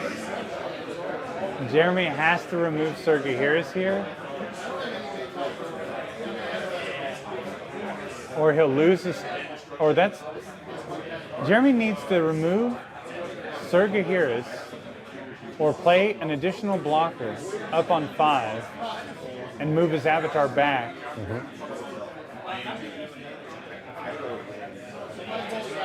This is getting so dicey. This is so close.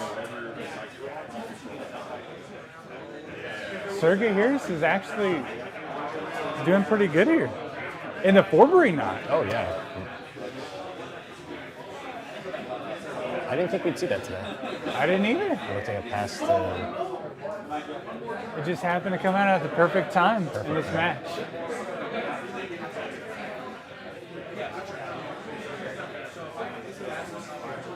Looks like a lot of thinking. These two are thinking hard. Misplays here will definitely spell defeat. It will. For either player. Looks like we have a judge call at the table, so let's get Zach.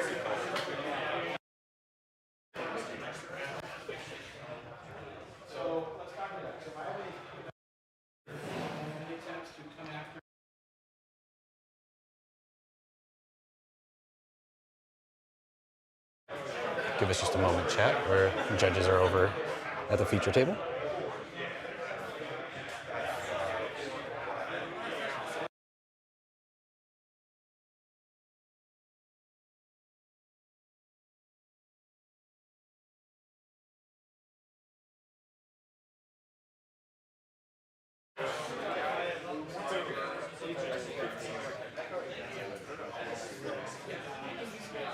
Looks like we have some questions about intercepting and defending and just making sure we're clear on the rules there, since we are both on Death's Door.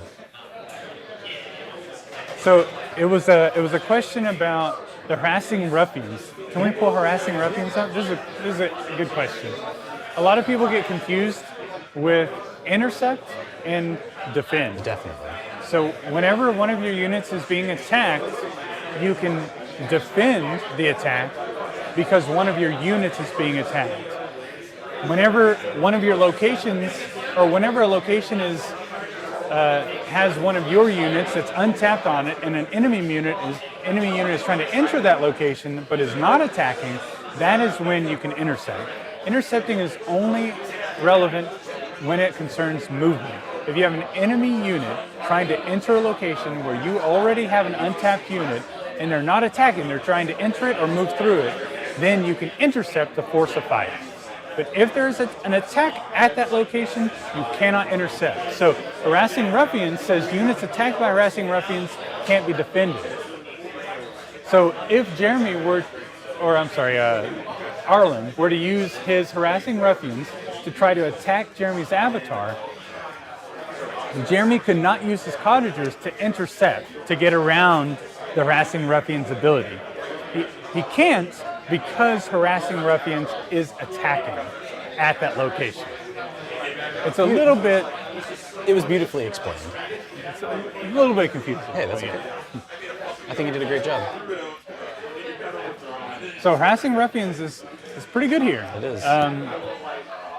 He has to stay away from the ruffians no matter what. If the ruffians come in to attack, he will lose. Woohoo! Snowball? It's ended oh with my a goodness. snowball. What is going on with Snowball? Wow. Every single match. And that is the game. Snowball ends it. Snowball ends it. Fantastic. Well, I'm going to go ahead and get Arland, and we're going to see him in the throne room. We'll kick it over to the store real quick, and we'll be back here shortly.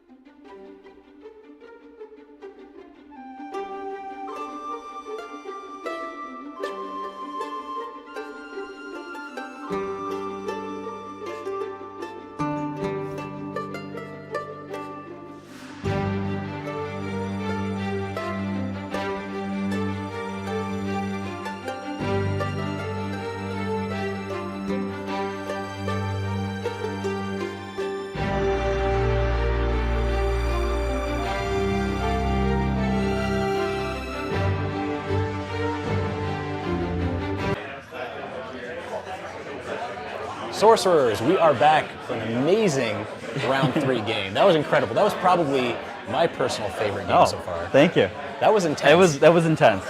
I mean, yeah, so what were some of the... I mean, Snowball obviously was such a massive play, and it has been a lot throughout the day. Well, it's funny because right before this match, I literally spent 20 minutes getting convinced by the person next to me last game, saying Snowball is a good card. Go get it. I had to go get it out of like the draft box. It literally was included. That's the only card I changed. Oh, really? And, and I was sitting there being like, "There's no way I win with this thing. There's no way."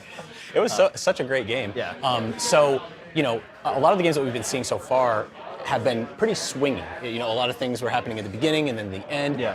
This game was, I mean, back and forth the whole time. Oh, yeah. You're both on death's door. Has it been like that every match so far for you? I think this has definitely been the tightest match I played. The first match was more, I definitely had the advantage.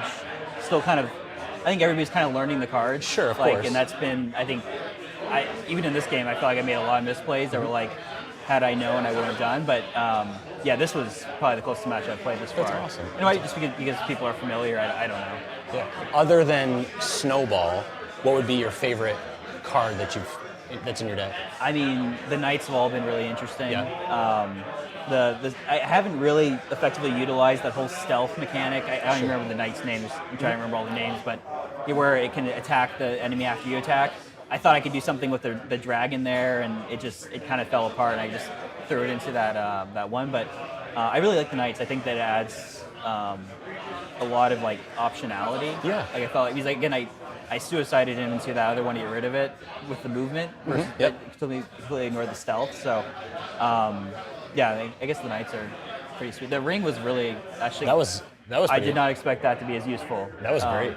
That was like, and it was confusing. I thought you could put it on yourself, but it seems like you have to put it on a minion. Yeah, right.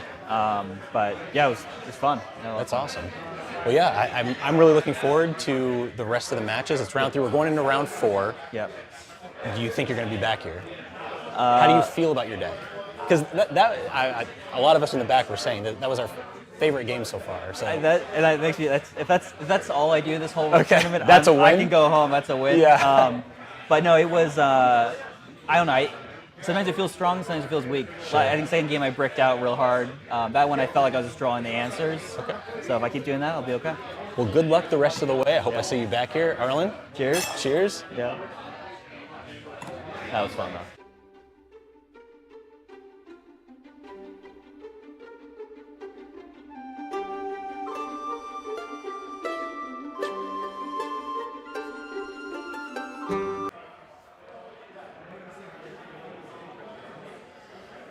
All right, we're back for some more pack openings while we wait for round 4. Let's get going here. We got some ground to cover. Hey, starting out with Rodney Matthews right off the bat with the exceptional Purple Knight. Followed by a Black Knight. Wow, two exceptional knights. Siege Giant. And our elite or unique, Sir Ironside. We have a unique here. Sir Ironside has +3 power during enemy turns. So I have opened quite a few of these. So I think this unique is more of an elite as far as how often it shows up in the booster boxes. But it is still a unique. Do we have a foil? We do! But Redcap Poweries, look at that. We were just talking about him in the last match. All right, so Redcap Poweries. Weren't we just talking about these guys, Zalem? Yeah, we were. About their teeth, I believe. With the turn 2 Lance with the Forge, and then turn 3 play these guys, the Redcap. Yeah, they did some work on that last round, did they not? So going forward into the ordinaries here, we have Weightless Squire, Power of Flight, Bog, Sly Fox, Lumbering Giant, Led Astray, Swindler Troop, Pond, Just a Rock, and Grain Sparrow. So no curio for us today. All right, pack number 2 here.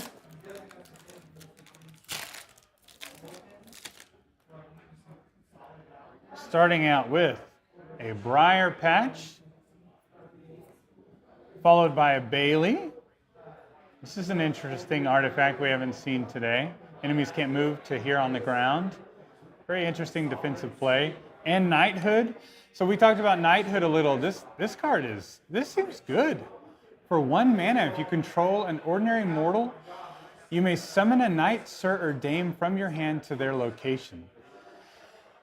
That seems pretty powerful. You don't have to even meet the threshold that the knight requires.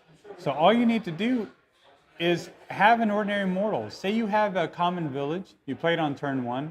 Turn 2, you play Knighthood to replace that mortal, or actually you don't replace the mortal, that you keep the mortal. You're just allowed to summon a knight, sir, or dame from your hand to that location. It seems powerful. To get a free Sir Ironside, well, you pay 1 mana for the Knighthood, and then you put out any knight, sir, or dame that you want. That seems crazy. And into a Circa Heiress. This is so strange. We just saw the Circa Heiress in the last round too, doing work, untapping at the end of turn so that it could kill and defend. All right, very nice. No foil in this pack. Burning Hands, Shameless Squire, Leyline Hinge, Fenwife, Tactical Move, Redbreast Robin, Weightless Squire, Squeakers, Common Village, Saracen Scout, and Duel. All right, that's it for pack 2. Let's keep alternating.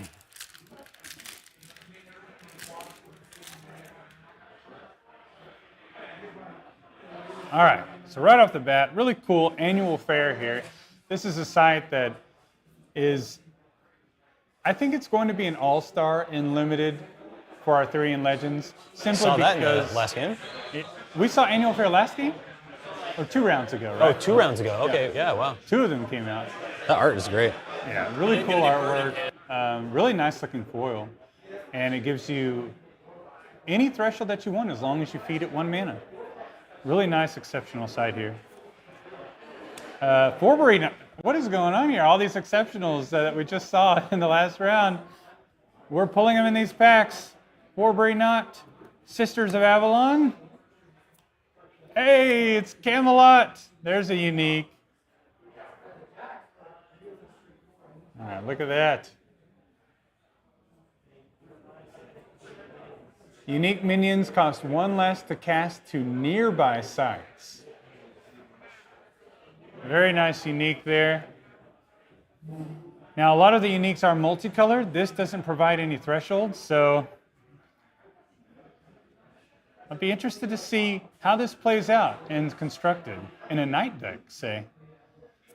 So no foil for this pack. Harassing Ruffians, Shellycoat, Lookout, Thankless Squire, Vikings, Arc Lightning, Fisherman's Family, Common Cottagers, Field Laborers, Hamlets Ablaze, and Helpful Hob. Very nice unique there.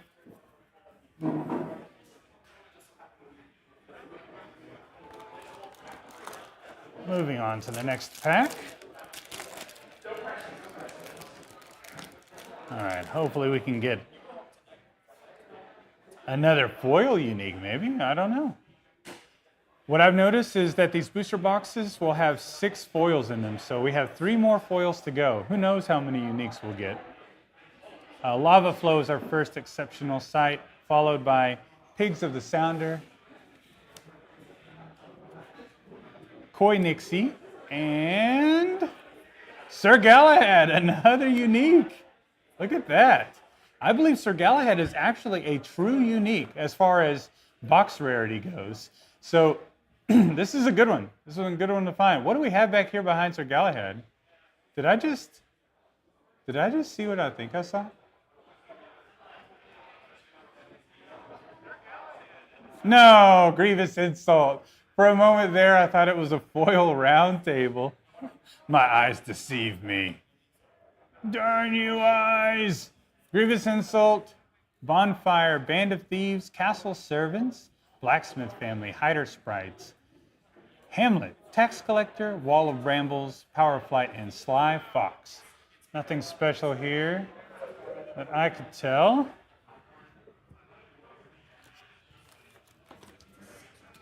One more. Let's do one more pack here.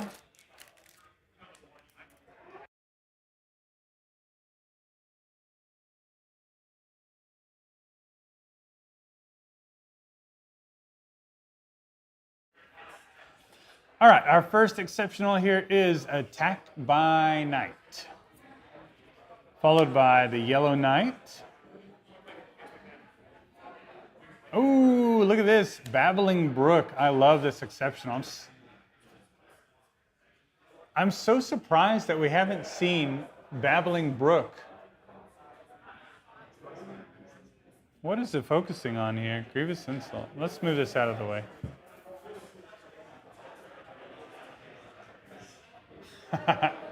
Oh yeah, Grievous Insult has a face, so it doesn't, the camera wants to focus on it. Interesting. I didn't know that cameras did that. I guess I'm not a camera guy. Look at this Babbling Brook. I love this artwork. Really cool. So surprised we haven't seen this played more today. All right, our next exceptional is, or our elite is Invasion. We have seen this today. Really cool elite aura. At the end of your turn, summon a foot soldier here, a foot soldier token to each affected enemy site with no units. Last 3 of your turns. So I do like this one. There are a lot of auras that are not necessarily very good for Enchantress this time around, but Invasion actually is pretty interesting with Enchantress. It does cost 6 mana though, so maybe that's just too late. But we do have another mix. We could play Mixed Ignises. We could play 4 Waters of Paradise. Get this out a little earlier. No foil for this pack. We have Hamlet, Joust, Keening Banshee, Lake Affank, Ominous Owl, Rescue, Treetop Hideout, Sherwood Huntress, Brown Bears, Reckless Squire, and Charge. I think we might actually have time for one more pack. So let's do one more here.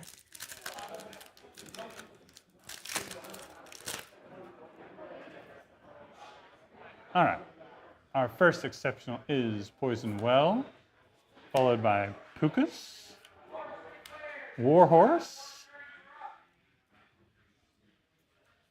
and our elite is the Monstrous Lion. No foil. Bog, Just a Rock, Led Astray, Swindler Troop, Lumbering Giant, Grain Sparrow, Pond, Harassing Ruffians, Hamlets Ablaze, Lookout, and Helpful Hob. So we saw this Monstrous Lion the last round. It's really a powerful spell. A minion that has charge and 4 power, and it can't detect sights. So, all right, we are off to round 4 now. So I'm going to kick it back over to the feature match.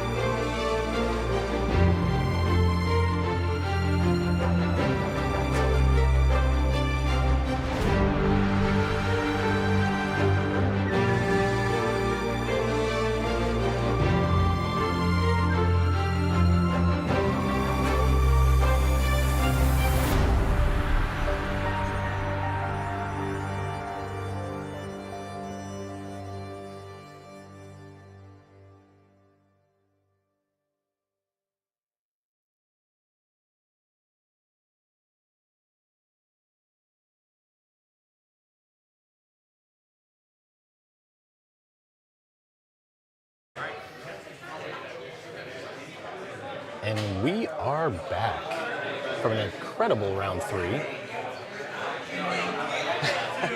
Shout out to the sleeves from Erica. One of my favorite players in the local scene.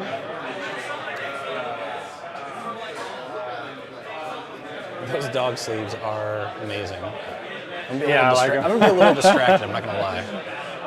They're kissing on each other. Oh, Erica's on air fire, and Marcus is on, what was it, just fire and air as well? Wow, this is interesting. We have even the same cards in both players' hands right now. Wow. Hey, look, the Red Cap Poweries are making a comeback. Oh, I think this is going to be a pretty interesting game. Both players most likely have spells like Arc Lightning and Burning Hands and all sorts of ways to finish out the game. I would be willing to bet that this game will not last the entire round. I'm seeing charge, I'm seeing burn. There's another, I think that's Reckless Squire up here. We have Hamlet Ablaze. This may be a quick match. Oh, there's the harp. What does the harp do? What's the golden harp? Let's take a look. That is Is that the charge? Let's take a look at the golden harp.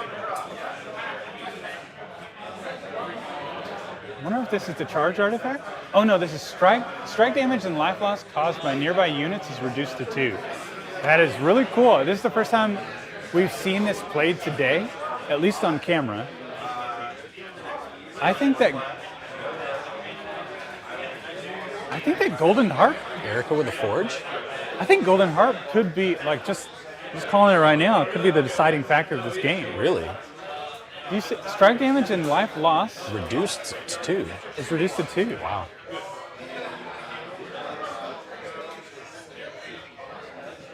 And this includes attacks on sites. This does not include spell damage though.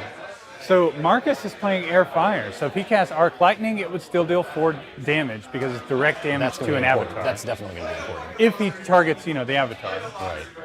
But wow, this is actually going to be pretty interesting. So Erica, she'll want to play Golden Harp in her back row, like where her avatar is, so it doesn't affect Marcus's sides. Sure.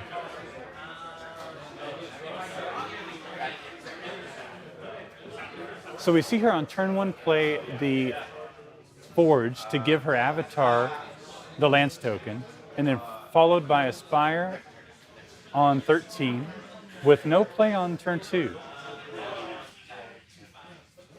Let's see if Marcus has his own red cap Poweries. Marcus played a Lookout. Wow, look at Erica's hand. She has the Thundering Giant. Does. Let's take a look at Thundering Giant. Which is why Erica's hand is revealed in the Lookout? Yeah, Lookout. Yeah, so Marcus plays Lookout, which forces Erica to reveal her hand. And we see that Erica has Lava Flows, first of all, that's already awesome. Golden Harp, and Thundering Giant? Wow. 6 mana for 4 power with charge. Once on your turn, Thundering Giant may teleport to another nearby location. Tap all other units there on arrival. I am actually very excited to see this card come into play. I actually have not even seen it played in any limited events I've played in yet. I haven't either, no. So I'm super excited to see this one. I know some people love this card, and so Erica draws a Viking. You see the Banshee in Marcus's hand? Erica is just stacking her hand. Wow, and she's got the well. Okay, so Marcus did play his Reckless Squire with charge to deal 1 damage to Erica. Does Erica just play Golden Harp here, or come in with the Poweries? Oh, see, Erica knows, just side note, about site placement. Yeah. Physically on the board. Thank you, Erica. Well, Erica and Marcus. I think we're going to see these Poweries come out. We do. And, interesting, she chooses to attack. She's getting aggressive. She is. I probably would have taken out the Squire, to be honest. I would have picked up not picked up the lands. I definitely would have taken out the Squire just to get him off the board, most likely. But she's all about the pain. Yeah, she's all about the pain. she's getting after it. And I do want to make a little side note here. Both Erica and Marcus here on the feature match, they are partners. Oh, they are? They are partners, yeah. I wanted to leave that little bit of a spoiler. Okay, so they're together. They are. But not for this match. Not for this match, enemies. no, clearly, no. They're enemies here. So Erica says, oh, you play Reckless Squire? I don't care about Reckless Squire. I'm just going to put pressure on your life total. I'm going to race you, and I'm going to win. Now Marcus has to respond to Erica's red cap Poweries. I really like that play. It's a very, very strong power play. I'm all about clearing threats on the board like as soon as I can. And I think I still think maybe like it would be worth it to go ahead and like get one up on carded, on the board, Agreed. against Marcus, but Erica's doing her thing. Swings at the... that's interesting. That'll kill the minion. Yeah. Spellcaster, Spellslinger was holding a lance. Yeah. So Marcus that minion. Sacrifices his Reckless Squire to take care of the lands on Erica's avatar. So he kind of rewarded Erica for Erica's play. It did. In a way. All right, so we see the, this is the hideout, correct? Treetop hideout. When it comes into play,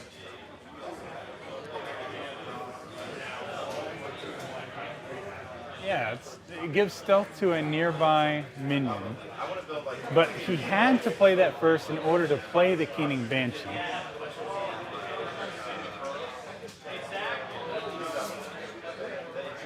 Which is why he sacrificed his minion into the spell center to cast the Banshee for 0, right? So this could have been an opportunity for him to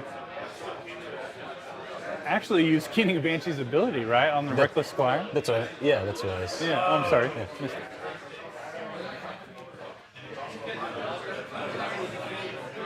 Oh, I'm so sorry. I Cast for did not. 0. Yes, I was thinking of a totally different effect where you sacrifice a mortal to play Hey, it. we're 4 rounds in.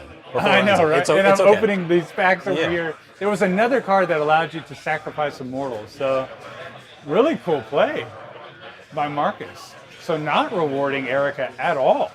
In fact, setting up a turn of the tables, as it were. Taking over the tempo here. Keening Banshees can trade with the Red Cap Cowries while leaving the Huntress still on board to defend against any further threats coming from Erica's side of the table. Another treetop? Oh, so here's a treetop from Erica to give her Powery stealth. Now Erica can attack the Huntress, and Keening Banshee, Marcus cannot use it to defend because the Poweries have stealth.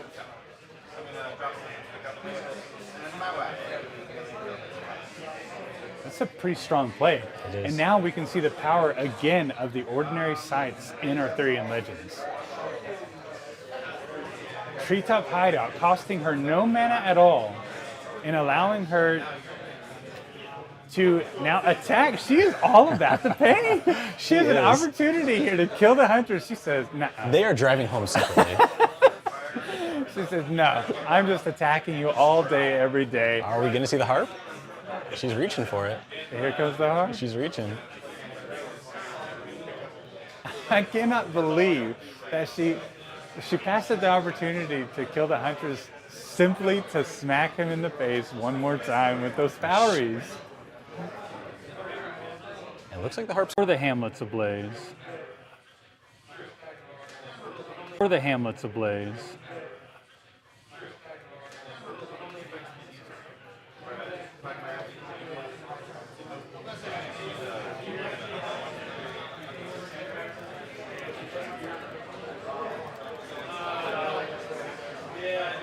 So Marcus and Taps, he has his own Hamlets ablaze, as well as this the Twister that we saw earlier. I believe. What is the Twister? Do you remember what this Twister card? Everybody knows what this Twister card does. Is it Whirlwind or something like that? Or? Yeah, Whirlwind. There you go. Let's look at Whirlwind. Choose clockwise or counterclockwise. Each unit and artifact with top sights in the 2x2 area is pushed one step in that direction. Oh, I hope we get to see this. I know, that's pretty interesting. I hope we get to see this. All right, Marcus coming in for 2. I'm sorry, chat. We had a little bit of hiccup there, but we are so back. And then can we look up Banishment? Bones, yeah, you're right.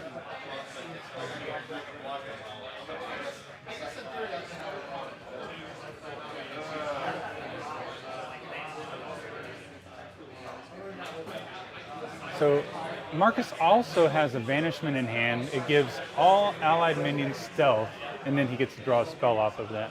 So he did go ahead and choose to trade his Keening Banshee for the Red Cap Poweries. Board's looking a little too empty for these two.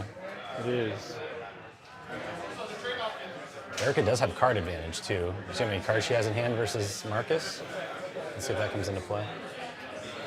Yeah, she's definitely trying to tell Marcus, I'm in charge. Right. Oh, absolutely. You could tell.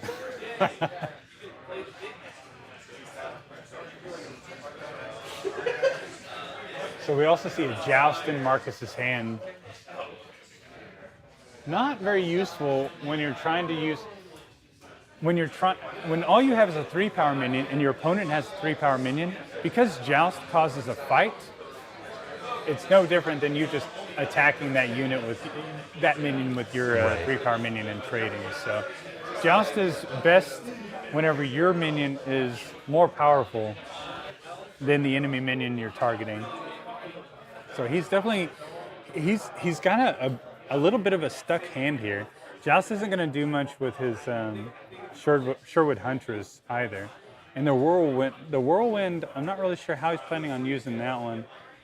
Hamlet's Ablaze is interesting, especially if it means he could potentially take away some of Erica's air threshold that she might need.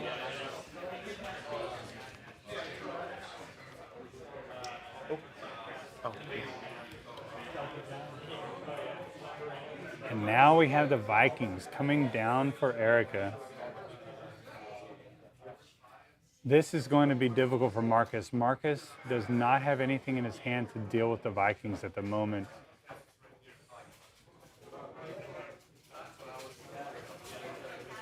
He needs to top deck a minion here.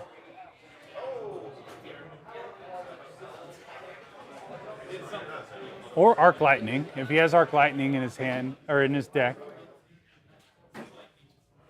That would be pretty nice. He could use the Whirlwind to push the Vikings back.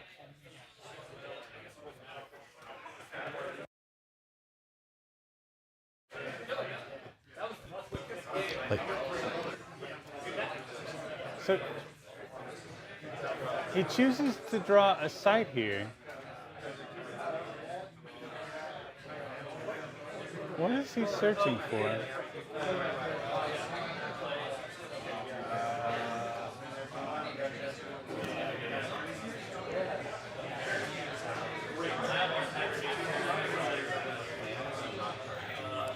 Oh, another thing that he could do, actually, yes. He could have used he's moving his Sherwood Huntress. He could strike the Vikings with his Sherwood Huntress with ranged, and then use Joust to finish off the Vikings. But he would lose both his Huntress and the Whirlwind Joust. does come into play. So yeah, we're seeing Whirlwind pushing back the Vikings a bit. Oh, that is so good. That is such a strong play. So this is why he drew a sight. Whirlwind, oh no, actually he still didn't need a sight here for this. So I'm still confused why he drew a sight. But Whirlwind costs 2 mana. Hamlet's Ablaze costs 3 mana.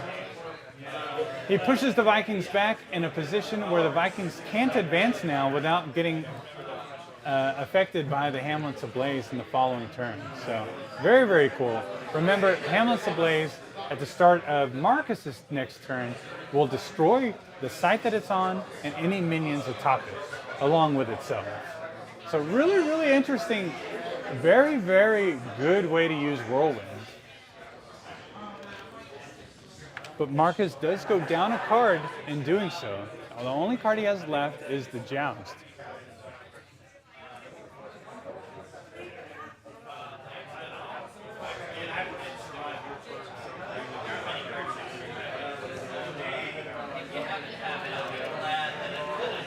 So he still has a backup plan with the Sherwood Huntress if he needs it to be able to shoot the Vikings and use the Joust to finish it off. Once the Vikings now moves over to the Treetop Hideout, except now Treetop Hideout has given Vikings stealth. That's pretty good. Vikings with stealth? Whew. That Viking's going to get some damage in. And the giant comes down. Giant comes down! Oh my goodness. We've been waiting for this. Giant has We've been waiting for this. Charge, 4 damage. So, and this is why Erica, I think, was getting so aggressive because she probably has a deck full of charge minions. Yeah. And she's just all about just bringing the pain. Bringing the pain straight to your face. Like, she doesn't care what you're doing. Interesting thing about the Vikings and the Sherwood Huntress. Vikings does not care that Sherwood Huntress has stealth. No. Vikings can tap to deal 2 damage to everything at that location. Hamlet's Ablaze also doing what it does. Oh my goodness. Destroying her site, bringing her down to... Yeah, this is a good game. Erica's got a family, another harp is in her hand. And Hamlet's Ablaze, if it had come down just a turn earlier, it would have put Erica off of the Thundering Giant play. So just a turn too late. And now Marcus has to deal with both the Thundering Giant and the Vikings. 2 4-power threats with additional abilities. An attack down here. Here comes the joust. Interesting. So Marcus is attacking for 2 and then jousting Erica for another 2.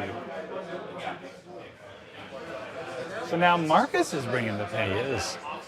He's like, I'm not going to run away from your Vikings every turn while you're pulling your Vikings up closer to my sights. I'm going to get the advantage, get 4 damage in, and then if you want to use your Vikings to take out my Sherwood Huntress and keep your Vikings on the back row, you can do that. That saves me a turn of 4 damage. Well, and then also he has the Ruffians that can come in for an additional 3 the following turn. So now Marcus is getting aggressive. The only thing, downside for Marcus, I think he's out of cards. I think he just drew a sight. And look how many cards we got right here from Erica. Yeah, and that's always intimidating, looking across the table and you see someone with 4 cards in hand. Well, and this is why I was a little confused. Last turn, Marcus drew a sight for turn. Good point. And I was very confused. Like I was wondering why he did that. Does he have a bomb, maybe, that he's just hoping he gets to? Probably. Hey, if he comes back and wins, maybe we can ask him. I will. You will. Hey, sure. I'll tell him you sent me. All right, so Erica with a 6 sight, replacing the one lost with the Spire. The Thundering Giant is... Look at this hand. Yeah, that's... Hamlet's Ablaze, Blacksmith Family, Lava Flows, and Lava Harp. Pretty good against the sight in your opponent's hand. Brings Marcus down to 3. I'm guessing she's going to save... Erica seems like she knows what she's doing. Yes, she definitely does. She's an experienced player. I'm guessing she's going to save those lava flows. Yeah. She was, I think, top 8 for March of the Mortals that you won. Yeah. So you're familiar with Erica's playstyle as well? No, I haven't actually played against Erica. I never got a match against her. But I can tell that she knows what she's doing. And I have a feeling she's not going to want to throw away her lava flows because that is the only finisher that she has currently in her hand. Now, Thundering Giant can be a finisher in his own right. So we'll have to see what Marcus does here. And you see what he drew? Oh my goodness. It's not going to do it, unfortunately. It's not going to do it. If that was Arc Lightning, though, oh my gosh. Yeah, that would that's be so true. close. That would have been...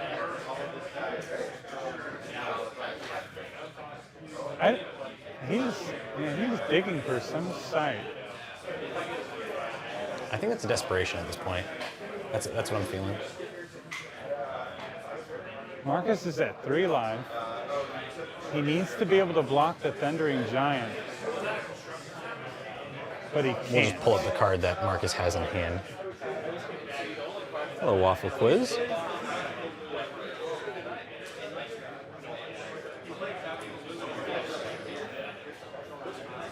Erica chooses to block with the Blacksmith Family to keep her life total up. She does have card advantage over Marcus, so she's totally fine. Sacrificing one of her units.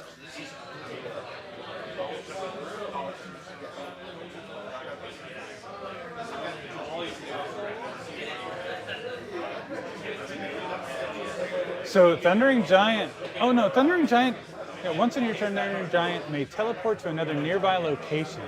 So because of that ability, even if Marcus had a minion that he could block the Giant with this turn, the Giant could just teleport to, say, the hideout, the treetop hideout up on 2, and still get 4 damage in.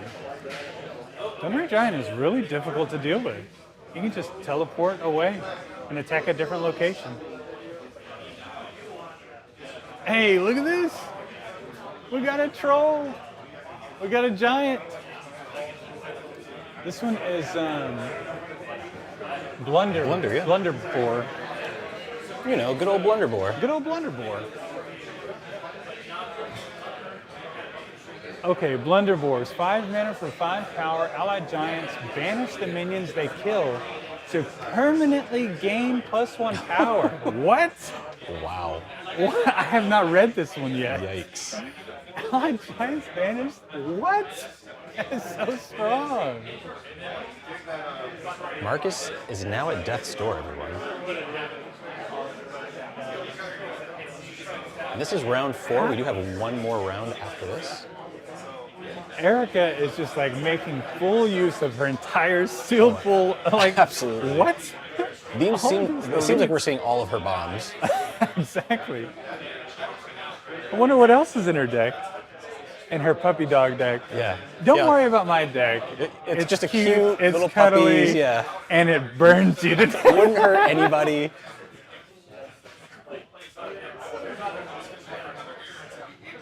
Oh my goodness. Marcus should just. What are you gonna do? What are you gonna do at this point? Let's see it, Marcus. Marcus is hoping that if he reads Thundering Giant long enough, then maybe it'll change and it'll actually help him.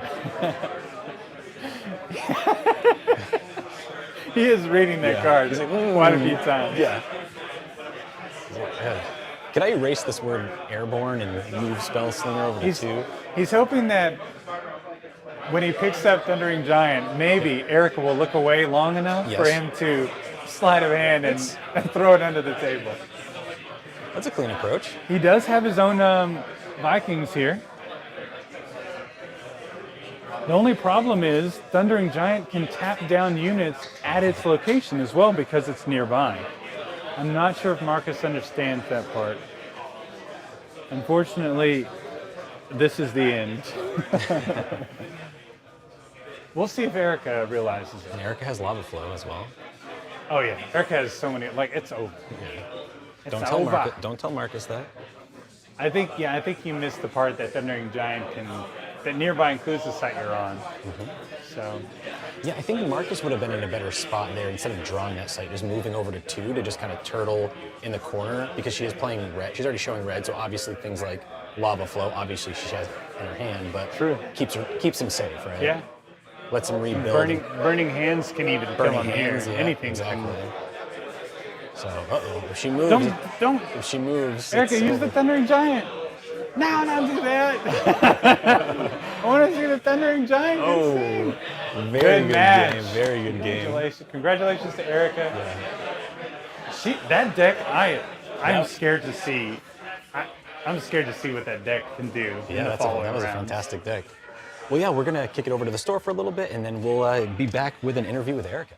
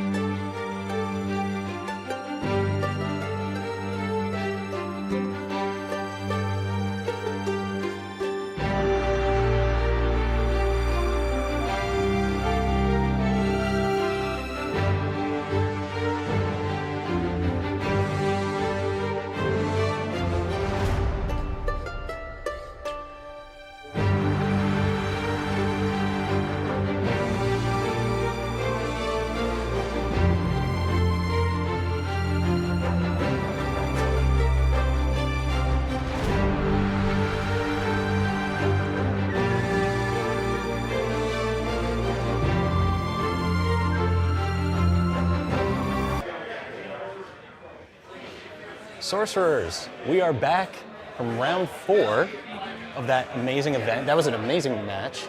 Yeah, tell us a little bit about it. That deck is very aggressive, clearly. Like, there's still a lot of games going on right now. Yeah. And most of the games that we've had on the feature match have taken a little bit longer. They've been pretty swingy, not as aggressive. That was a lot different with you. You were pretty aggressive. Yeah, that's interesting because it's probably the fastest game I've maybe played today. Interestingly, I've had a little more, there's been some times where I've gotten a little more like stalled in my hands and being able to actually get that final damage before getting into Death's Door. But yeah, I mean, in terms of like building that deck and just like what I drew, I had probably the strongest like of the fire and the air cards. So, and also I drew like 5 or 6 fire sites. I drew 3 poison wells, so I was like, I'll play that. So I just decided to lean into those since I had like the stronger cards and some of those bigger cards. I have like 4, I drew 4 Vikings as well, so I've got like 4 Vikings in there. I only had the one that came out this time, but you had card advantage a lot. Marcus was emptying his hand a lot, and so I know when I'm playing against somebody and I see that, I'm like, oh, I just feel like I lost on you.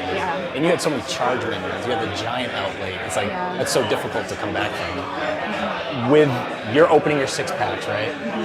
You open your first pack. What's the card that you see that you're like, I'm gonna build a deck around this? Was there something like that, or did it take you to open all of them? Yeah,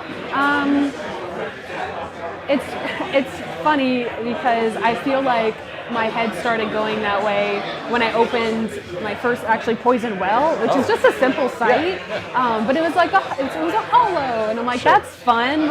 It does a little damage. Let's see what continues to happen. And then from there, like the ball kept rolling with pulling more flame sites and some of again those stronger fire cards, and then with the air, I think seeing the giant was actually the thing where I was like, I gotta push doing air as well. So yeah, I think those were really the main ones. Funnily enough, that's awesome. I did also draw a Hollow Avalon, which I was tempted to play, but it's a little too nice, so I decided not to play it. That's so funny. And so where there's one more round, what was your record right now? Right now, what is that? I guess I'm 3-1. So I lost my first game, and then I won the last. And I'd say, for people that don't know, the chat, you're definitely a fan favorite. A lot of people are rooting for you. And it seems like a lot of people know you. Oh, okay. So, nice. You've been to March of the Mortals. You've been to a lot of events. I see you a lot of places. Do you usually build decks that are aggressive like that? Or are you more like a control player? That's interesting. So in particularly March of the Mortals, I played Avatar of Air, which is a more aggressive deck. Like if I don't get the damage done at the beginning, people are going to get those really strong things out. And if I can't boulder them, it's like, oh no. So I think right now my builds have been that way. My original build was a sorcerer build that was a little more control. Sure. But yeah, I think for whatever reason, more recent ones have been kind of pushing a little more aggressive. It's been fun. That's great. Yeah. Well, I wish you all the luck in the next game. And it was a pleasure to have you on, and thank you so much. Yes, thank you. Cheers.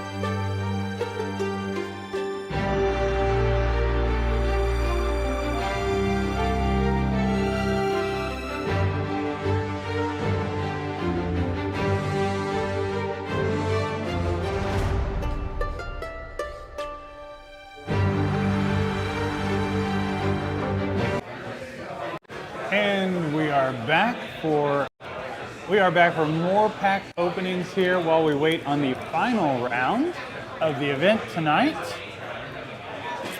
And I think we can finish out this box in the time that we have.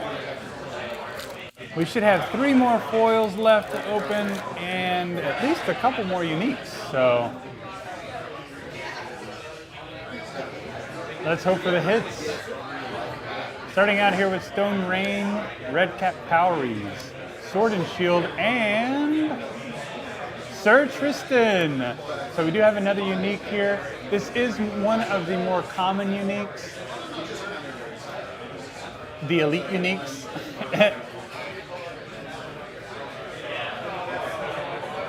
All right, moving on to the ordinaries. Let's see if we can get a curio hidden in this stack. Magic missiles, forge, thieving magpie. Really cool bird. Burning hands, shameless squire, finwife, leyline hinge. I wonder if we'll see somebody put together a leyline hinge deck and construct it. So this site says Genesis draw a spell for each other adjacent leyline hinge. So it'd be an interesting experiment, I think. Kettletop Leprechaun, Saracen Scout, Common Village, and Duel. Duel seems to land in the back of the pack very often. It's interesting. All right.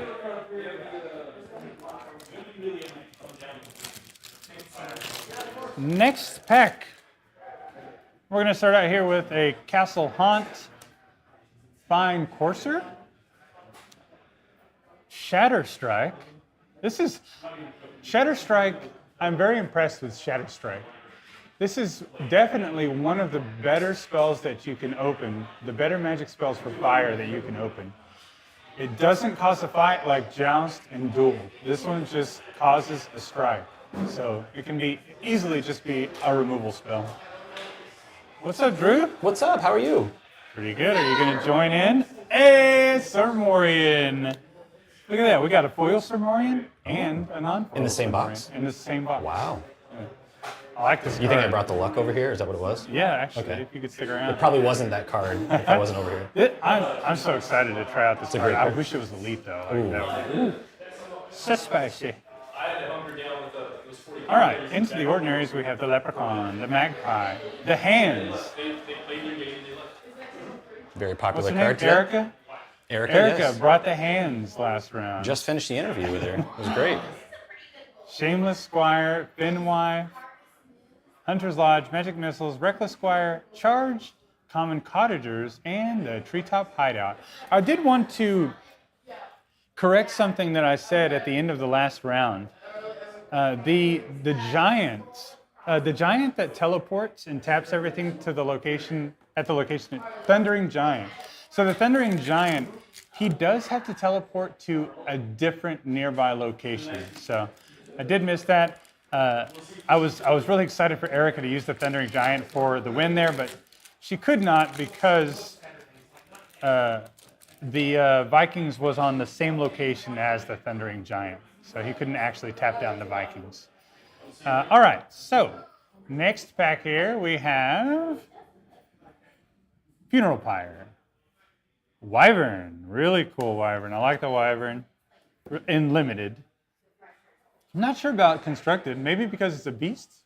It could come into, it could be good in the beast fairy deck maybe? We'll have to see. Hunting Party. This is a really good, you know, we haven't seen any hunting parties today. You're right. That's very strange. I've seen him pop up quite a few times. Maybe he's just been buried in people's decks, but this is a pretty good card in limited. 4 mana, 3 power, but it has range, and nearby enemies lose stealth. There's a lot of stealth going on in this format, so really like the Hunting Party. And the fact that it only requires 1 Earth Threshold, that's awesome. What is our unique elite? Oh, Archimego! Okay, so this I am pretty positive is an elite. I have not checked Curiosa yet. Correct me if I'm wrong in the chat, but I'm pretty sure this is an elite avatar. Let's see if we can get this focus in. So Archimego, if that is how you pronounce it, very cool avatar. You can banish 3 magic spells in your cemetery and then cast a copy of one of them. Now in limited, Is that Archie I see? yeah, Archie, yep. So in limited, in limited, it's not amazing. I did have someone play this against me in a deck that had a lot of magic spells, and they were able to recast the duel with it, but even they admitted that it felt underwhelming. They were able to use it one time. I think compared to Spellslinger, Spellslinger is probably just a better avatar to have. You're talking about in limited specifically? In limited specifically, sure. Yeah. And constructed, this could be very, very useful. But strictly in limited, this is not exciting. You're almost never going to get more than one use out of it. Right. And so it's almost always more useful to start with an extra spell that could be a giant minion, could get you closer to your bomb, could be a magic spell in its own right. So Archimego, really cool avatar for constructed. Moving on to the ordinaries, field laborers, Thankless Squire, Vikings, Arc Lightning, Fisherman's Family, Joust, Sherwood Huntress, Lake Affank, Forge, Brown Bears, and Kinning Banshee. So no Curio for us. Sad. I think I'm gonna have to pick up the pace here.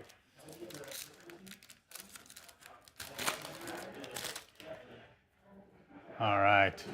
Tooth Fairies for our first exceptional and another tournament grounds. Really cool to see that artwork again.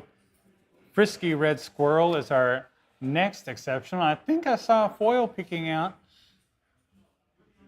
What is our elite? Ribble Boggart. This art is insane. At the start of your turn, Boggart gains a random mutation until the end of turn. Airborne, ranged, lethal, or +3 power. This is a crazy card. What do you think about this, Drew? It's what I look like when I wake up, actually. This is? I saw you this morning. I didn't think so. Wow, okay. You were cute. Oh, I appreciate that. Ribble Boggart. Drew's doppelganger. Yep. What is? Oh, did I not see I thought I saw foil. You didn't I lied to to the stream, did you? I just did. I lied to everyone. That is so weird. Squeakers, Grievous Insult. Grievous Insult is definitely one of those cards that, is this playable in limited? Yes, it is. I actually like Grievous Insult because there are a lot of crazy abilities in limited. There are on these elite minions in the format. So Grievous Insult, the fact that you can cast it from any ally, it's pretty good. You draw a card off of it, so not too shabby. All right, we went through some families. Hider's Prize, Tactical Move, Redbreast Robin, Hamlet, Weightless Squire. Not the Curio Weightless Squire. If you don't know, the Curio Weightless Squire, the Airborne and the Lance will be weightless, floating to the top of the text box here. So really cool kind of theme, really cool theme on the Curio for weight.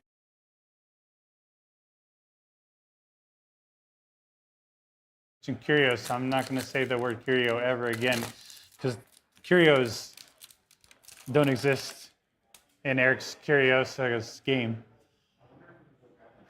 All right, so Iron Man Talus for exceptional. Yeah, that Holy Grail was beautiful. White Knight. White Knight's pretty good. Bailey. And the Great Famine. This is a cool one. We got a unique here. And no foil. Let's put this up to the camera here, so you guys can see that. I don't think that I've even personally opened this unique. So this is a new one for me. At the end of your turn, the strongest minion occupying affected sites dies. If tied, choose one, dispel if none die. This is a crazy, crazy good card. Like, I feel like I did read this for sure. Just the other day, or yesterday on Curiosa, this is an amazing card. For only 4 mana, the strongest minion dies, and then it sticks around. Like, what? It is such a good card. I can't wait to play with this card. Definitely going to be playing with this card a lot. Perfect for any control deck. So I love this. That's awesome. For Enchantress, it would kill itself if you animate it. So not amazing there, but really good for removal and constructed. All right, let's move on. I keep getting distracted by these cards. Let's go. Giant Killer. Town. Degradation. One of the best removals in Limited right now. Transforming a mortal into a foot soldier token. You just can't beat that in a format full of knights. So, oh, you have a green knight? Degradation. What's our elite here? Cursed Land. The Cursed Land. Do we have any Kingsfield fans up in here? Remember the opening in Kingsfield 4, Ancient City on PS2? The Cursed Land. Those who bring back the idol, etc., etc. Yeah, that's what this reminds me of. Yeah, really cool. Whenever another side is played nearby, its controller loses 2 life. Yeah, pretty good in the middle of the board. Definitely forces your opponent to play a certain way that they may not want to play. All right, here are our ordinaries. Well, to be honest, I personally, I don't want to play this out too much because it just allows you to cast minions to whatever side it's on. So the ability isn't always very useful. Not as much as the Redbreast Robin or the Thieving Magpie, in my opinion. But still, really cool looking card though. I'd love to see it in foil. Shellycoat, Hider Sprites, Common Village, Tactical Move, Redbreast Robin, Weightless Squire, No Curio, Saracen Scout, and Bonfire. All right, woo. We are gonna keep trucking here. Ooh, I do see a foil in this one. Okay, I'm not lying this time. Verdant Knight. Impenetrable Cops. I like this side. This is so cool. I've seen this in foil too. It's beautiful. Murid Fomorians. And I think this is a unique. Sir Priamus. Is that how you say that? Priamus? That's how I'm going to say it. Lance, lethal. Nearby allies are immune to lethal. And there's a foil behind this one. Ooh, I'm sticking around for that. I'm not going anywhere. Okay, I'm going to let Drew slide this one on. Go ahead, Drew. Alan Pollock. Alan Pollock. Can't defend or intercept. It's a giant. Ordinary giant. Lumbering giant. My luck ran out. Go away. Sorry, chat. Sir Priamus was cool though. Lance, lethal. Nearby allies are immune to lethal. Pretty cool. There aren't really a whole lot of minions in this format with lethal at the moment. I think Lake Afank is the only ordinary.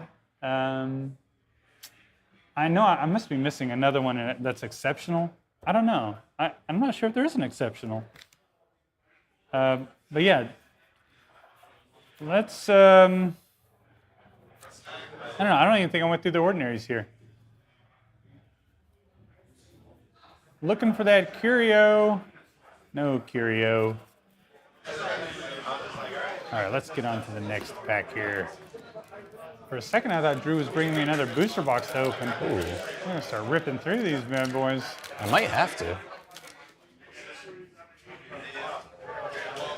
Hey, we got another foil here. We got Exceptional and Briar Patch, Knighthood, and Lava Flows into the Salmon of Knowledge. So I had someone play this against me in Sealed. Let's see, there we go. They whiffed on the roll like 5 times in a row yesterday. So that can happen. Really cool design though, I like it. But unfortunately, Kythera Mechanism won't actually help with the randomness on this card. So submerged, waterbound, other units at this site may fish. Tap, roll a d20 on a 14 or greater, banish Salmon of Knowledge and draw 3 spells. Can obviously be extremely powerful if you actually roll a 14 or greater. And the foil is the Redbreast Robin. Beautiful foil here. Look at that. There we go. Look at We've seen that a lot today. The foil? Just the card Oh itself, yeah, the Redbreast Robin. Very pretty card. All right, Green Sparrow, Hamlets Ablaze, Helpful Hob, Joust, Keening Banshee, Lake Afank, Ominous Owl, Rescue, Shellycoat, and Lookout. Are you bringing me another box? I did not say that. Is that what you said just now? Oh, did I accidentally say that? I swear you said that. Maybe I did. So I'm bringing you another box in 2 minutes. All right. Snowball. Pebbled Paths. Banishment. And Mester Storeworm. Really, really good in limited. I like this card in limited a lot. And 6 mana for 7 power. Is this going to see some constructed play? I mean, it is a beast. Probably, right? Look at that guy. I think we got a constructed candidate here. Tap, choose a direction from Meteor Storeworm, or not Meteor, Mester Storeworm. Deal lethal damage to each unit at a location in the area of effect. That's so good. Really nice one there. Power Flat, Sly Fox, Just a Rock, Led Astray, Swindler Troop, Lumbering Giant, Pond, Harassing Ruffians, Green Sparrow, Shameless Squire, and Vikings.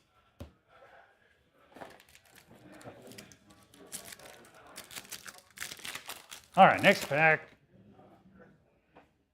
Pigs of the Sounder. Koi Nixie. Pukas. And Kelp Cavern. This is an elite site with Genesis. Look at your bottom 3 spells, put 1 on top of your spellbook. That's pretty cool. That's kind of a cool site.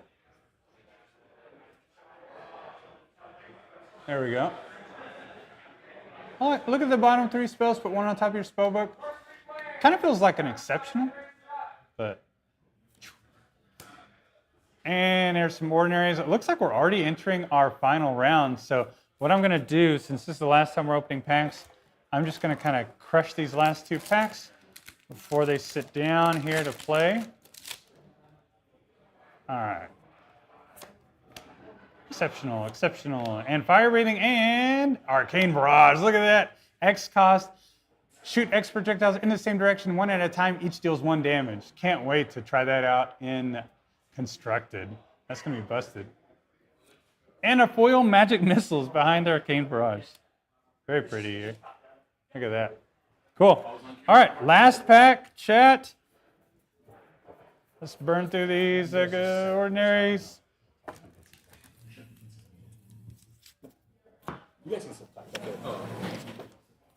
Last pack. All right, we do have all of our foils, but it could be unique. Let's take a look. And Adam, I do want to let the chat know that the round 5 matchup is getting prepared right now, so we're going to see that shortly. Yep, I did mention that to them. Oh, good. This is our last pack, and then round 5, the final round. Final round, yeah. Is starting here. Our last 2 undefeated players. Your boy Blake. My boy Blake. He will look familiar. Made it to the finals. He will look familiar to you in chat if you've been here since the beginning.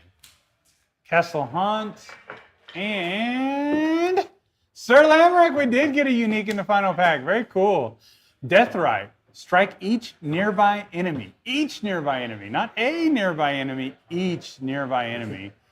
Really, really good. 4 mana for 4 attack, 3 toughness. Look at that guy. So good. He's won me the game. Okay, thank you so much for tuning in for these pack openings. We're going to kick it back over to the store and get on with our feature match.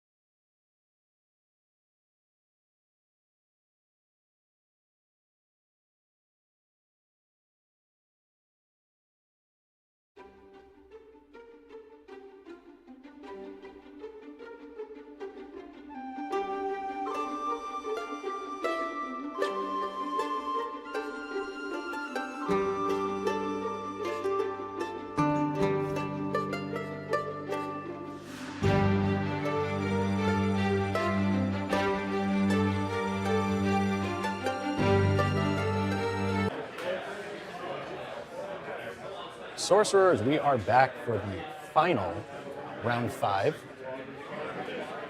And we finally see our first Archimago or Archimago, yeah.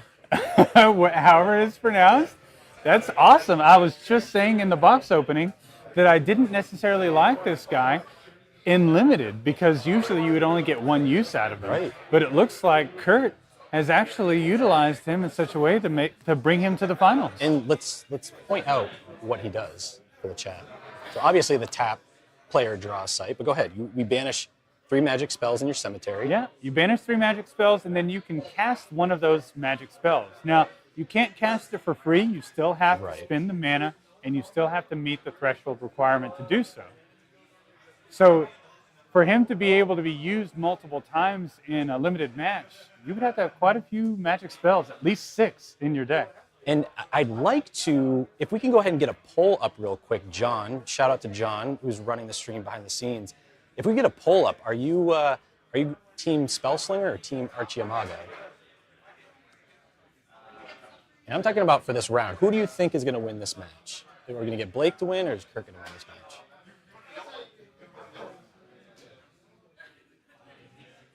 So both players have drawn their opening hands.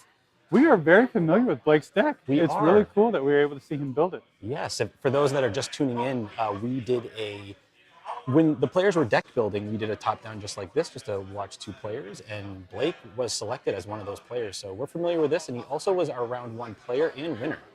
So chat should be familiar with him. If you notice in his hand, he already has a snowball. Oh, we need to post. He does have a snowball. The card of the day.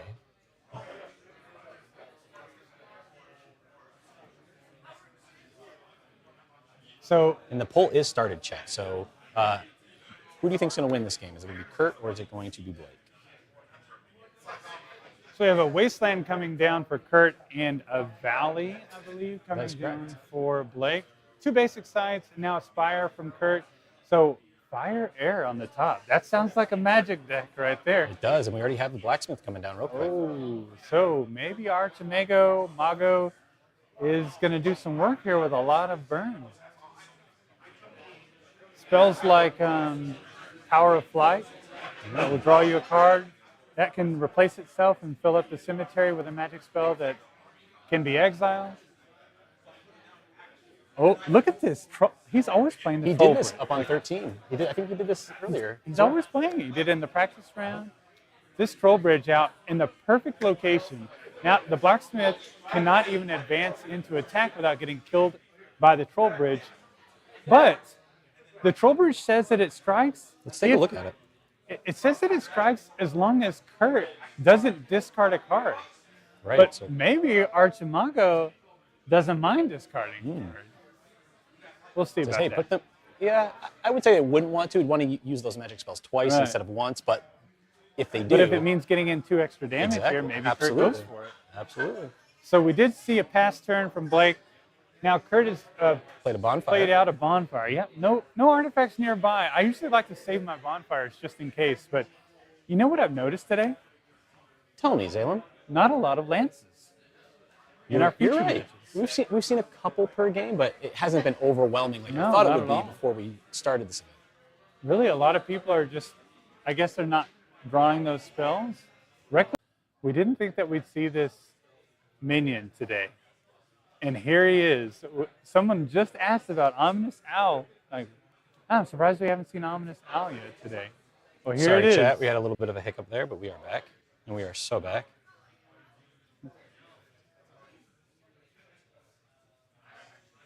So, Brown Bears coming out for Blake. Now, here's a problem. Brown Bears requires 2 Earth Threshold, and Blake only has 1. Oh, never mind. Pawn reduces the threshold requirement for the beast, as well as reducing its mana cost. Very, very cool interaction there. When you read the card, it explains the card. Yeah, when you read it really carefully, yes, then you know what you're doing and you know how to play sorcery. That is correct. It's very important. Yeah. I love this interaction. The pawn with the brown bear. So brown bear's coming to drink water, right? Mm-hmm. Like, who needs threshold when you're thirsty? Absolutely.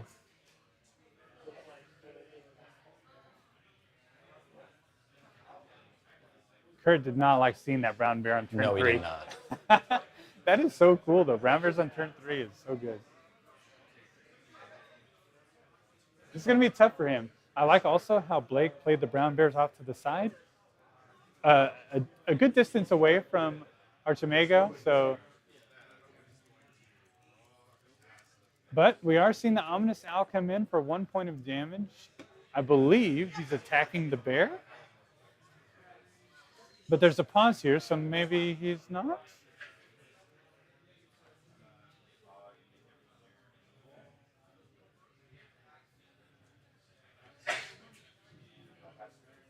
So Kurt flew in just to hover above the brown bears. Does that say that Kurt has a love potion?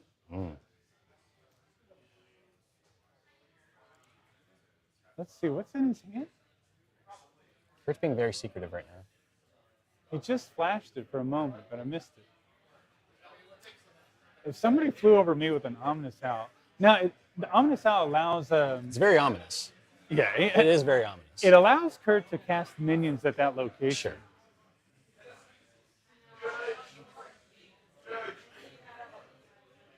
But I don't think that there are any special effects on minions that would benefit casting it on top of your opponent's minion. Not that I can think of. It's getting interesting. Here we see again a lot of stealth. In this form. I think we've seen more stealth tokens than lance tokens. We are. I think so. We have. And First Blood is drawn by Blake. Now Kurt is down to 16 life. Kurt has an option here to trade his owl and the Band of Thieves for Blake's brown bears. It might not be such a bad option, but here we have a blocker coming in. Oh no, blocker wouldn't even matter anyway because both of these minions have stealth that Kurt controls. So, but we do see the blue cap knockers. Another fun minion. Every time I say that minion's name, I have to do a double take to make sure I'm saying it correctly. I don't know what it is. I know, because of the K. Yeah. Burrowing. Not blue that, cap it's just... site can't be moved, destroyed, or modified. So what's the tongue twister here? I don't know what it is, but whenever I look at it, I'm just, from afar, I feel like I'm saying it wrong for some reason. Kind of feels like it should say something else. Yes, yeah. Blue cap knockers.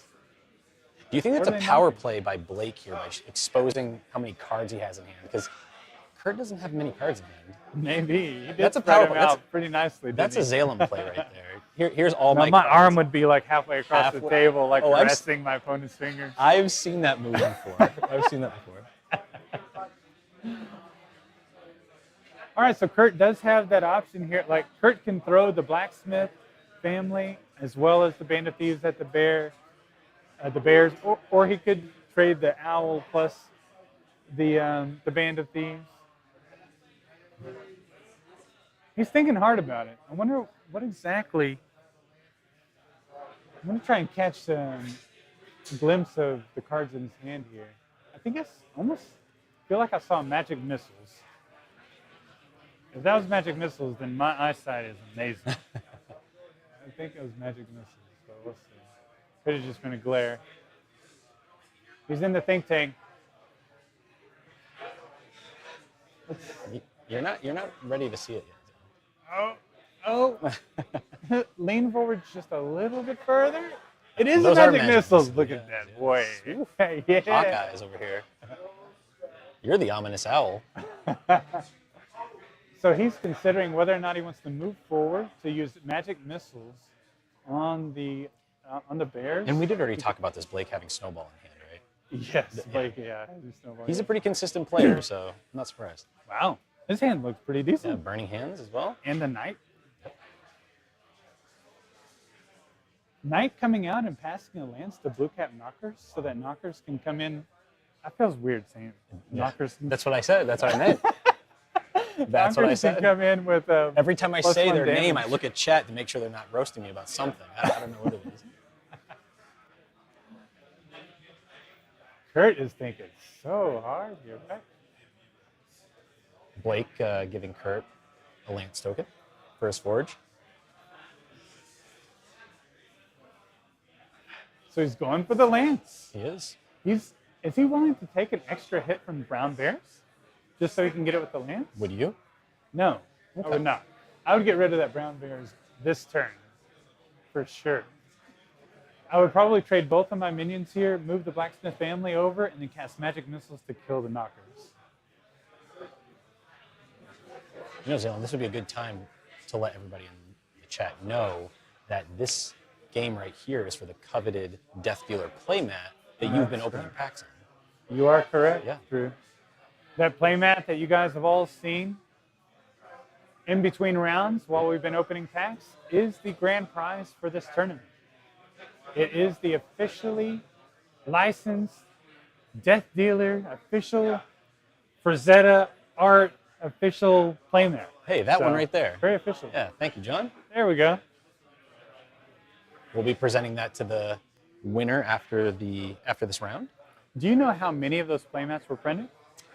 I do not, no. I do not. Okay. Are you sure? That is correct. We've got Tim Katie in the chat. If you see the troll bridge, you've gone too far. I agree with that, Tim Katie.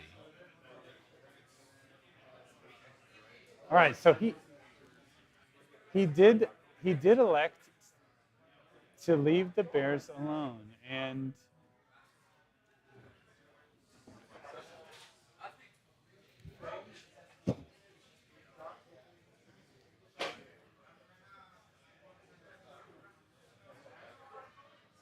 so we did see the magic missiles take out the blue cap knockers.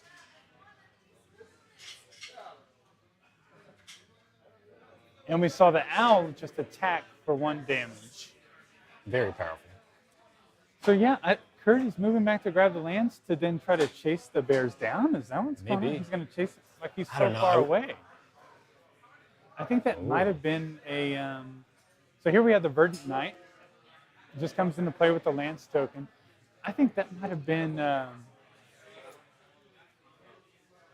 Might have been a game-changing play there, going for the lance instead of trading for the bears.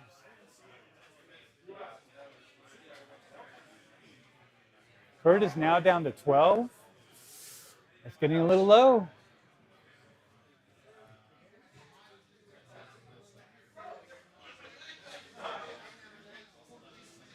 Now Blake has the 4 power bears and the 3 power Verdant Knight with a lance. I do want to give you an update, Zaylan. Chat is 82% Archie on the win. 82% Archie. There's a lot of Kurt fans in the chat right now. Wow. He's a great What's wrong player. with Blake? I think we've got more support for Kurt in there. What? Poor Blake. 82%? 82%. I think it's more of the avatar that they like. I think they want to see they really want the as more like the underdog, which I can't blame them. They might just want me to be wrong. Because That's I true. literally You were just just got roasting through him. saying, I was sort of roasting him. You were roasting Archie over in the box opening. I think that I am validated here because if Kurt had an extra spell in hand that he could have possibly dealt with brown bears earlier, as opposed to waiting for 3 magic spells to fill up the cemetery, I think that would have been just much more beneficial. Coyote. I'm not a Kurt fan. I'm an Archie fan. I agree. So Burning Hands, Always 2 damage to the bears, 1 to the Verdant Knight, 2 more damage to take out the bears with the blacksmith family. But the Verdant Knight comes in the block, loses the lance. How do you feel about that play? Well, I'm guessing there might be a follow-up. If not, I think that's game. I'm not sure. We'll see what happens here. What do you got, Kurt? I've seen Kurt play quite a few games, I think, around here, right? Yes. Yep. He was here at the last big event here. Maybe he made a mistake. Maybe he didn't realize. We all do. Maybe he didn't think about the Verdant Knight coming in the block.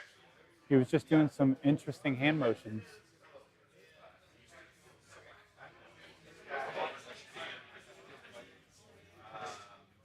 All right, well, he used the owl to take out the Verdant Knight at least.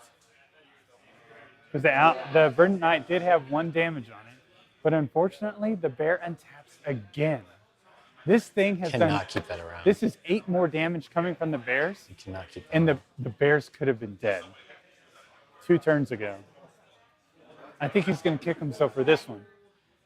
But on the bright side, we get to see the bears roaming the realm for a couple of more turns. I mean, who doesn't love a couple of bears? All we need is to give them a lance and we're business. What about Power of Flight? Ooh. Okay. Actually, let me cut in Lance? real quick. It does look like we need a judge over at the table, so give me just one moment. Power of Flight on the bears with a lance. I want to see that.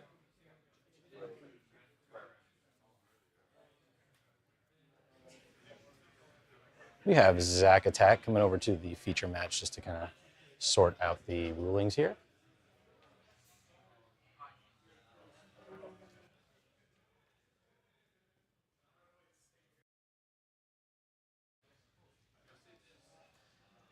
I agree, Coyote.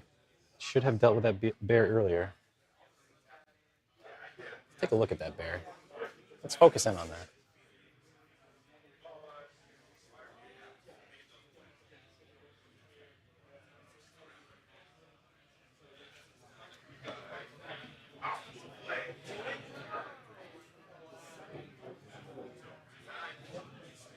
All right. Did you get the picture in your head yet? Of? Okay, give the bears the lance. Okay, we got that on camera. Power of Flight. Yes, Power of Flight. So we had an airborne bear, right? Yeah. I drew a card from that. Okay, I love it. That's it. What's not to love? A flying bear? Flying, just like flailing, like his limbs kind of flailing around, carrying the lance. I think it is round 5. It is round 5. Yeah. I think Kurt's Zalem's getting delusional here. Hey, people love bears. People, you should see the chat. They People love flying bears. They love their bears. Ooh, and yes, the big chunky worm is out. Oh, here we go now. I've been waiting to see this guy come out. We saw Blake actually open this in his packs. Put it in his deck. He was unable to pull it in the first round. He was unable to play it, but now we get to see this magical beast, this elite beast of tidal terror. Submerge, waterbound, tap, choose a direction for Mester Storeworm, deal lethal damage to each unit at a location in the area of effect. Really, really, really cool minion. I would like. We just opened this in the box opening too. We talked about it. We did. I kind of want to see this in constructed. As a beast, I kind of want to try to make a beast deck, you know? And then having sites like the pond. Oh, like what? Absolutely. The pond's ordinary, isn't it? I mean, come on. This is going to be crazy. Is water going to be aggro now? Are we going to have aggro water with the cat? With like mana reduction and... It's going to be wild. 19-8.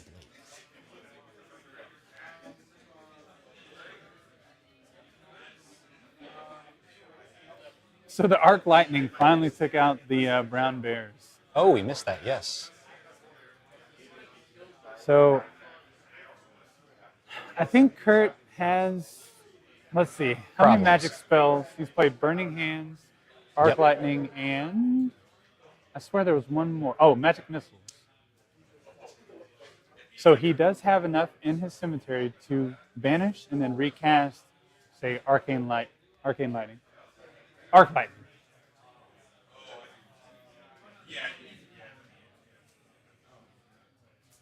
He's about to take 7 damage here, though. One short, one shy of Death's Door.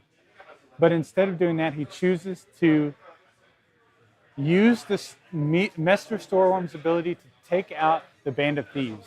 Now, I really like this play because if you attack in, and Kurt chooses not to block, you only take Kurt to 1 life. Right. It's not really that big of a deal. It's better to just stabilize, make sure you keep your life total up, and also keep Mr. Storeworm away from Archimago. Archimago.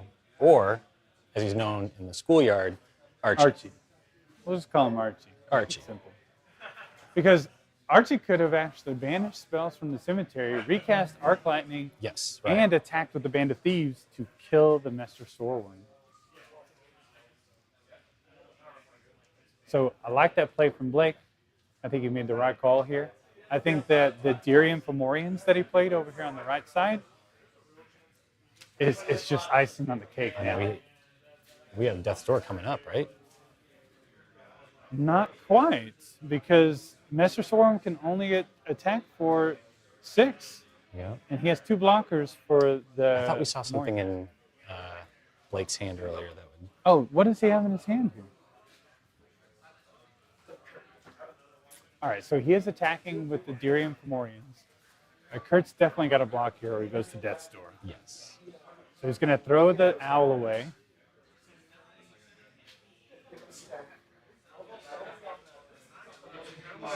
Interesting. So he comes. So Kurt moves over.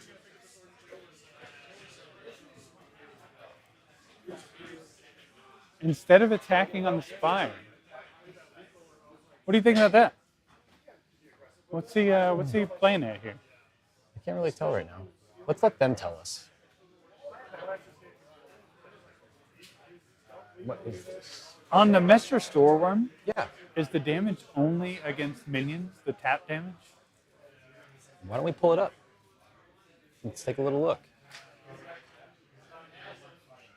Choose a direction for Mester Storm, deal lethal damage to each unit. Ooh. So if he attacked there for 6, the following turn, all he has to do is use the ability to kill all minions and deal 1 to Archimago. Yep. So interesting that he moved over to the right.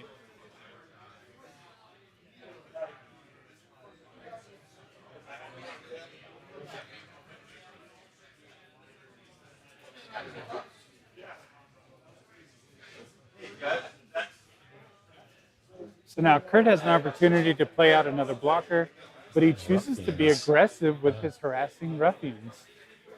That is also interesting. Playing all the way on the right side means that he simply wants to try and get in more damage. Right. But he's at 7 life. Is that not risky? Yeah, that's way too risky. I mean, I'm assuming he has a follow-up to that.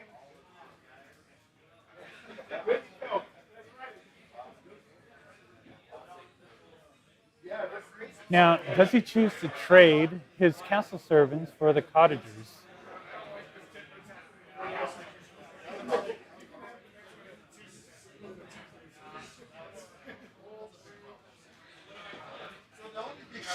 I assume so.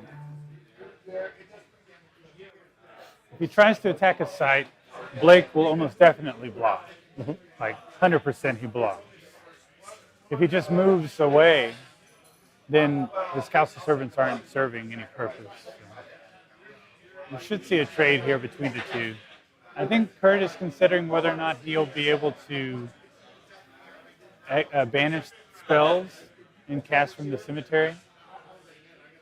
But because Blake has the cottagers here, he can't attack the Fomorians and cast Arc Lightning to kill it, or even the Meteor Storeworm, because Blake can just block the castle servants. All right, so interesting. Looks like we're going to be. So I'm wondering if Blake knows that the ability deals 1 damage to avatars. But here we have Kurt going to Death's Door. Mester Storeworm is far away from the Archimago, though, so Mester Storeworm won't be able to actually seal the deal the following game. But I believe Blake has Burning Hands in hand. And Snowball. Are we gonna end this event with a Snowball play? I think Blake wants it. Blake is just doing like more. He just wants this. He wants the glory of. He does. He wants to end it on the Snowball. Blake he's a great guy. I think he knows about the Mester Storeworm, and and he's just trying to divert the attention over to the side of the board, just to kind of line up his attack. He knows. He wants that snazzy final play. I mean, Blake knows if Kurt does not move, then the game is over. I'm still wondering about these ruffians over here. What are they doing over here? No, to answer your question, Coyote, the worm has water bound, so he couldn't move up on him. That's why he's moving. We're assuming he's moving over to divert attention. Right. The worm is water bound. bound. Yeah, I forgot about that. So that's why he's kind of moving it back and forth across the water. Very interesting. Okay, well, that makes total sense why he didn't attack with it now.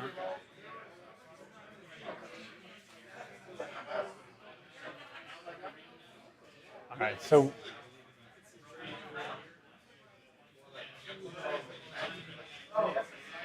now we see Kurt's plan playing out. Kurt just accepted the fact that he was going to death's door. Yep. He played his ruffians on this side of the board, knowing that he would then need to be able to protect his avatar when Blake, when he passed his turn after taking out the Dirium Fomorians and the Cottagers. But nice play from Kurt. Absolutely great play from Kurt. And we can see now, Blake, I don't think there's a spot on the board that Kurt could have gone and not lost the game of Snowball. Yeah. Right. No, I really like that play from Kurt. Oh, he decides to end it with burning hands. What? Oh. He could have done Snowball, but he did burning hands. Hey, he wants to let us know he has it. So, burning hands wins Blake. Sauce, Blake. We'll let him know. I'll let him know during the interview. That you have to let him know. Really get on to him for this one. We will have to. Congratulations to Blake. Congratulations to Kurt. Yeah, congratulations to both of you guys. Both those players were both undefeated coming into this match, so fantastic job by both of them. Blake, congratulations. We will kick it over to the store, and I will have Blake up here in the throne room to do the prize ceremony. See you guys shortly.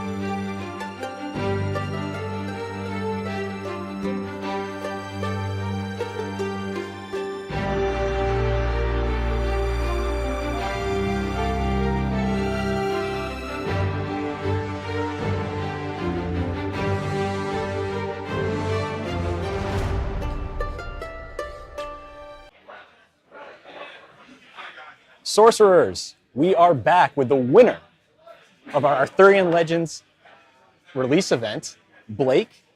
Congratulations. Honored to be here. Class. Thank you for putting together. Thank you to the Curiosa team for props for everything that they did. Yes. You are muted. Okay. Perfect. Hey. Well, I just want to say thank you, Drew, Yeah, of and the course. Erik's Curiosa team for just putting this event on, and like all the props, everything was amazing back here. These Everybody had a these great are real environment. walls. This is true. These are real brick real walls. walls. Yeah. Sword, all that. Yeah. Yes, sword is real though. But no, thanks for doing this on. It was an absolutely phenomenal event. Well ran. Thank you so much, and thank you to you and all the other 31 players that joined the event. This was fantastic. Yeah. And you know, obviously there's a lot of people watching, but they're familiar with you. They've seen you before. You were here round 1. Yep. You won your match round 1. Round 5, you won again. You took home the crown that you're wearing. It looks great on you. One thing that was happening in the chat was you didn't play Snowball to finish it. I know. I'd love to hear why you didn't cast Snowball and you went with Burning Hands instead. Great play, by the way. Yes. Okay. So both of them would have finished the game. Sure. But here's my thought process behind it. Was one, I wanted to upset chat as much as possible, and I knew Burning Hands would be able to do that. The other part, though, was if I was going to misplay with a thing that costs the least amount of mana. Yeah. So if you have to redo anything, hey, I can still do it. So worst case scenario, I should have been able to draw another site and cast Snowball then. But that's a good safe play. I know, we got scared. Hey, that's okay. You're wearing the crown, That's right? it. So, yeah, awesome. And so let's go back to the beginning of the game. Yeah. You played a brown bear early, right? Yeah, so I didn't really think that this deck, whenever I built it on stream, I didn't think this was the 5-0 deck. But there's just a few synergies that are baked into all of the Arthurian Legend cards that really come together. It's hard to play 3 thresholds, but I was playing the families that helped turn on my fire thresholds in other matches. I also had the pond that says ignore the thresholds of your beast. And there was a beast sub-theme woven within the deck as well. And so you're able to turn 3, play the pond out, and then get a turn 3 bear. And that was pretty hard to deal with. Yeah, chat was saying bear should have got rid of earlier. Yeah. Yeah, it stuck around for a while. I know. That brown bear was a menace. Yeah, it was. So, chat, also, you mentioned it a little bit. You played round 1, you won that game, but you were also a part of the deck building feature as well. Yeah. And you said you didn't think that was a 5-0 deck. Yeah. So what were your expectations going into it? Yeah, so, I like the synergy within the deck, but there wasn't any one big, hey, I play this giant and it's unstoppable, it's unkillable. Right. And I knew if I was able to get to the late game that my deck would be solid. But we played a sealed last night, and in that sealed, I had 4 charge minions. And if I played against an aggressive red deck, I was going to be in trouble. And that's intentionally why I had 2 of the pawns, but also 2 of the bog, I think, is the other one. Yep. To stop other enemy minions to slow down the pace of the game if needed to help me get to the late game. But I was afraid I was going to get overran by charge, is kind of what I expected. And your opponent played Archie Amago. Yeah. Did you play were you only playing against Spellslingers today? So today I only played against Spellslinger except for the Round last 5? match there. Okay. And, Did you play it differently, or did you just play it the same? The matchup? Yeah. So I knew I wanted to be aggressive early because I have the extra card advantage. And so that's going to enable me to kind of push that advantage early, knowing that Archie should be able to take over in the late game. If you saw, Archie was only able to get 1 additional spell cast. And so we ended up on card parity, but I had a card from the beginning of the game. But if that game continues to go later, well, now Archie has multiple cards that he can cast, and then he gets that advantage. So I was trying to be a little bit more on the aggressive front. So the turn 3 bear worked out well. Yeah, absolutely. And I do want to let you know, because you obviously didn't know when you were playing, but you were the severe underdog. We did a chat poll, and you only had 20%.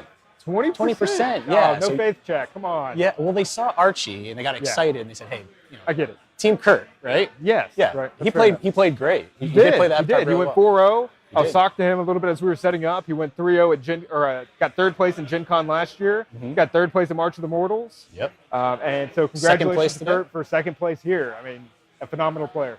Absolutely. Well, thank you so much again, Blake. And for those at home, I want to show you and Blake, of course, the grand prize. And we have for Blake the coveted Death Dealer playmat. Let's raise it up. Good. That's going to come home with you, Blake. I'm pumped. Yeah, I'm excited for you.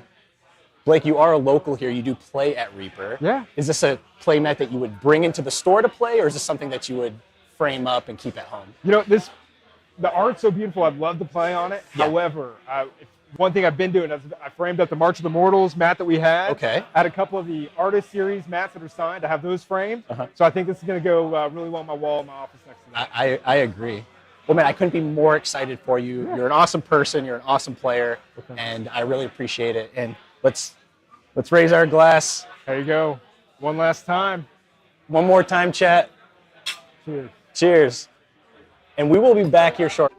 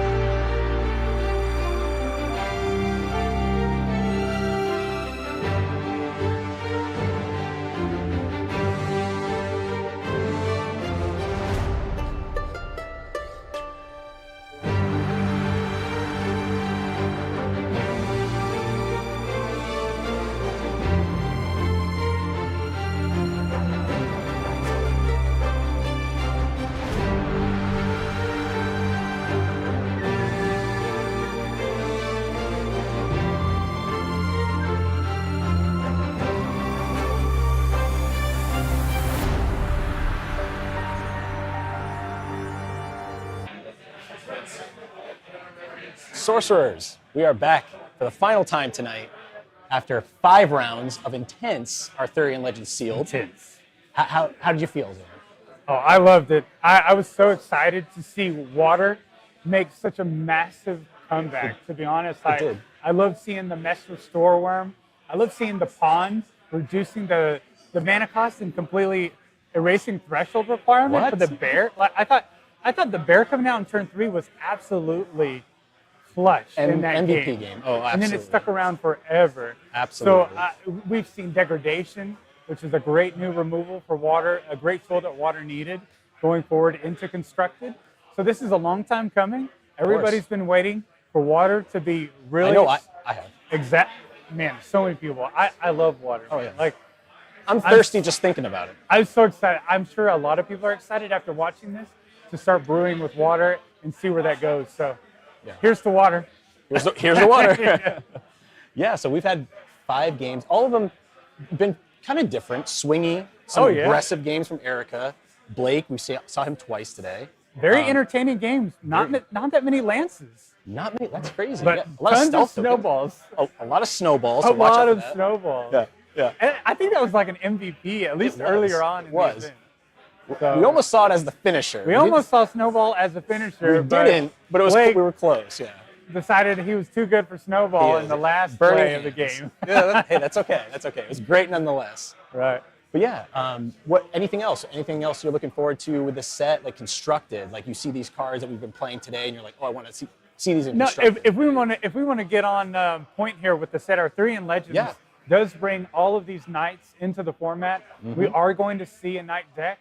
I can't wait to see what that evolves into. I like the idea of it because the knights can kind of go in many different directions. Because the knights require all these different thresholds, the deck would automatically play a lot of mixes, a lot of ways, maybe even annual fair. Annual fair, adding different thresholds for 1 mana. So I'm excited to see all the variations of the knight deck, and we will see it. Like it'll be very, very different. No doubt. So that in itself is enough. Definitely that, and then the potential that water has going forward, that's enough content in itself for this next set. But we have even more. We aren't even really touching on fire. Oh, we aren't even really touching on the beast deck. That's what I've been thinking this whole time.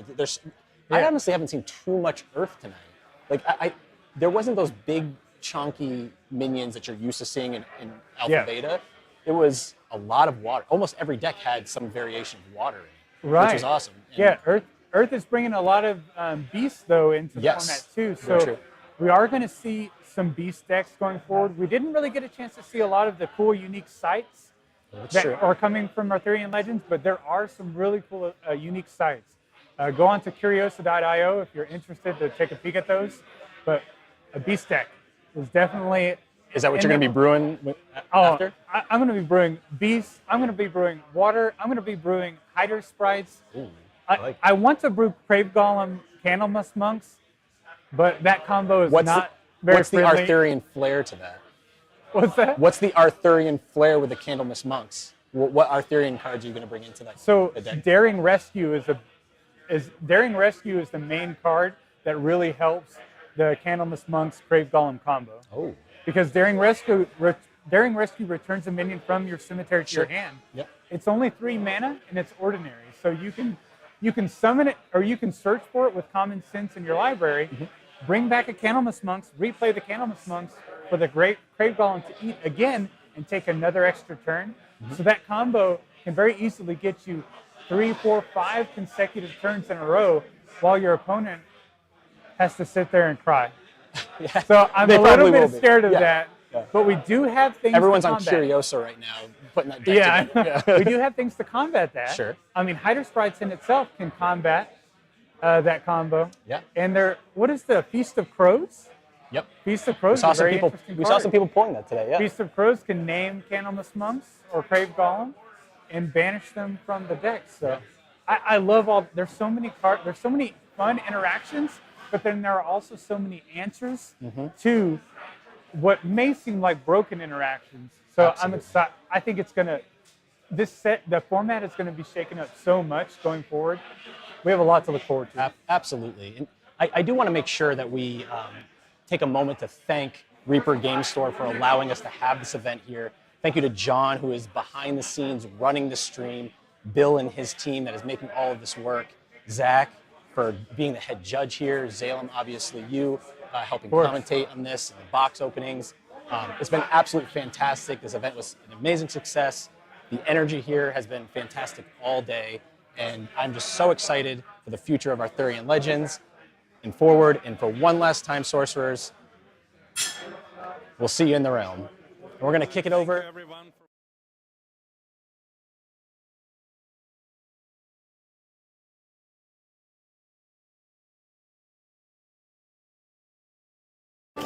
Finding your grail.